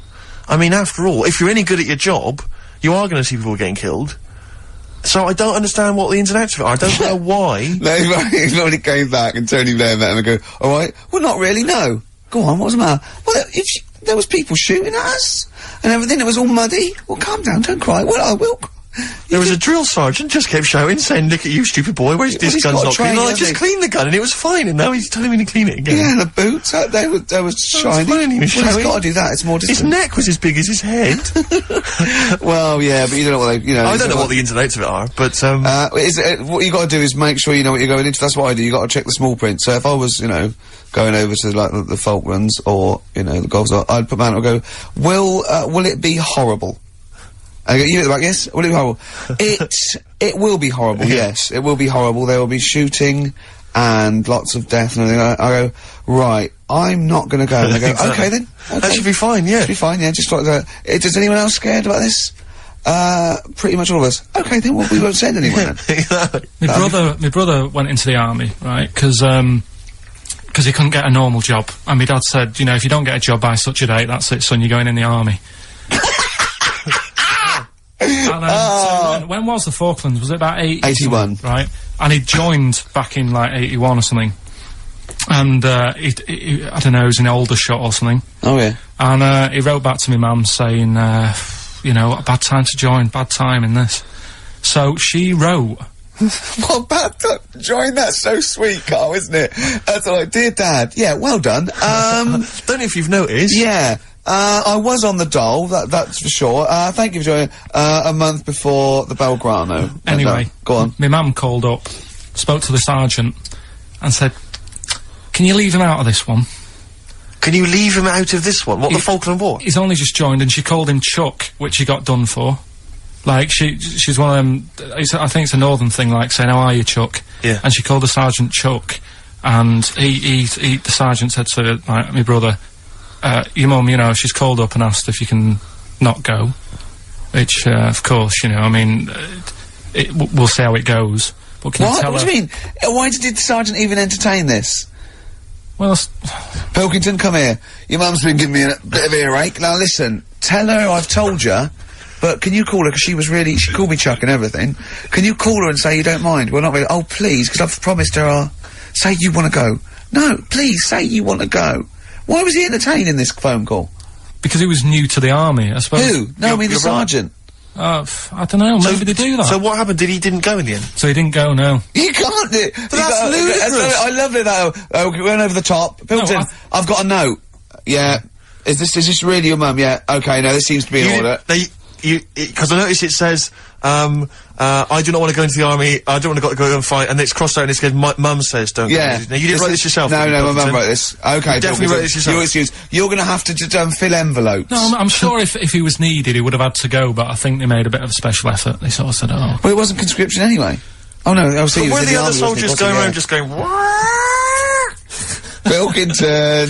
No, he ended up being a mechanic in there, and he got kicked out for, going for a packet of fags in a tank. What? Now, wait a minute. Do you mean he nipped down the shops in a tank? Yeah. I don't believe that, Carl. You've made that Honest to God. That, and he went off with the sergeant's wife. So that didn't help, and he ended up getting kicked out. Sorry, your brother's a genius. I love this.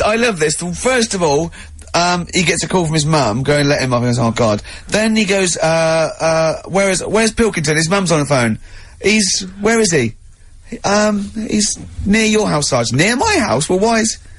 No reason. Well, when he comes back, when he's finished, tell him his mum called.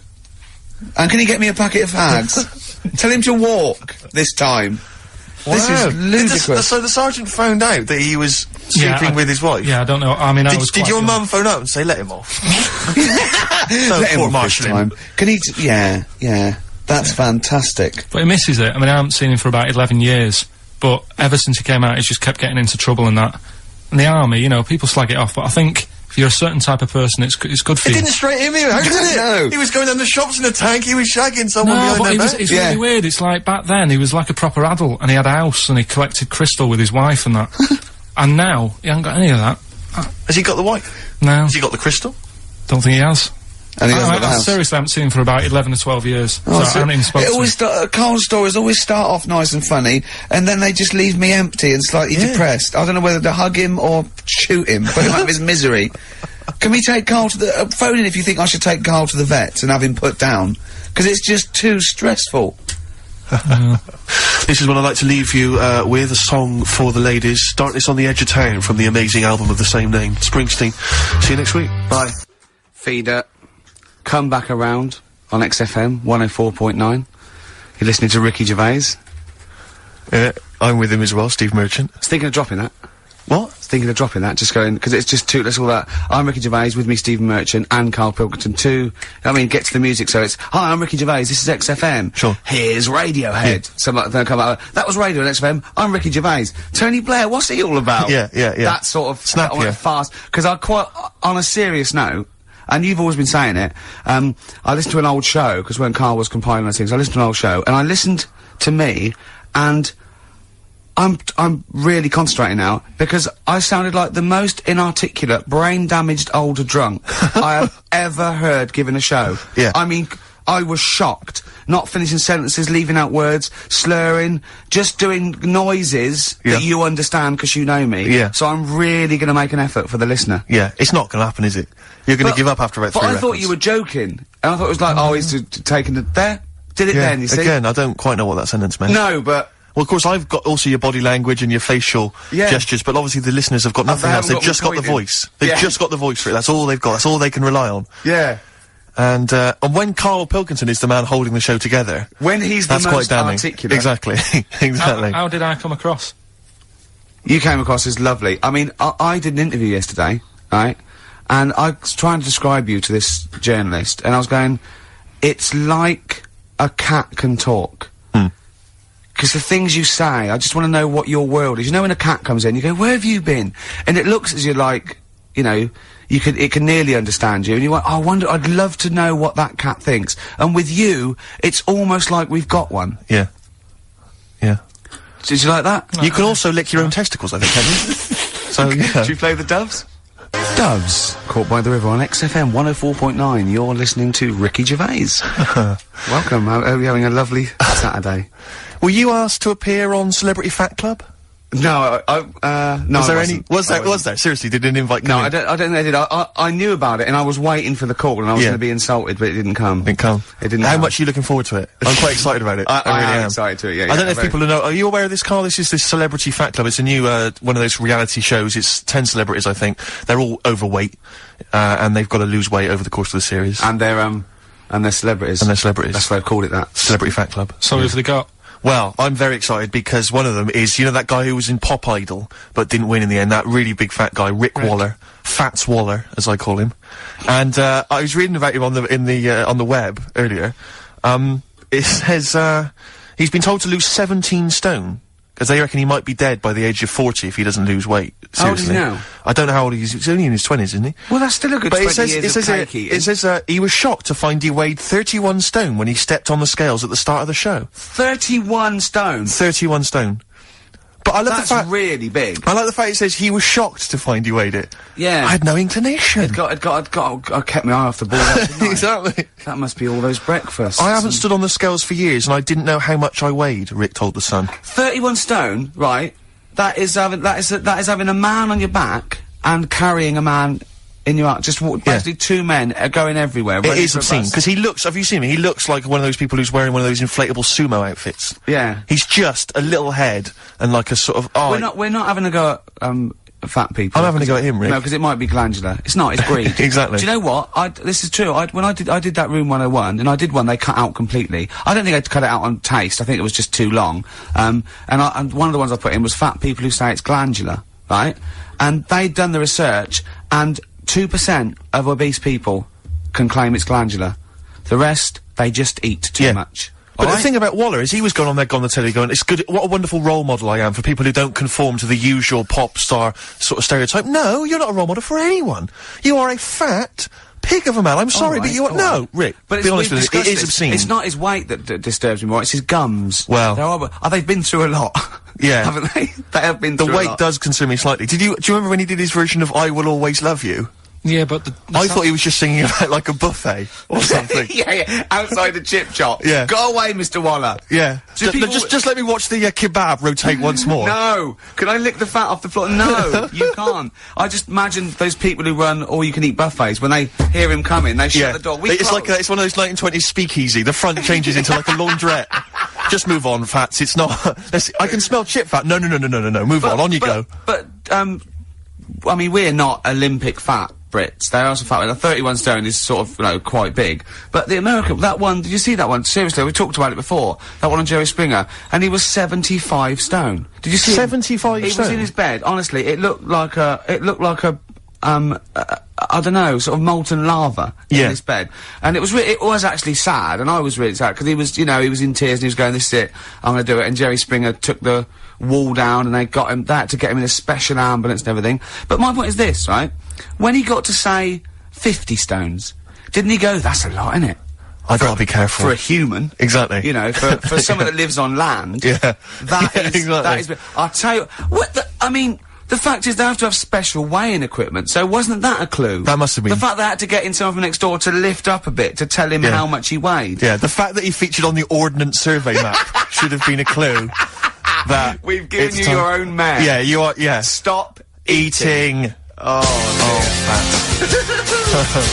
Always amazing to hear that, isn't it, Rick? It's Sugar. fantastic. It's such a great tune. I was listening to Copper Blue, the album from which I was taken again. It's just fantastic. Old Mouldy. Old Mouldy. Mouldy old dough, as I call him. Exactly. Bob. You've got a real problem with Rick Waller, haven't you? I just... he turns my stomach. I know, but don't... Because he's arrogant as well, Exactly. though. That's the problem. Don't explain to people that... No, he is a bit arrogant. It's his whole thing that it's the whole package, so to speak, that you don't Well, there's another thing in this quote, because it's not just the fact that he eats too much. He tried, apparently, to lose some weight, and he said, the first month I lost 11 pounds, the next I lost a stone, but in the third my body did somersaults and I put on 9 pounds.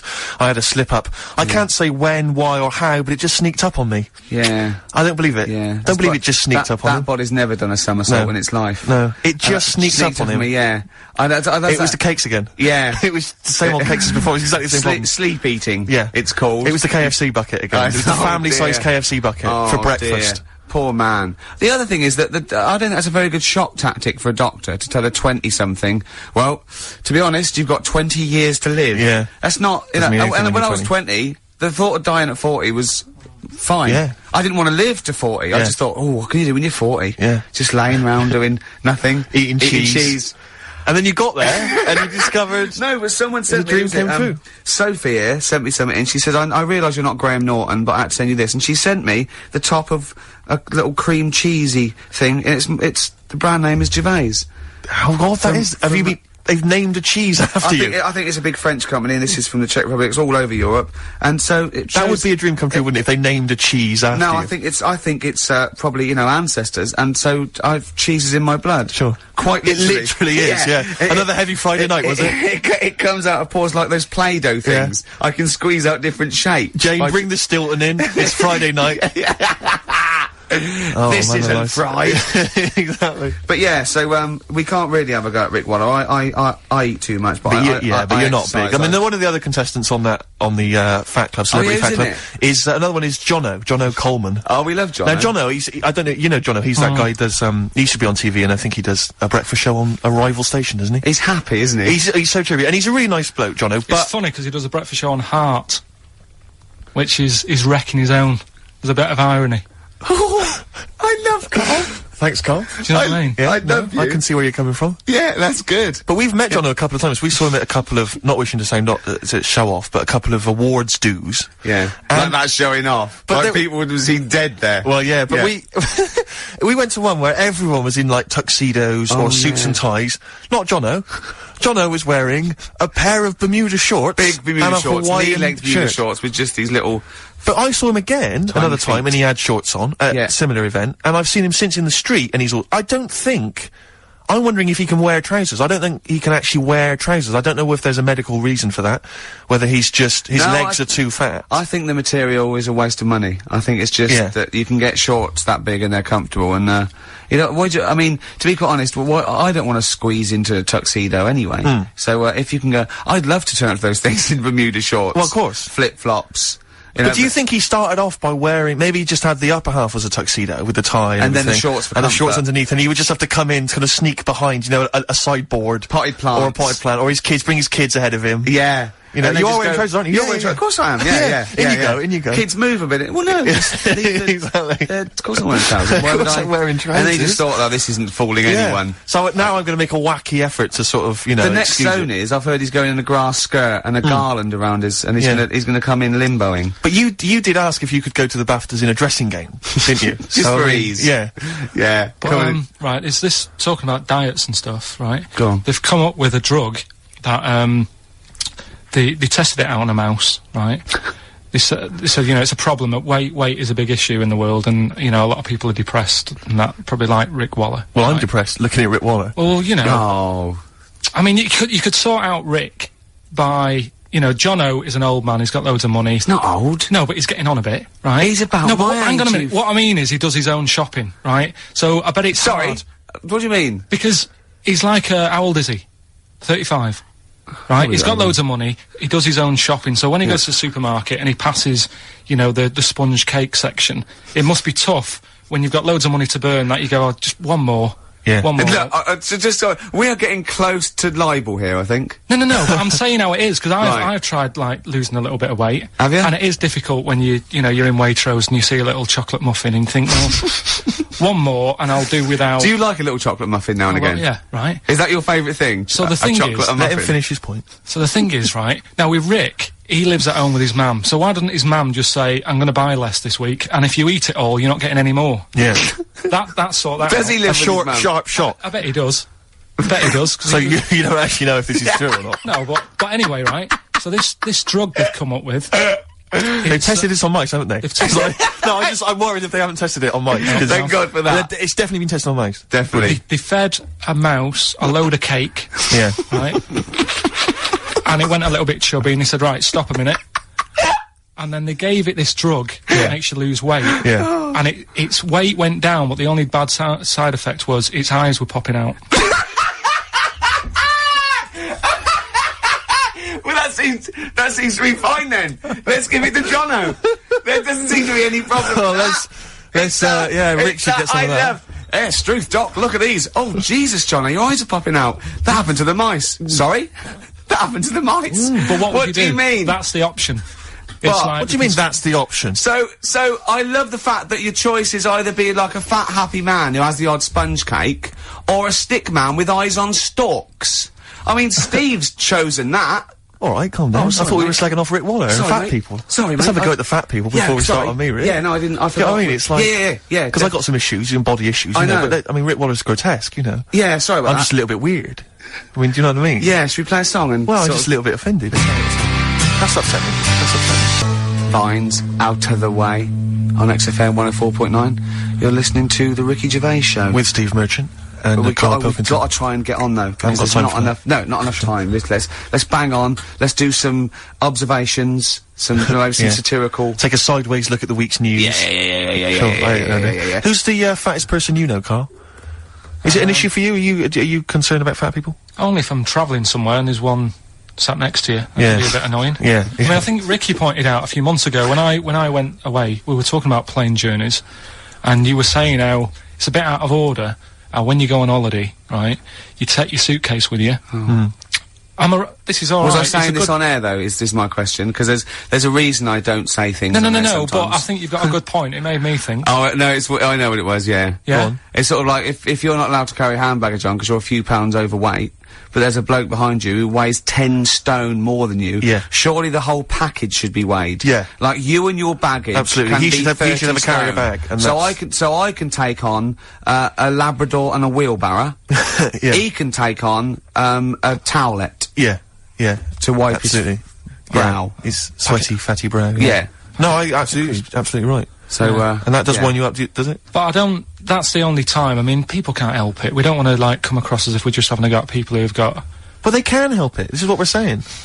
No, but that's a little bit. But I'm talking about obesity. I'm not talking about people who are overweight or have got a problem with eating and so on. I'm talking about people who are obese, because that seems to me to be an indulgence. I mean, I read some statistics. If we're getting serious, it is a problem, isn't it? Because it's an eating disorder. So what's terrible is laziness and kidding yourself. But people who have genuinely got a problem. But it's a genuine concern for the future of our children. Apparently, it genuinely is. Yeah. Apparently, it costs. I was reading some statistic that it costs something like.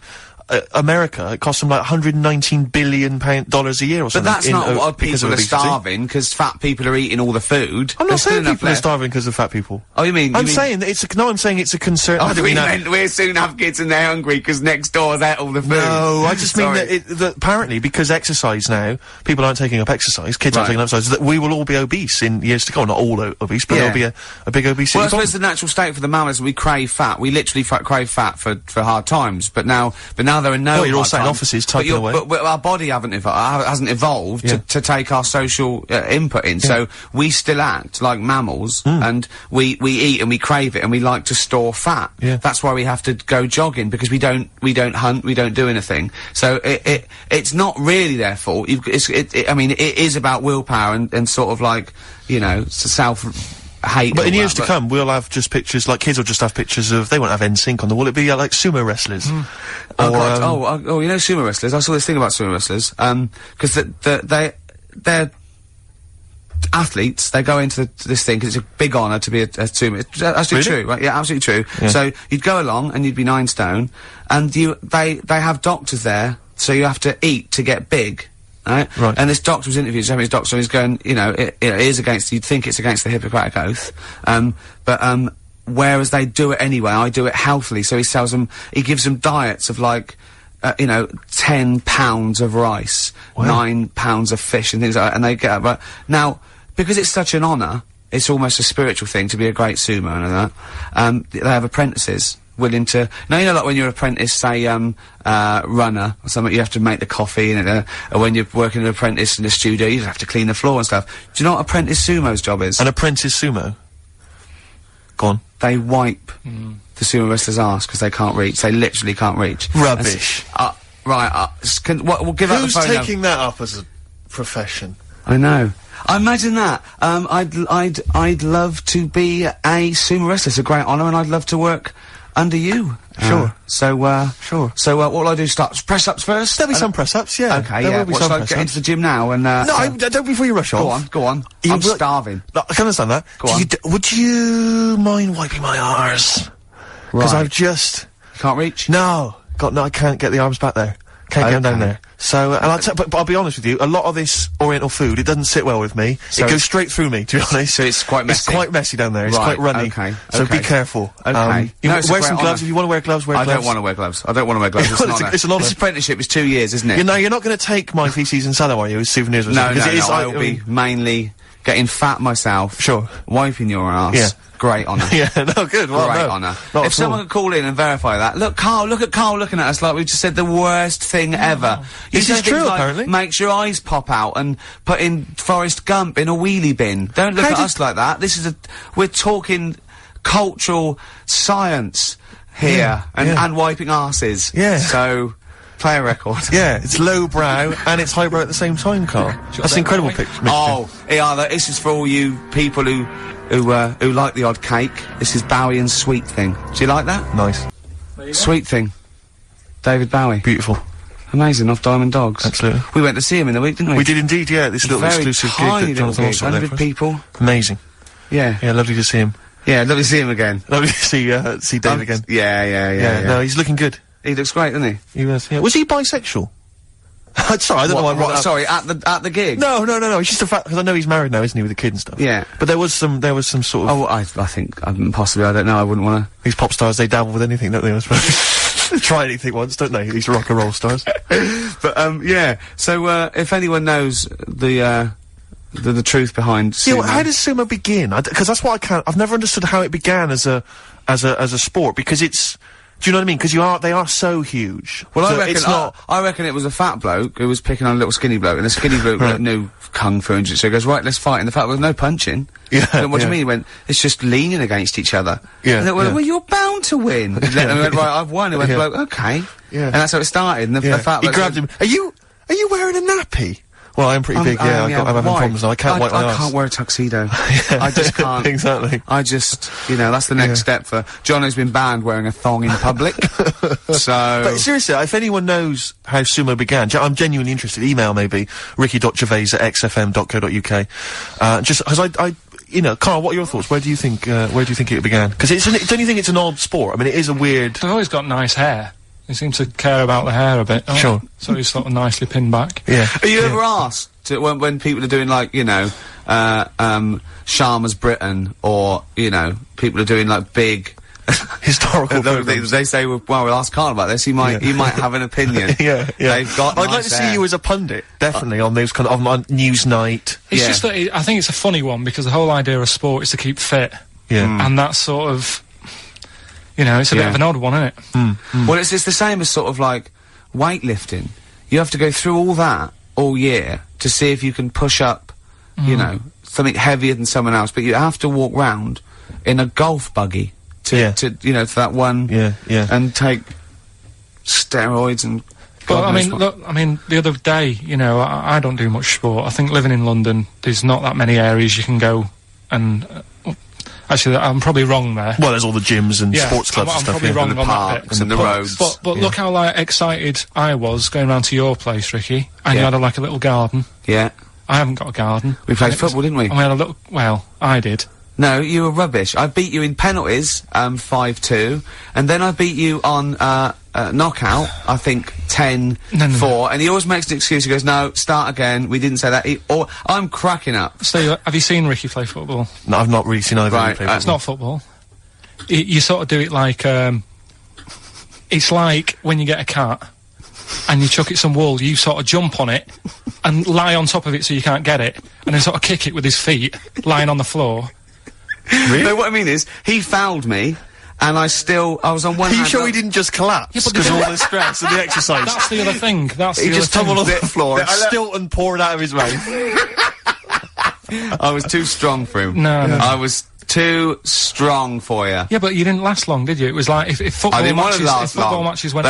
They just bring me on for the first 10 minutes. Who suggested that you two play football? Did you suggest this, Rick? Yeah, we went round there. Yeah, well, yeah. We had to go and football in the garden. Yeah. Yeah. What else do we do? I just had a look at your salamander. Right, is that euphemism or? Because I know that when I first went to your house, you used to show your genitals to people a lot more than you do now.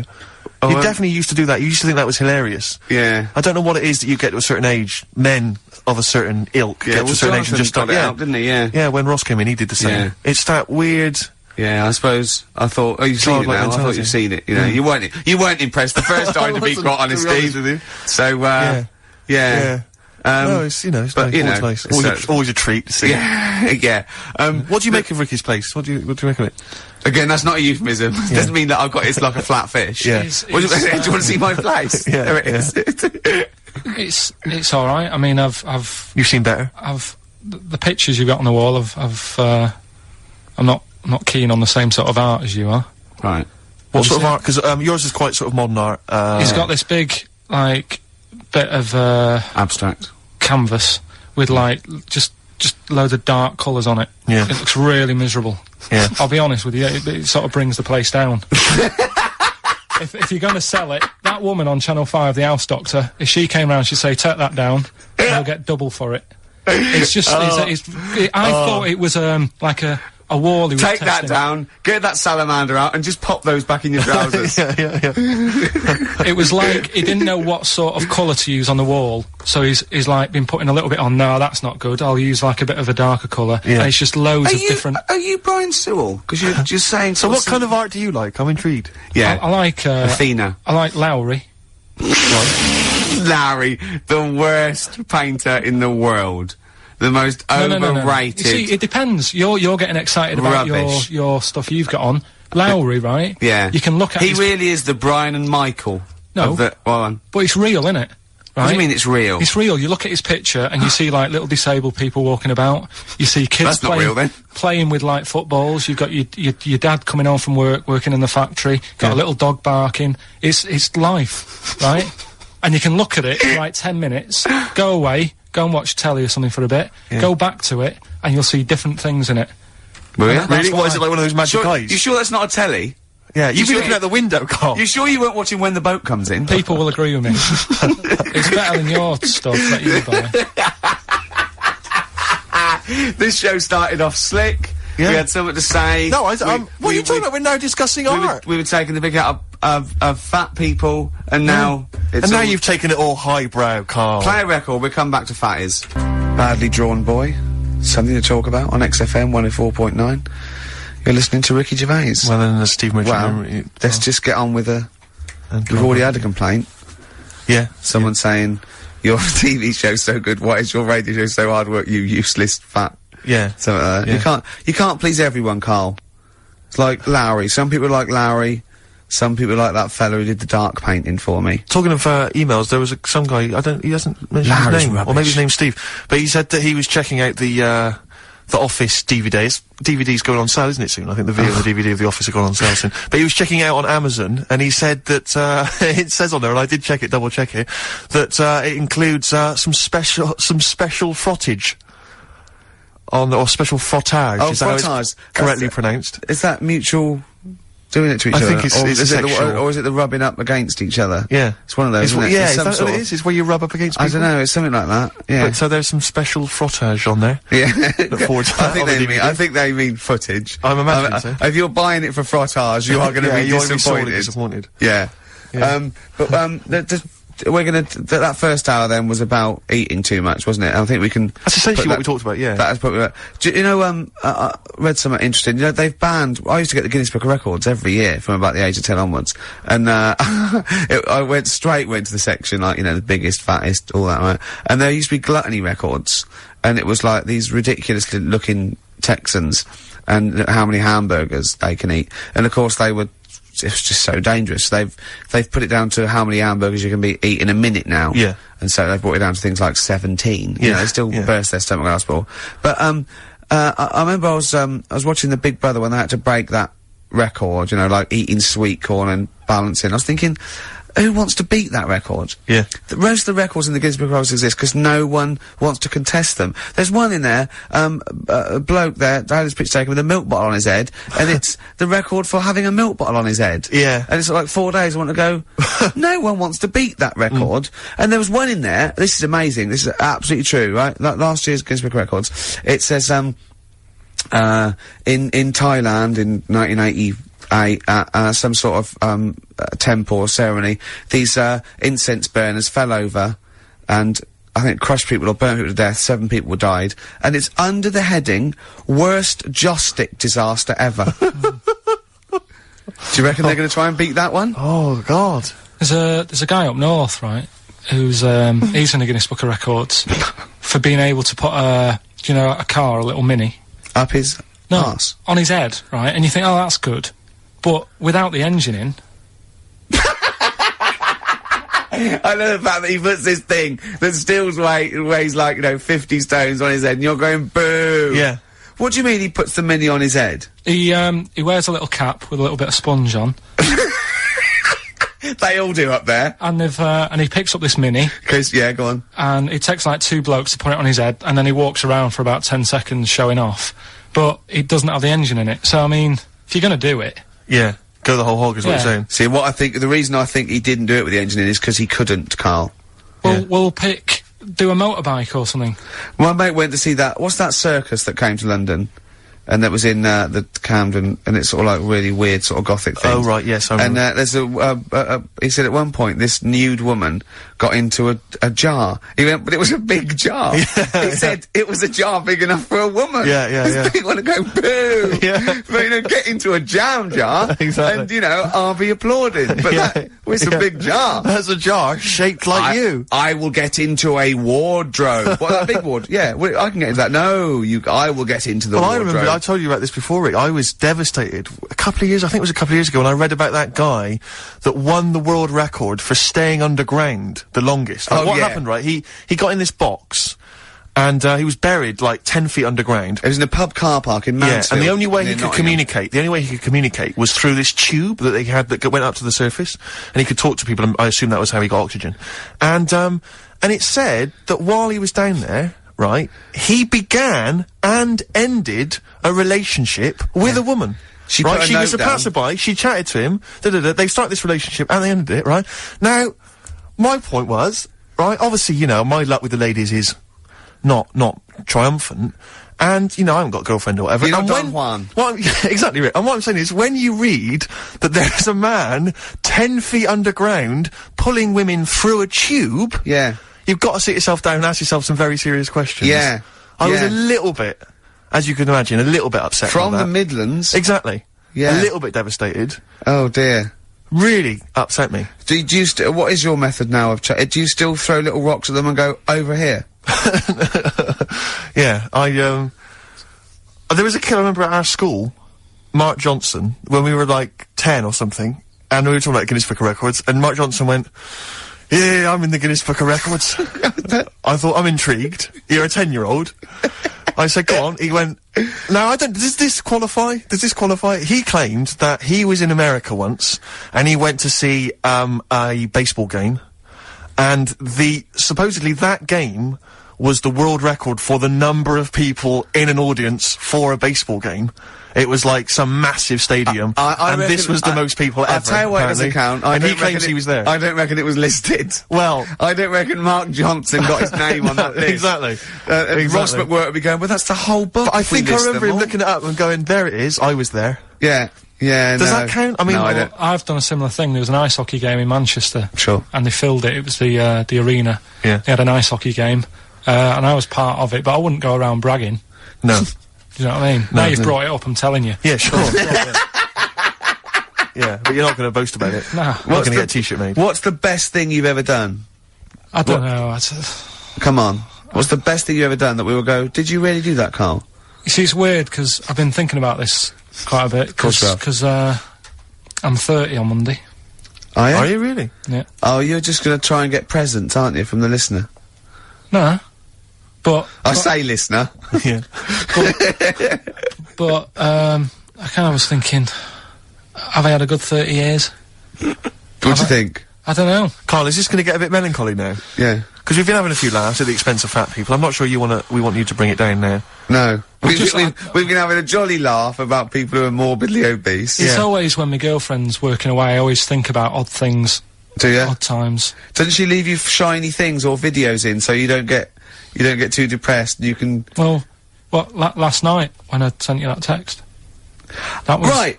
Right, let's play a record. This sounds intriguing, because I'm worried it is intriguing. It's incredible. Right, play a record. Right, wait for this text that Carl sent me. Oh, All Along the Watchtower there by Jimi Hendrix. Beautiful. Can I just say straight away, Rick, before you carry on, we've had some people emailing in about the origins of sumo wrestling. Yeah. But they've sort of cut and pasted a huge ream of information from the web. Thanks very much, but... we need bullet points, or not, don't bother. You're wasting our time, frankly, with any too many sentences, proper grammar. We're talking about Ricky Gervais here. Yeah. So not that I'd read the bullet points either, you'd read them to me. But your concentration would lapse so quickly that it just needs to be keywords, you know, arse, sumo, things like that. Yes, arse wipe. Yes, arse wipe sumo, correct. Yeah, or maybe even a picture of someone wiping an arse with a tip next to it. If you could get words out. If you could send through the origins of sumo wrestling in sort of diagram or sketch form, or in a kind of comic book, or one of those flick books. That just maybe draw a quick flick book, send that in. But thank you very much. But thanks for thinking of us. I woke up this morning, feeling fine. It's not a blues song, and I turned my phone on, and it was from Carl, and it went, forget it, I've made my mind up. And I thought, wow, what is that? And I forget it, I've made my mind. I went, Carl, what is it? He went, oh no, it's about the text I sent you last night. I went, well, what was it? I just got this text. He went, I was just wondering, I was thinking last night. He said, supposing you had to have your hands removed. Sure. Right? And the doctor said, well, you can either have them stay like that with stumps, or I can sew feet there. What would you have? And I was bleary-eyed, and I went, the stumps? He went, yeah. I went, alright? He went, yeah. And then what was his follow-up text to that? And then I got the text, it was obviously before it, and it went, and it was like quite serious. What would you do if surgery not doing your hands? Would you have stumps or the feet? Right? Now the way, when I said, he's made his mind up, and I went, the stumps, he went, yeah. I think secretly he decided on the feet, but was too embarrassed to tell me. There's a little bit of what would you do? Because But why did you think of this? Why did you think of this? Girlfriend's away, right? Yeah, no, that's not why you start thinking bizarre surgery devices. Right? I'll let you into my little mind, right? Last night, I had some beans on toast, right? She was away. It's good already. She was away, she had some beans on toast, she went wild. Yeah. Right? Now, I was stood up, I live on like on a high street, right? So I'm washing up, I'm looking out the window. First thing that had me attention is, I can look into other people's flats, right? Yeah. And it was weird how all these different lives were going on, I was watching them, and everybody had the telly on and was watching Volcano, right? Which was on last night. Right. And I thought, oh, that's weird, right? I can see them all watching it. And it was like a little Chinese lad who was dancing around in some underpants. And then there's a little old woman who lives downstairs who was reading a book, and she's always reading a book every night. And it's like, I have a better life than her. And then there's like some sort of bouncer who's always getting ready to go out late at night with all the black on. He looks like a bouncer. So I was watching all this life going on. I thought, did you witness a murder while you were doing this? Yeah. It was like that sort of Sliver film where that bloke had loads of tellies watching people's lives. So that was going on in my mind. And then I was washing up, and I picked up the plate, and I thought, oh, it's amazing, isn't it? The human body, the way you can just sort of, you know, I want to pick that up, and you do. Yes. And the way your hands work, right? You've got 5 little digits, but it's just the right amount to do what to do what you've got to do, right? So I'm cleaning the plate. Sorry, Carl, stop. It's just the right amount. Might be one of the most genius things I've ever heard said. I would love David Attenborough to phone you up and say, Carl, how do I word this about the evolution of the mammalian front limb? Just go, we'll just say it's the right amount. But it is. One of course extra it would is. get in the way. Yeah. And one less would just make it that little bit more tricky when picking up a bit of a slippery dish. Sure, or buying gloves. Yeah. A slippery dish. So then I was thinking, imagine like going to the doctors and he's saying, yeah, everything's all right, your heart's good and everything, but your heart's good. What, your Larry's or your heart, you're in good form and whatever. Yeah, it's good news. You know, I had Jono in earlier. He's not looking good. Yeah. I had Fat Swaller. But you're all right. But your hands need to come off. Right. Blimey. That's bad. Like, I'd get a second opinion initially. But a better good news, I've got a nice pair of feet I can sort you out with. Yeah. And he puts them on, and then I was thinking, right, first of all, washing up, what would that be like?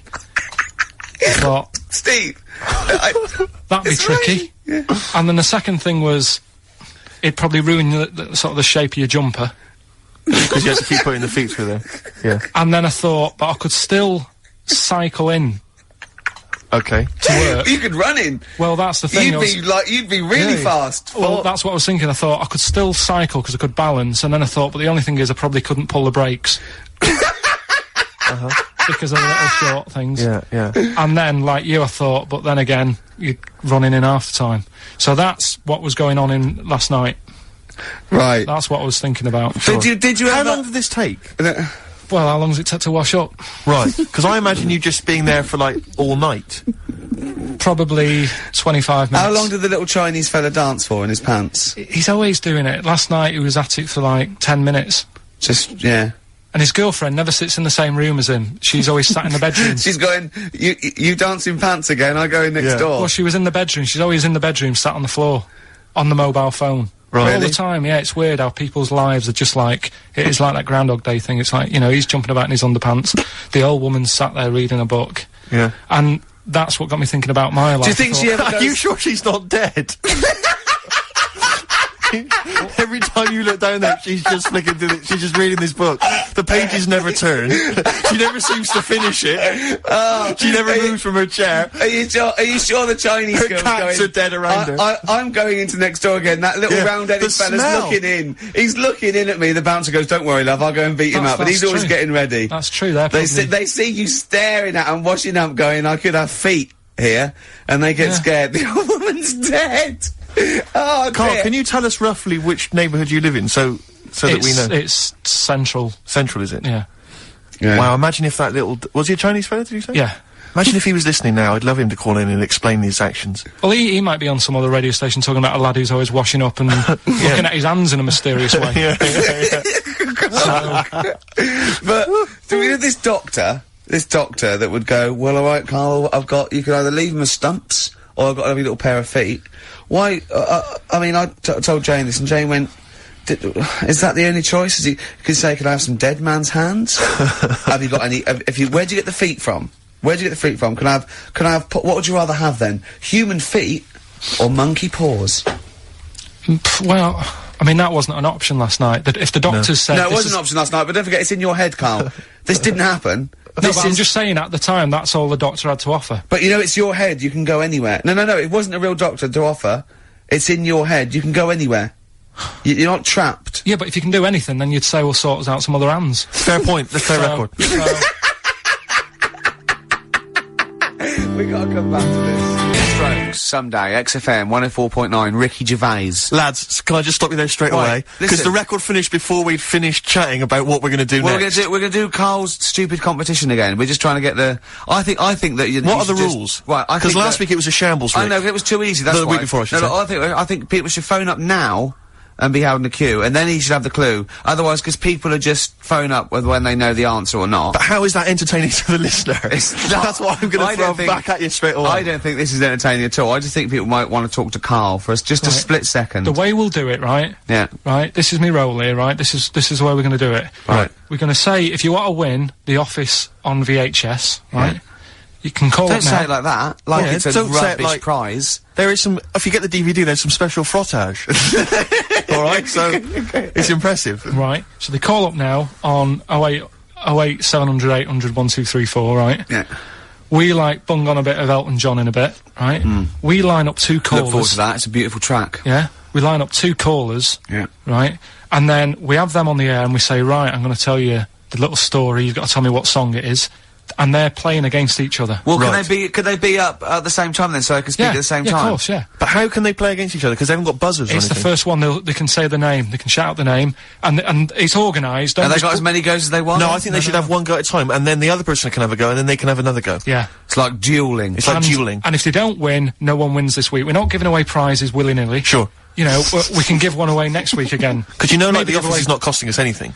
Because we were involved. We can get as many copies as you want of that. I like Seriously. it. I like it when we got them coming out of our. Do you think the listeners are usually in on sort of board meetings like this? Or do you know? I said this before, guys. I said before we should do this off air, but you refused to try. Imagine Chris Tarrant going, hold on, what they can what do they do? They can phone a friend. They just phone a friend. Look, come down. Right, okay. Look, we haven't got this. We've got this sorted. Phone up now. Phone up. We'll play some adverts. Phone up now. Yeah. Right, so that's the plan then. Okay, right. We're gonna have a beautiful track here. Continuing our... Wait, whoa, hold on, wait. Steve. Go on. Right, I've said your name 5 times now. I don't need to mention you at all next week. Right? We're gonna play, Elton John, continuing our sort of thing of don't diss them just because they're old and bald now. Yeah. They used to be good. This is a beautiful track. I dissed him, didn't I? Yeah. Called Tiny Dancer. We're gonna enjoy that. Yeah. Enjoy that. Enjoy listener. that. And then, if not now, the show. Steve, what were you going to say? Thanks for asking. I was just going to say, what should the audience be doing now? If they're listening at home, they want to play the game, what should they be doing, Karl? Should they be phoning you Say the now? phone number again. They should be ringing 08 700 800 1234. Right. 08 700 800 1234. And 2 lucky contestants get to play your game. Yeah, what's the song? What's the song that Karl's thinking? Could I give you a clue when you call up? You've got more chance of playing if you don't sound like a mentalist. Exactly. Most of the people that phone sound a bit like Karl. We're not interested. We don't want those sort of people. Yeah. We want people who can, who are maybe eloquent. Why you watch me in my pants? Elton John, Tiny Dancer. What Beautiful. a great track. Oh, that is. magnificent. Well, we've got... Despite Karl's actions, you should have seen Karl. It was like squiddly diddly. His arms and legs there, he'd have been better with feet, I'll tell you. He didn't know what he was doing. We were getting angry. At one point, he went, we get a man and a woman. And the, bloke phones up. He goes, are you a bloke? Bloke goes, yeah. He goes, hold on. And then, another bloke goes, you're a bloke. We wanted a woman. And the bloke said, he goes, put the woman on. She came on, he went, are you the woman? It's the way he speaks to people. So who have we got on the line? Here's the woman. It's the woman. Hello. Hello. Hi, what's your name? Sarah. Sarah, okay, right, Steve, you want to be rooting for this? Well, I think we should, it seems to me, because you may need some help, because obviously Karl's mind is a viper's nest. Yeah. It's a jungle in there. Yeah. So, if you want to call on anyone at any point, maybe you've got some questions you want to just consult or confer, then I'll be on your side. You're like her phone a friend. Exactly, I'm the phone a friend, I'm the ask the audience. Who's the bloke? Here's the bloke. It's Owen. Owen, okay, I'll be helping you out should you need any help or clues as as insight into Karl's mind. I must tell you though, we don't know what Karl's going to come up with now either. No, we keep it real like this. I should just say for people who've not heard the show before, this is where Karl now will tell us a cryptic story. And basically, hidden within that will be a clue to the title of a song. I say cryptic, it's gobbledygook. Yeah. Nonsense. So, okay then, just to find out, who goes first, my lad or your girl, I'm gonna, toss a coin in my head. Okay. So, who can guess Well, first?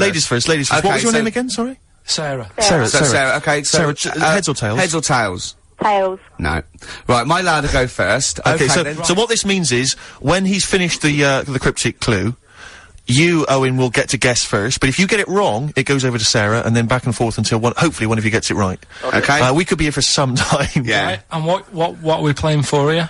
Of DVD or video of The Office? Whatever we can Whatever find, you've okay. got, whatever format you've got. Yeah. Okay, then. Brilliant. Okay, Carl, go. Right, so here we go. So then, it's the name of a song we're looking for. Brilliant. Right, this bloke, he's had a good night out at the pub. Right? This is probably all irrelevant. Remember that, Owen. This could all be irrelevant. Yeah. Okay. Right, so he's had a good night out with his mates and that, and he's really enjoyed himself. And he's on his way home, and it's just like any ordinary night, right? Everything's just normal. He's seen the same people leaving the pub, going home, and he's like, see you tomorrow night. I'll be out tomorrow, 7:30 and what have you. And they're on the way home, and it's a nice night. Everything's nice, and he's walking home, and he sees this sort of smoke coming out of a grid. Right? Some smoke coming out of a grid. Yeah, a bit of like smoke, and he thinks, what's that?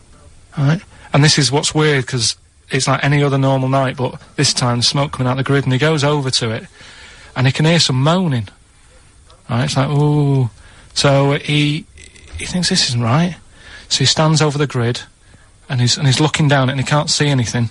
So he lifts the grid up, right? Do you mean a grill? No, a grid. A you know, grid? like a grid in the street. What? Yeah, he Not means really. a grill. A grill. He means a grill, yeah. Okay. Okay. And he lifts it off, and he's looking in, and like more smoke's coming out, and he can hear the moaning getting louder, and then this little demon pops his head out. Oh. Right? Bloody demons. And he goes, are you alright? Yeah. And the little demon goes, oh, I'm hurting. And he goes, what do you mean you're hurting? He said, oh, it's dead hot down there, you know. and it's weird, because he works it out that it's, like, come from hell. Right? Yes. And he's going, oh, I'm all hot and burning, and all his skin's sort of really red raw because of all the flames in hell and stuff. So he goes, oh, he said, I tell you what, I'll take you to the doctors. And the little demon's like, what, you'll do that for me? And he goes, yeah, I'll do that. And he takes him to the doctors. What's the song? That was Ricky Gervais on XFM. It's 3 o'clock now. We're going over to Natasha. Thanks very much. See you next week. Bye. Man, that was quite a long story. Ooh. Is Owen and Sarah still there? Yeah. Have you dozed off? You still with us? Okay, Owen. Any clues? No, not yet. I haven't got a clue. I haven't got. I have no idea. Can I think out loud with Owen? Do you think? No, I think Owen needs to at least have a guess before. Go on, have we a can- guess, Owen. Smoke on the water. No. Well, it's not, is it? So, not gonna be that. okay. Over to Sarah, you. what do you think? Bat out of hell. It's a good guess. No, It's not right. Not right. Right, Carl. You'll have to give him a little clue. Well, think about the little fella. Think about the little demon. Yeah, Okay. there's the clue. Brilliant. Thanks for that. Where did I say he came from? Highway to Hell. Along the right lines, but not the right song. Back to Sarah. Stairway to Heaven. Carl, if this is rubbish, I'm never working with you again. If this doesn't work... What do you mean, if this is Right. rubbish? Right, okay, take the main bit of the story, what's happened? We don't know what What's the main bit of the is! story? It took 30 minutes! The grid. There's the grid. We got the grid, the yeah. smoke. What's he done? How did the story end? He went to the taken doctor. He went to the doctor. That's He the went to clue. the He went to the doctor. Who did he take to the doctor? He went to The little demon fella. Why did he do that? Sarah, 'cause come he- on, that's a big clue. Right, why did... Sarah, come on, let's think about this. Why would he take a little burnt demon to... Was he burnt? He was Well, burnt, wasn't he? He's from hell. Yeah. All the flames and that, and all his skin's Hell. really raw, and he was moaning in pain. And the little fella goes, yeah, I am on the way home. My tea's gonna be in the oven and everything, but do you know what? I'm gonna take you to the doctors and sort you out. Sick. Doctors. Doctors. Oh, God. Is there anyone you got there in the house who could maybe help you? Like a sort of 8-year-old child? yeah. Yeah. An alien. Yeah. I've got a 3-month-old baby. He probably talks more sense. Yeah. Not than you. Than Carl, we mean. Right. Right, I'll tell you what, let's play a record. But let's all have a chat. These poor people have got lives. Sure. They've Oh got yeah, like things we that- haven't. No, but I know, Carl, there's so many things I could be doing instead of this, Rick. I know, but Carl. We'll play some ads, right? and They come can't back. stay on the line They've got 3 minutes. They're playing for a video here. They've got 3 minutes to think about it. Is that all right with you?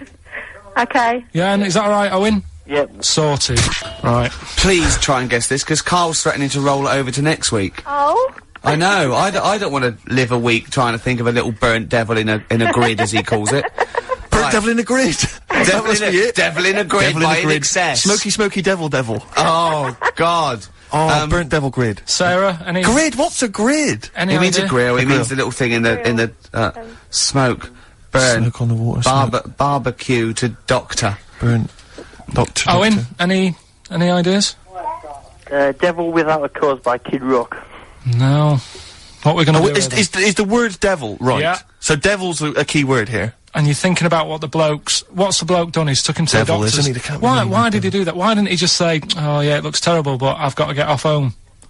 He's a good Samaritan. He's a good Samaritan. Right. He's a good guy. He's a good guy. Saviour. Devil. Saviour.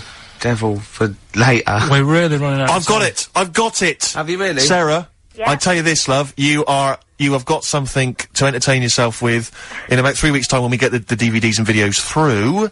Cool. Ladies and gentlemen, I give you Sympathy for the Devil. Well done! Sympathy for the Devil. Carl, Oh, it's man rubbish, alive. mate. It's rubbish. That's not a cryptic clue. It's not rubbish. Sympathy for the devil. You said he wasn't the devil. You said he was a demon. Right. Yeah, but I one. couldn't- no. Right. Okay. Sympathy for. What's all that rubbish about him being burnt and taken to the hospital? Sorry, Rick, but I'm noting a little whiff of jealousy there. It's so rubbish. No, I'm sorry, but Sarah is happy. It's not allowed to try and make people Her guess. baby is happy. Sarah, her husband, or maybe partner, Sorry, maybe they're not Owen. married, maybe they're living in sin. He's also happy. Yeah. They're happy. That household is happy. Owen's Owen, devastated. Fantastic. Yeah. Oh, do you want it on DVD or video? DVD, please. DVD. Sarah, Okay. thank you very much indeed for playing. Cheers, Owen, Sarah. commiserations. Sorry, Owen. yeah. Triumphant. Another You're so triumph. rubbish, Carl. You are so rubbish. There you got it right. Oh then. dear. Rubbish. Well done, Steve. Jealous. I love it. I Rubbish. thought it was a great one. It's- Nice one.